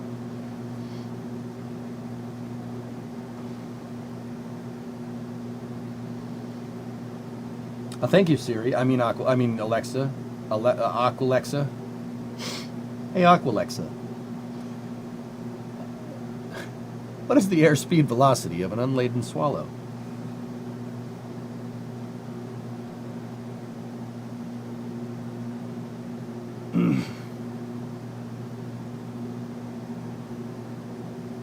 They carry a lot of characteristic energy, Tennant, yeah. And the rate at which the energy gets released is really up to whether you want to be patient or not.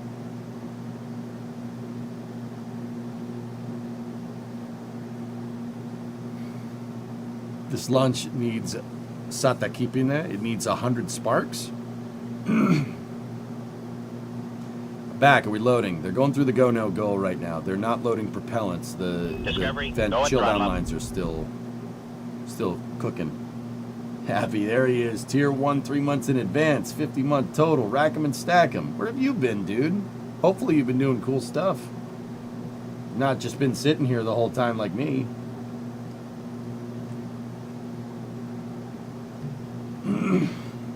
Anyway, I saw you over in the YouTube. Now you're over in Twitch. You're everywhere, mate. You're everywhere. This launch demands some Screamo Polka. I wouldn't want to be the first person up the tower after the big boom. Yeah, me neither. That would probably be bad. No frost yet. You're not going to see frost lines on the ship, Tennant, until that and that close. I read somewhere that the ship is fueled before the booster. Anybody know if that's true, and why would it be? Bill, Discovery, go at throttle. I knew why that was a thing at one point. I forget why they do that now. Think we'll get a jellyfish. Nah, not with the clouds, dude. Fistus past 100. Would you look at that? Would you just look at it? Ship fueling starts a few minutes sooner. If it's a little bit sooner, it probably has to do with the flow rate, Bill. It has to do with the flow rate, probably the flow rate of the pumps going to the ship. If I had to guess, bigger fuel pump, get a bigger pipe. Smaller fuel pump, smaller pipe. That's just a guess, though. I knew the reason at some point. I forgot, bro. Do you think they're going to successfully open the door in space? Yes. Oh, you know, lost my house, stuff, job, renting your own space now. Got a better paying job, starting to adult properly.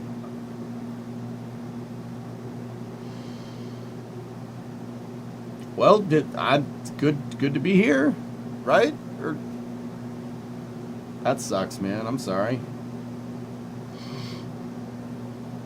Well, hey, things are looking up. Adulting is a pain in the butt, dude. It's tough, man. It's tough. And, you know, it's like one of those things, you know, like I don't know about you guys. My parents made that look easy. They made it look easy. It's not easy. Oh, adulting's not easy.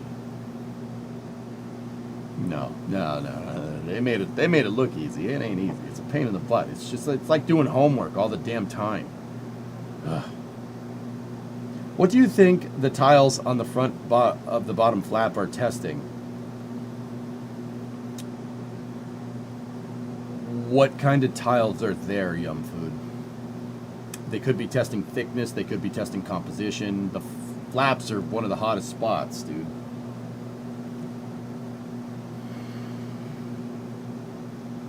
Oh, now they're really chilling down those lines. Look at that thing.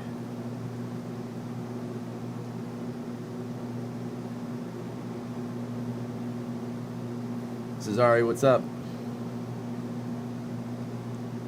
Worst part is deciding what to have for dinner. Dude, that's absolutely a thing, Ordon. Yeah, I know what you mean. That's absolutely a thing. You're like, you have to like plan stupid dinner unless you want to eat out every night, but you can't eat out every night because that's a pain in the butt and it's expensive. So like, oh, what am I going to do? And I know that people are going to say meal prep, but not all of us are cool like that. It's still crazy to you that they can fuel this thing in under an hour. Yep. Don't you eat the same thing every night? Sometimes. Life comes at you fast, but persistence is key. I'm at a lower starting point, starting over from scratch, but I have a better foundation for the future. You know, also, never meal prep. Screw that. Thank you. Right. And I will say this, if you're younger, it is perfectly acceptable to have ramen noodles in the pantry. I have ramen noodles in the pantry. I'm pretty good at adulting. I didn't say I liked it. I said I'm pretty good at it, okay? I have ramen noodles and chicken nuggets in my fridge. I don't care. I don't care who knows, all right? I have chicken nuggies in my damn fridge because chicken nuggets are awesome, okay? And I got ramen too because sometimes you just got to have a quick meal, dude. SpaceX's go for propellant load. Excellent. These vents should close here in a second. You have Dino Nuggies. There ain't nothing wrong with Dino Nuggies, N9. There's nothing wrong with that. Sometimes you're the ramen king. That's right. I am the ramen king.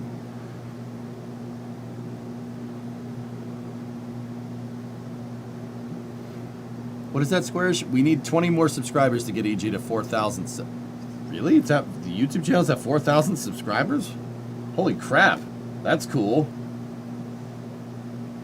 Adulting is making your own Dino Nuggies. That's right. I don't have Dino Nuggies this time, dude. I had popcorn chicken. But I usually have a supply of chicken nuggets just in case. And with that, you and Tiny Victory are friends. I love chicken nuggets, all right? I'm 37 and I love them. I don't care.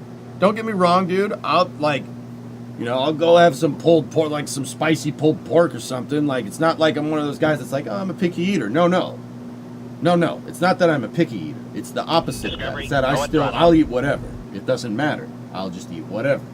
I don't care if it's chicken nuggets. I don't care if it's a spicy burrito. Just give it to me. I'm hungry and I want it. I'm on a very special diet. You know what it's called? It's called the seafood diet. JuicePot 79-month resub. All right, SpaceX's go for fueling, guys. That's a very good sign. And yeah, the SpaceX update was canceled, dudes. Nothing wrong with chicken nuggets. I love it. Yeah, I see food and I eat it. That's right. Exactly, Pi. Yeah. Everybody, the seafood diet is great. It's great. It makes you feel real good. Not later. Not later. But in the moment, you feel awesome. Who said that nuggies are only for children? I don't know. But they're wrong.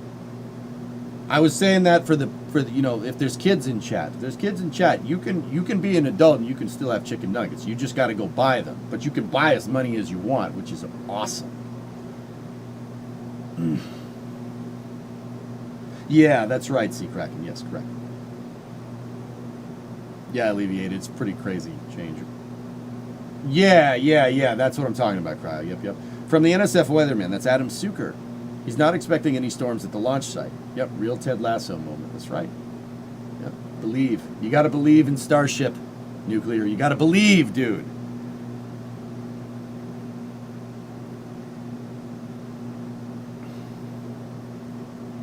Fish sticks are great. Yeah, those are really delicious. I don't eat those, though. You guys might.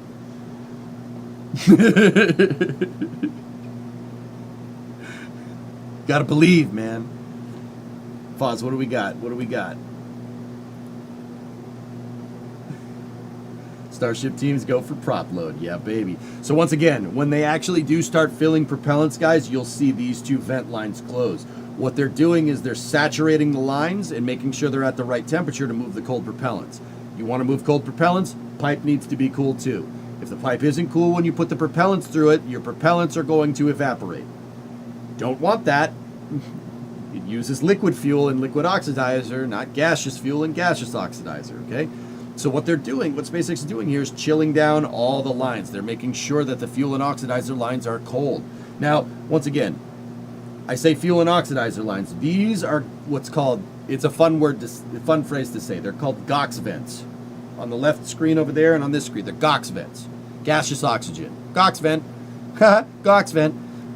Anyway, chicken nuggets. Now, the methane is recirculated because venting methane overboard makes Captain Planet very angry and he will come and kick you in the junk. If you do it, SpaceX doesn't want that, so they recirculate the methane. But the gaseous oxygen, you can just vent that. People don't care if you vent oxygen into the atmosphere, I'm pretty sure.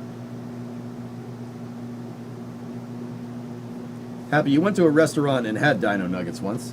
I was escorted off the premises. Apparently you're not allowed to walk around and eat off random kids' plates. Jeez.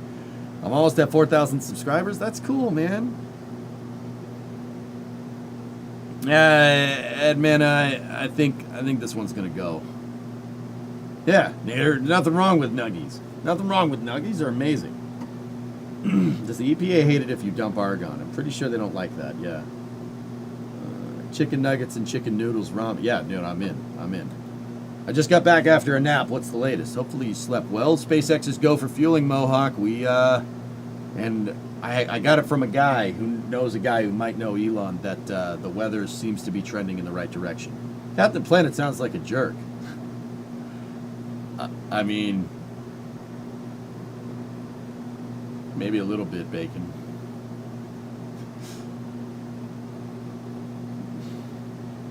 What's your favorite sauce with dino nuggies? Sid, I like taking shredded cheddar cheese and putting them on the nuggies and then melting the cheese onto the nugget and make like slider chicken patties. Is that bad? Has the launch been delayed? It got delayed a little bit, Jan, but we're good. Is that bad? Yes, it is. It's not bad. What do you mean, yes? You make slider chicken patties. It's awesome. If you want, you could put bacon on it, sure. If that's bad, I don't want to be good. That's what I do with my chicken nuggets. Oh, nice, Enzo. There you go. You know Elon as well. He just doesn't know you. Yeah, that's right. Yeah. Yes, but the joys for your... Yeah, exactly. I told you, the seafood diet. It's really... You feel amazing in the moment. But later, not so much.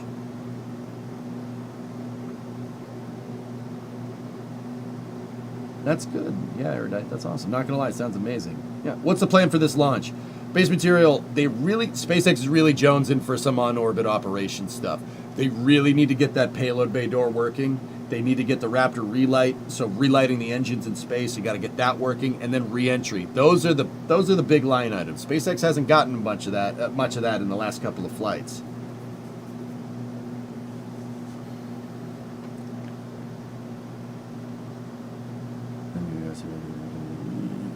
Non-stick pans are fine, Sea Kraken. I like all-clad pans. All-clad pans are pretty good.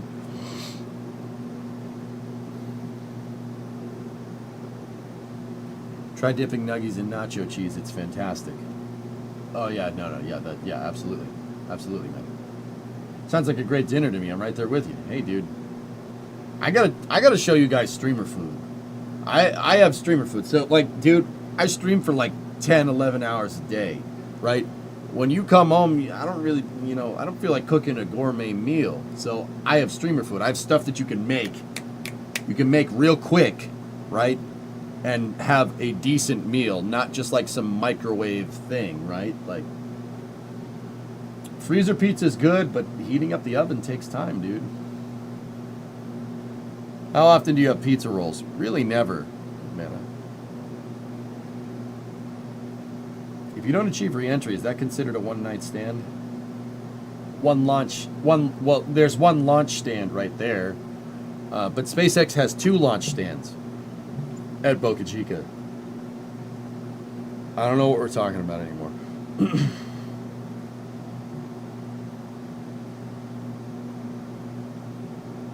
I give you credit though. Your PB&J sandwich engineering techniques have been a game changer. I'm telling you, Pi, I put some thought into this because I'm weird. See, Hellfish said, you weirdo. Yeah, I know. See, the problem with doing a cooking stream, guys, as far as I can tell, is that if I do a cooking stream, it's going to be cooking food that doesn't take very long to cook, so it'll be a really short stream. What's the PB&J technique? Okay. Because when you make a peanut butter and jelly sandwich, all right? Rick, I'll answer your question about payload bay doors in a second. When you make a peanut butter and jelly sandwich, all right, you take the peanut butter, you slather it on one, and then you take the knife and you slather it on the other, right? And then you make sure that the peanut butter is spread to the very edge, right? Make sure it's spread to the very edge of the sandwich, right? And then you take the knife and you clean the knife off with the other piece of bread, okay? Then you take your jam, right? So like the peanut butter will almost form like a bowl, okay? Then you take your jam, you put it on the other piece, and you dollop it right in the center, all right? And you put them together. The peanut butter will seal. It'll create an O-ring of peanut butter on the outside. So when you go to bite into it, it doesn't shoot jelly everywhere.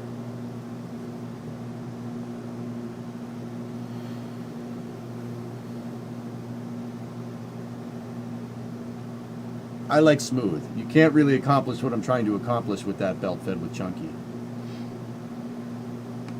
Peanut butter O-rings, man. Does it work in the cold? You dick. Yes, it works in the cold. Anyway, Rick, you asked why they've had trouble with the payload bay doors. The problem that they had on the last flight, dude, was that one of their gas diffusers was leaking into the payload bay, and it pressurized the payload bay, so they couldn't open the door. That was the last problem. But building a payload bay door, is a little bit more complicated than you might think. The shuttle program made it look easy. But, yeah, it's handling the pressures and moving and having it not bind up is a little bit of a complicated thing. It's going to take some time to hone that in. Chunky is just more bugs anyway, right? Yeah. You make your PB&J Big Mac style. Bread, peanut butter, bread, jelly, bread. Yeah, that'll work too. Does it work at 373 Kelvin? Maybe? Ship CH4 load should start any moment now. STS-1 did get the doors open on the first try. Yep. Yeah, no problem, Rick. Building a door and getting it to open is complicated. That, like I said, we got spoiled from the space shuttle.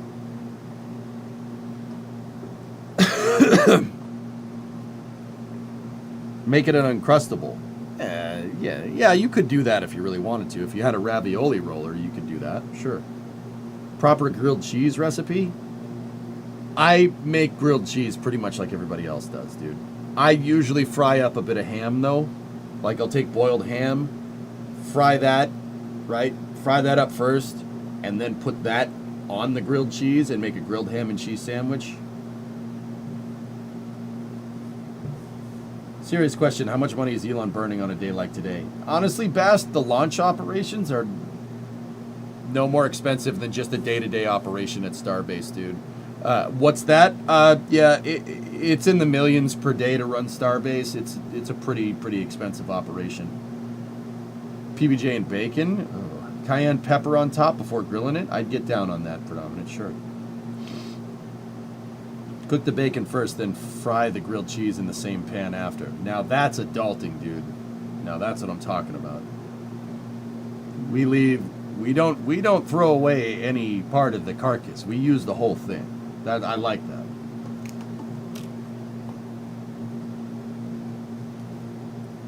Grilled cheese cooked in a panini press. Nah, Based, it's a little bit more than that, dude. We don't really have a price per launch on Starships. It's hard to extrapolate that because of all these test flights, dude.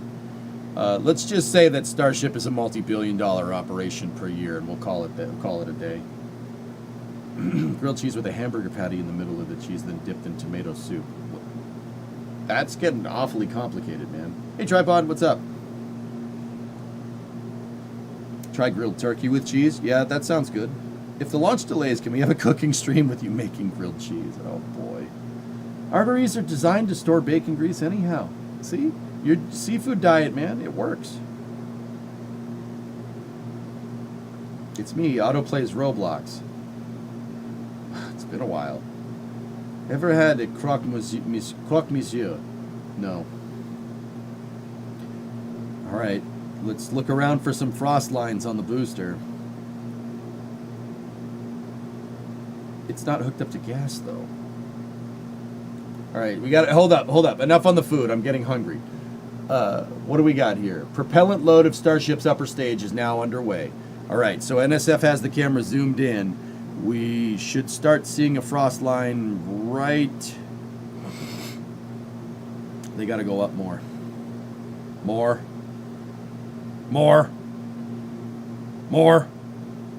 Up here somewhere. Have you ever tried bruschetta? Of course I know bruschetta. The dojo. Bruschetta is amazing. Delicious. Can't go wrong with tomato and mozzarella, dude. Tomato, mozzarella, and bread. That's a winning combination. You got to throw a little bit of ham in there, a little bit of prosciutto. A little bit of prosciutto. Oh.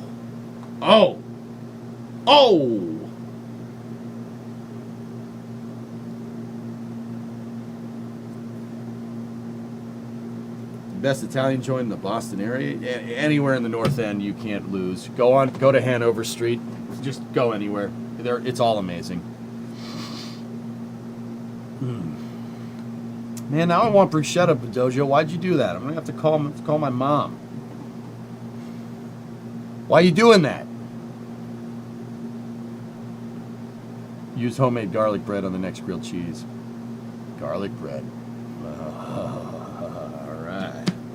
All right, that sounds delicious, dude. Hey, Ma, the meatloaf! What is she doing up there? I don't even know what she's doing up there. Question, how do they do the in-space burn and landing burn since they're using the header tanks? There's nitrogen tanks. There's nitrogen tanks inside of Starship payload bay. The nitrogen tanks are where those COPVs are that blew up on Ship 36. Those are them. The nitrogen tanks spin up the power heads on Raptor and get them spinning enough for them to start.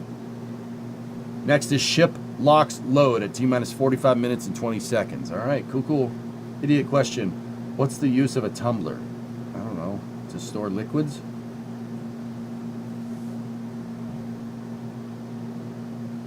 The moon is made out of cheese. What is Mars made out of? Bacon.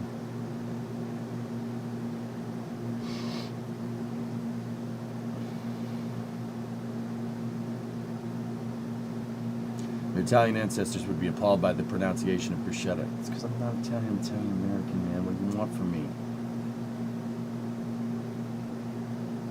Imagine writing off lunch. Yeah, right. Tumblr was millennials' Instagram.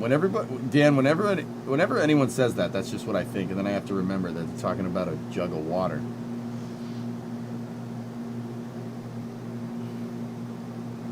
Mars is made out of red 40. I'm pretty sure it's iron oxide, but red 40 would be good.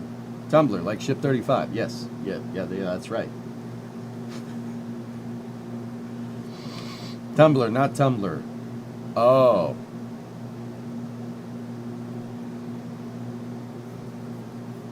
Yeah, but since in the belly flop of descent, the liquids wouldn't be able to go through the prop line since it's full.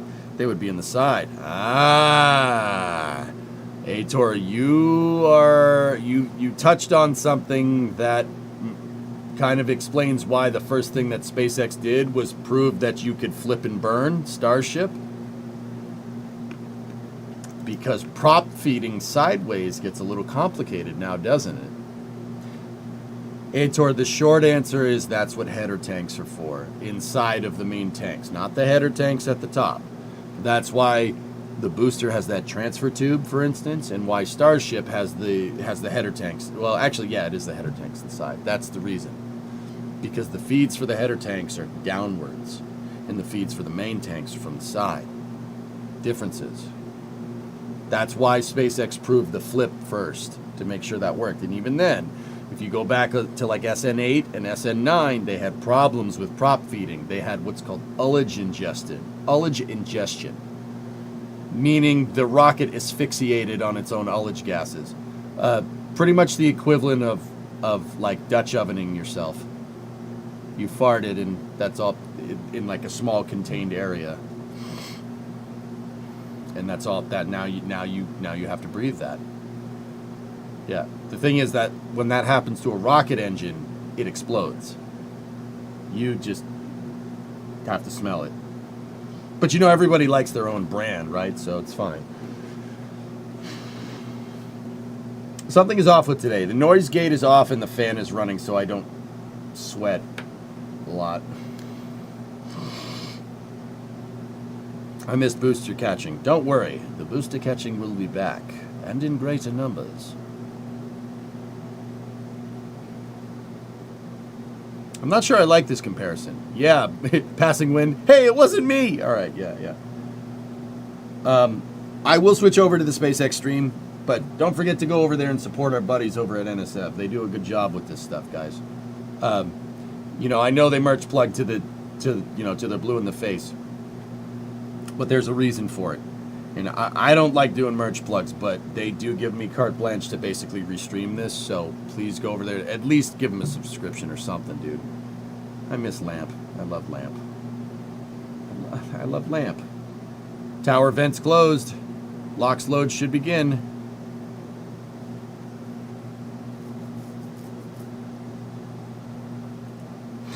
Yes.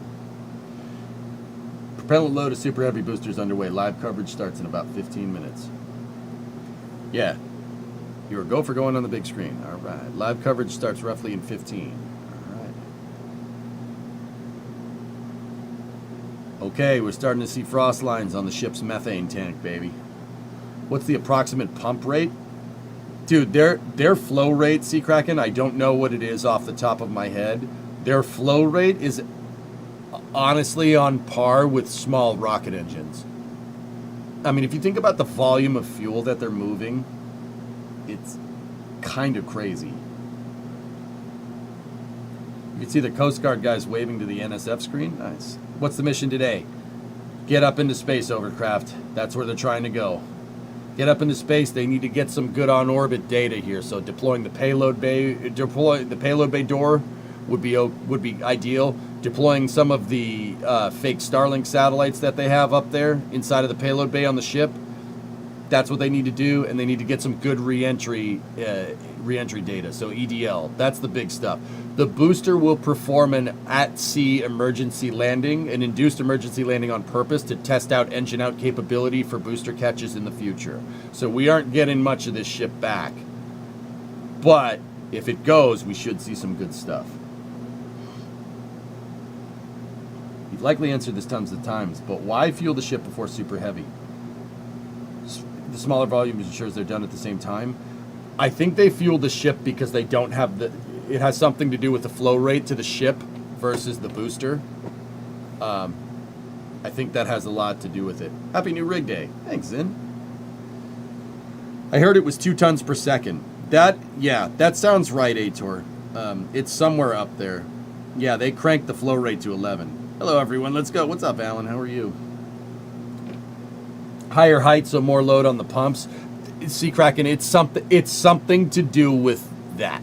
Something to do with that. Because, like, okay, I don't mean to sound, like, indescriptive in what I'm talking about, but most of the time there is a very, very, very good reason why they do something that doesn't seem like it should be a thing, but it is a thing, right?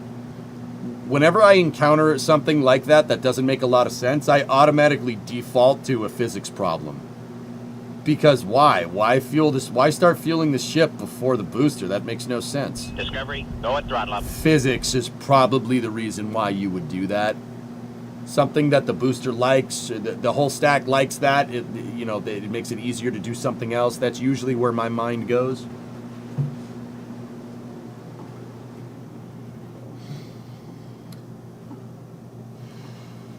There's always a method to the madness. That's exactly it, Audrey. It really is. Is that vent new in the jettison ring? It might be. Yeah, the hot staging ring has a vent on it. I don't remember that. If you think about it, it's about 45 minutes to fill the booster. And less than 3 minutes for 33 Raptors to drain it, so they fill faster than one Raptor. Holy crap, dude, you're right. Graham, you convinced your mother to watch it with you. Cool. Where's the guy with the NASA hat? That's me. I just don't have a hat on. Mad World, I have my Dragon shirt on. This is my original Dragon 1 shirt. This shirt's like 10 years old. I wore it during the first Falcon 9 landing. When I was there, I wore it for the first Falcon Heavy flight. I've worn it for most of the test flights. The test flights that I didn't wear it, didn't work. Starship didn't work. The test flights that I wore it, Flight 9, I wore it and it didn't work. I mean, it started spinning out on orbit. I realized it's because I had my hat on. Okay? So we're going to go OG shirt with no hat. And we're going to see if that works, because that makes the magic of the Dragon 1 shirt work. Oh, we got a hold. Maybe I should go get the hat. You know, Elon, a lot of money for not wearing that shirt. Maybe we should go get the hat. Discovery, go at throttle up. Maybe we should go get... No, the plot twist. That guy held the count on purpose. He works for SpaceX and he held the count. What are the goals of today's flight? Tipsy, they just got to get some good data on entry. That's really, really what they're looking for. Good data on payload deployment mechanisms, Raptor relights on orbit, Discovery, and go entry, at descent, throttle and up. landing. Those are the big ones. How does NSF know it's a hold? They know people.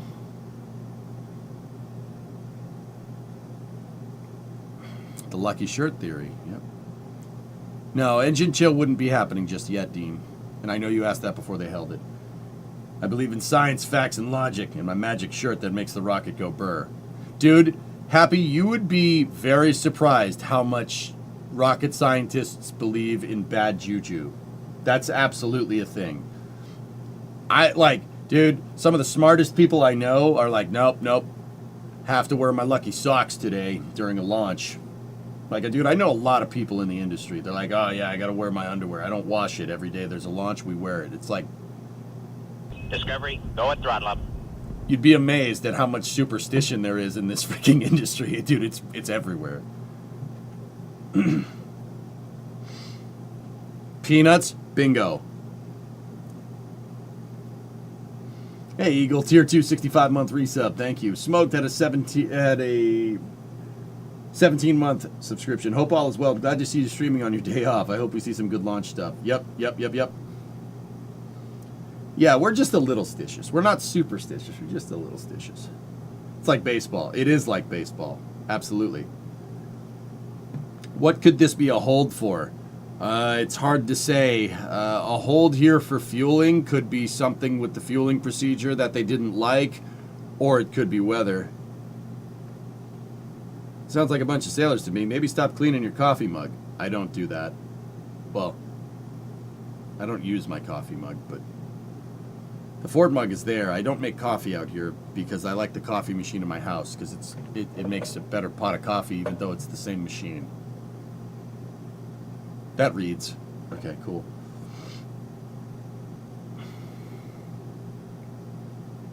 People are saying it might be a website issue. I mean, the vents are still on, guys, and this still looks like it's fueling, but we'll keep an eye on the frost lines on the ship. If the frost lines keep going up, then you know it's not a hold. Captain Jack, 42-month resub. Clock stopped on the SpaceX website, okay?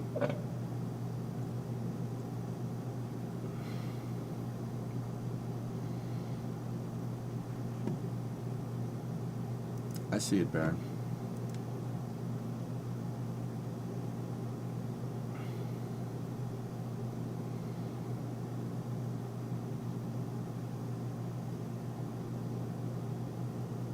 I don't wash coffee mugs, John.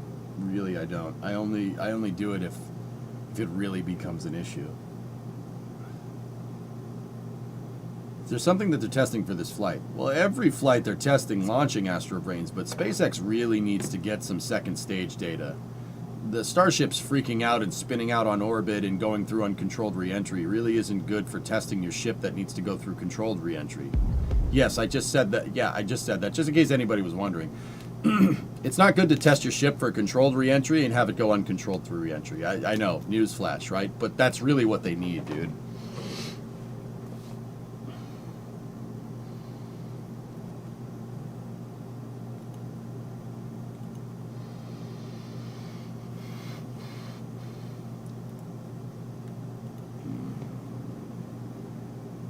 I don't see those frost lines moving, guys.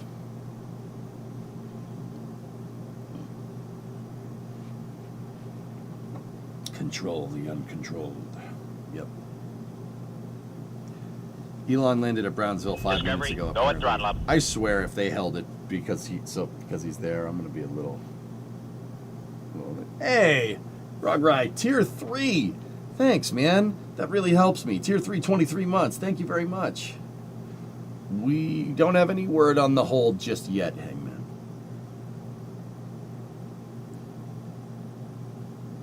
I do not think that this is a planned hold, Reaper, no.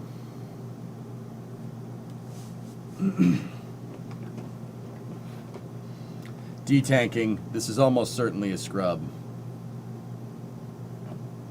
Fudge. Fudge you. What's website recycled to T-minus 12 hours?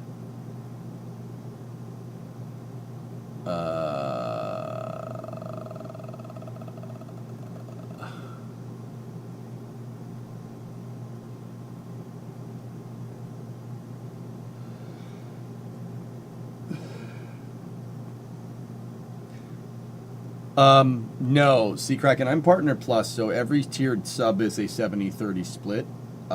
It's just a tier 3 sub is a lot more money. Heavy Metal Rain, tier 2, 67-month resub. And yeah, I'll remind everybody, the Prime sub is a 50-50 split, but if you subscribe to the channel, I get a pretty big portion of that cut. T-minus 12, get the coffee pot out. Guys, I'm pretty sure she's not going.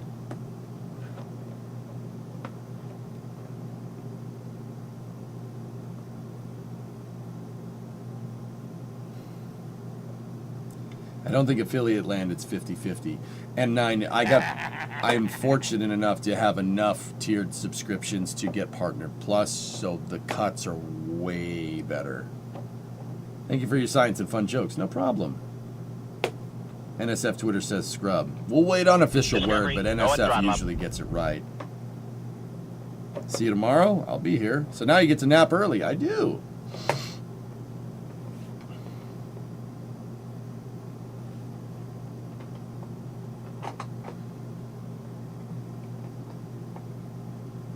SpaceX website is updated.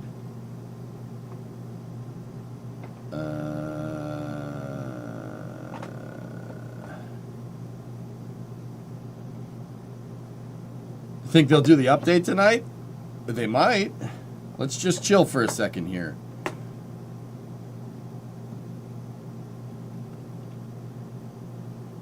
Let's get them paid. No. Here, let me do that D20 roll. Nuclear. Okay, Dino, you got a tweet. All right, that's what I was waiting for.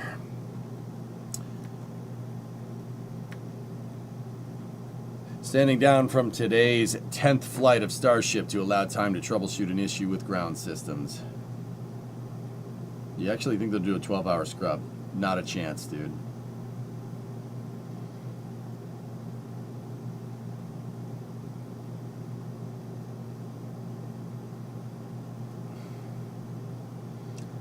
Old man yells at GSE. Thanks for streaming on your day off. Hope you feel better soon. Thanks, man.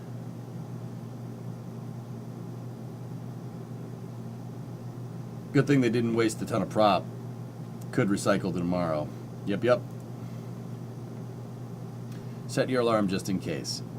Yeah, that sucks. It's kind of growing. It's kind of getting growing on me. Getting, the idea of a launch today was kind of growing on me. That's what I was trying to say.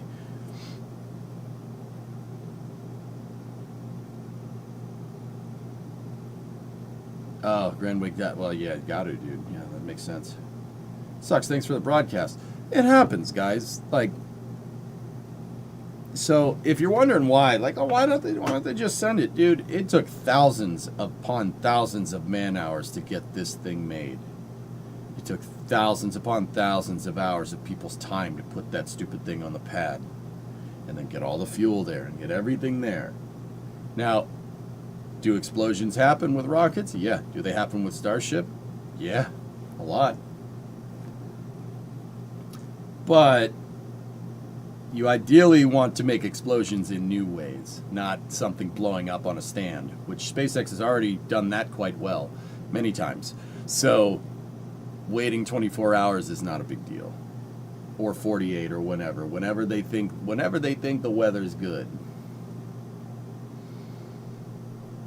If it blew up for a known reason, you don't learn much. That's right, Pi. Mm-hmm. They gutted all the GSE for the static fire adapter. Yeah, right. Every explosion is unique and different. Yep. Technical difficulties, please hold. You want the explosion in one direction, not many. Yep, and you want it, that's the big one. Dang, no plasma today. It happens, guys. It happens.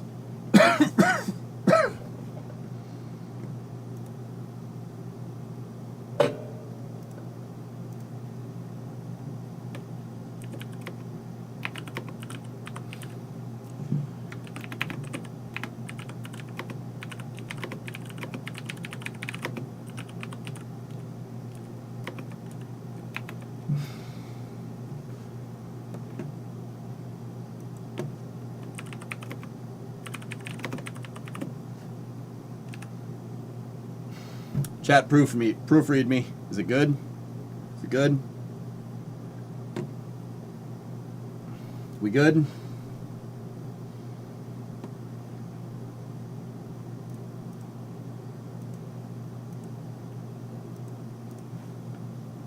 All right.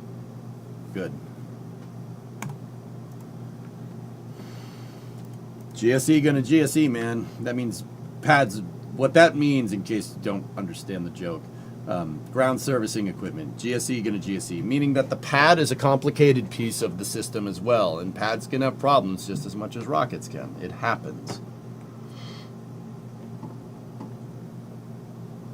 You misspelled chat. No, People on Twitter don't, people on X don't understand what Chet means. They'll think I'm talking to a guy named Chet.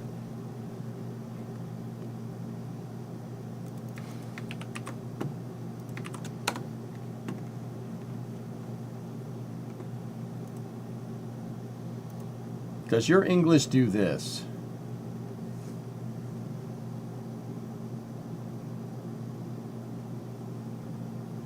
Yeah, mate.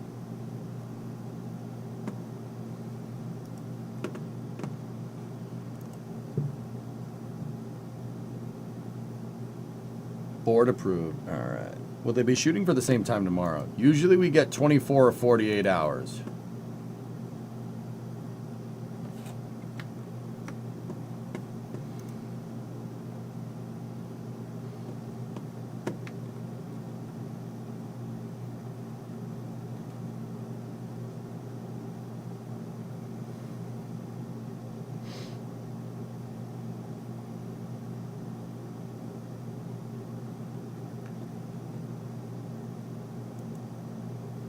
I'm leaving. I'm leaving now. I'm going to enjoy what's left of my day off. Okay?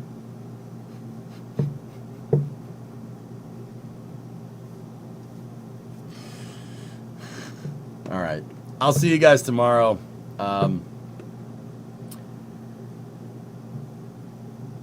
It scrubbed fuel, the ground servicing equipment. Huzzah.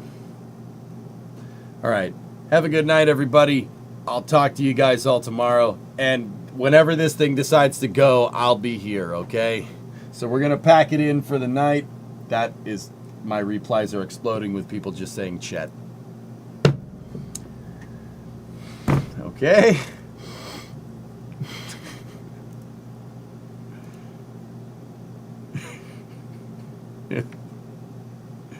Look at what Max posted.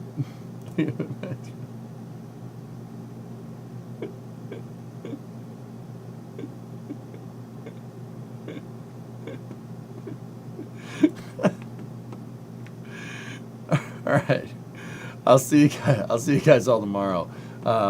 You know, depending on what happens, yeah, I'll probably be here around noontime, maybe a little bit later. I think we'll do one more week of just the relaxed kind of, you know, putzing around schedule, just to make sure that this setup is good, and then we'll get back to the regular schedule in September. I think that's a good idea. So I'll see you guys tomorrow, noontime permitting, and hope everybody has a good rest of your Sunday. Have a good night, guys. I'll see you later.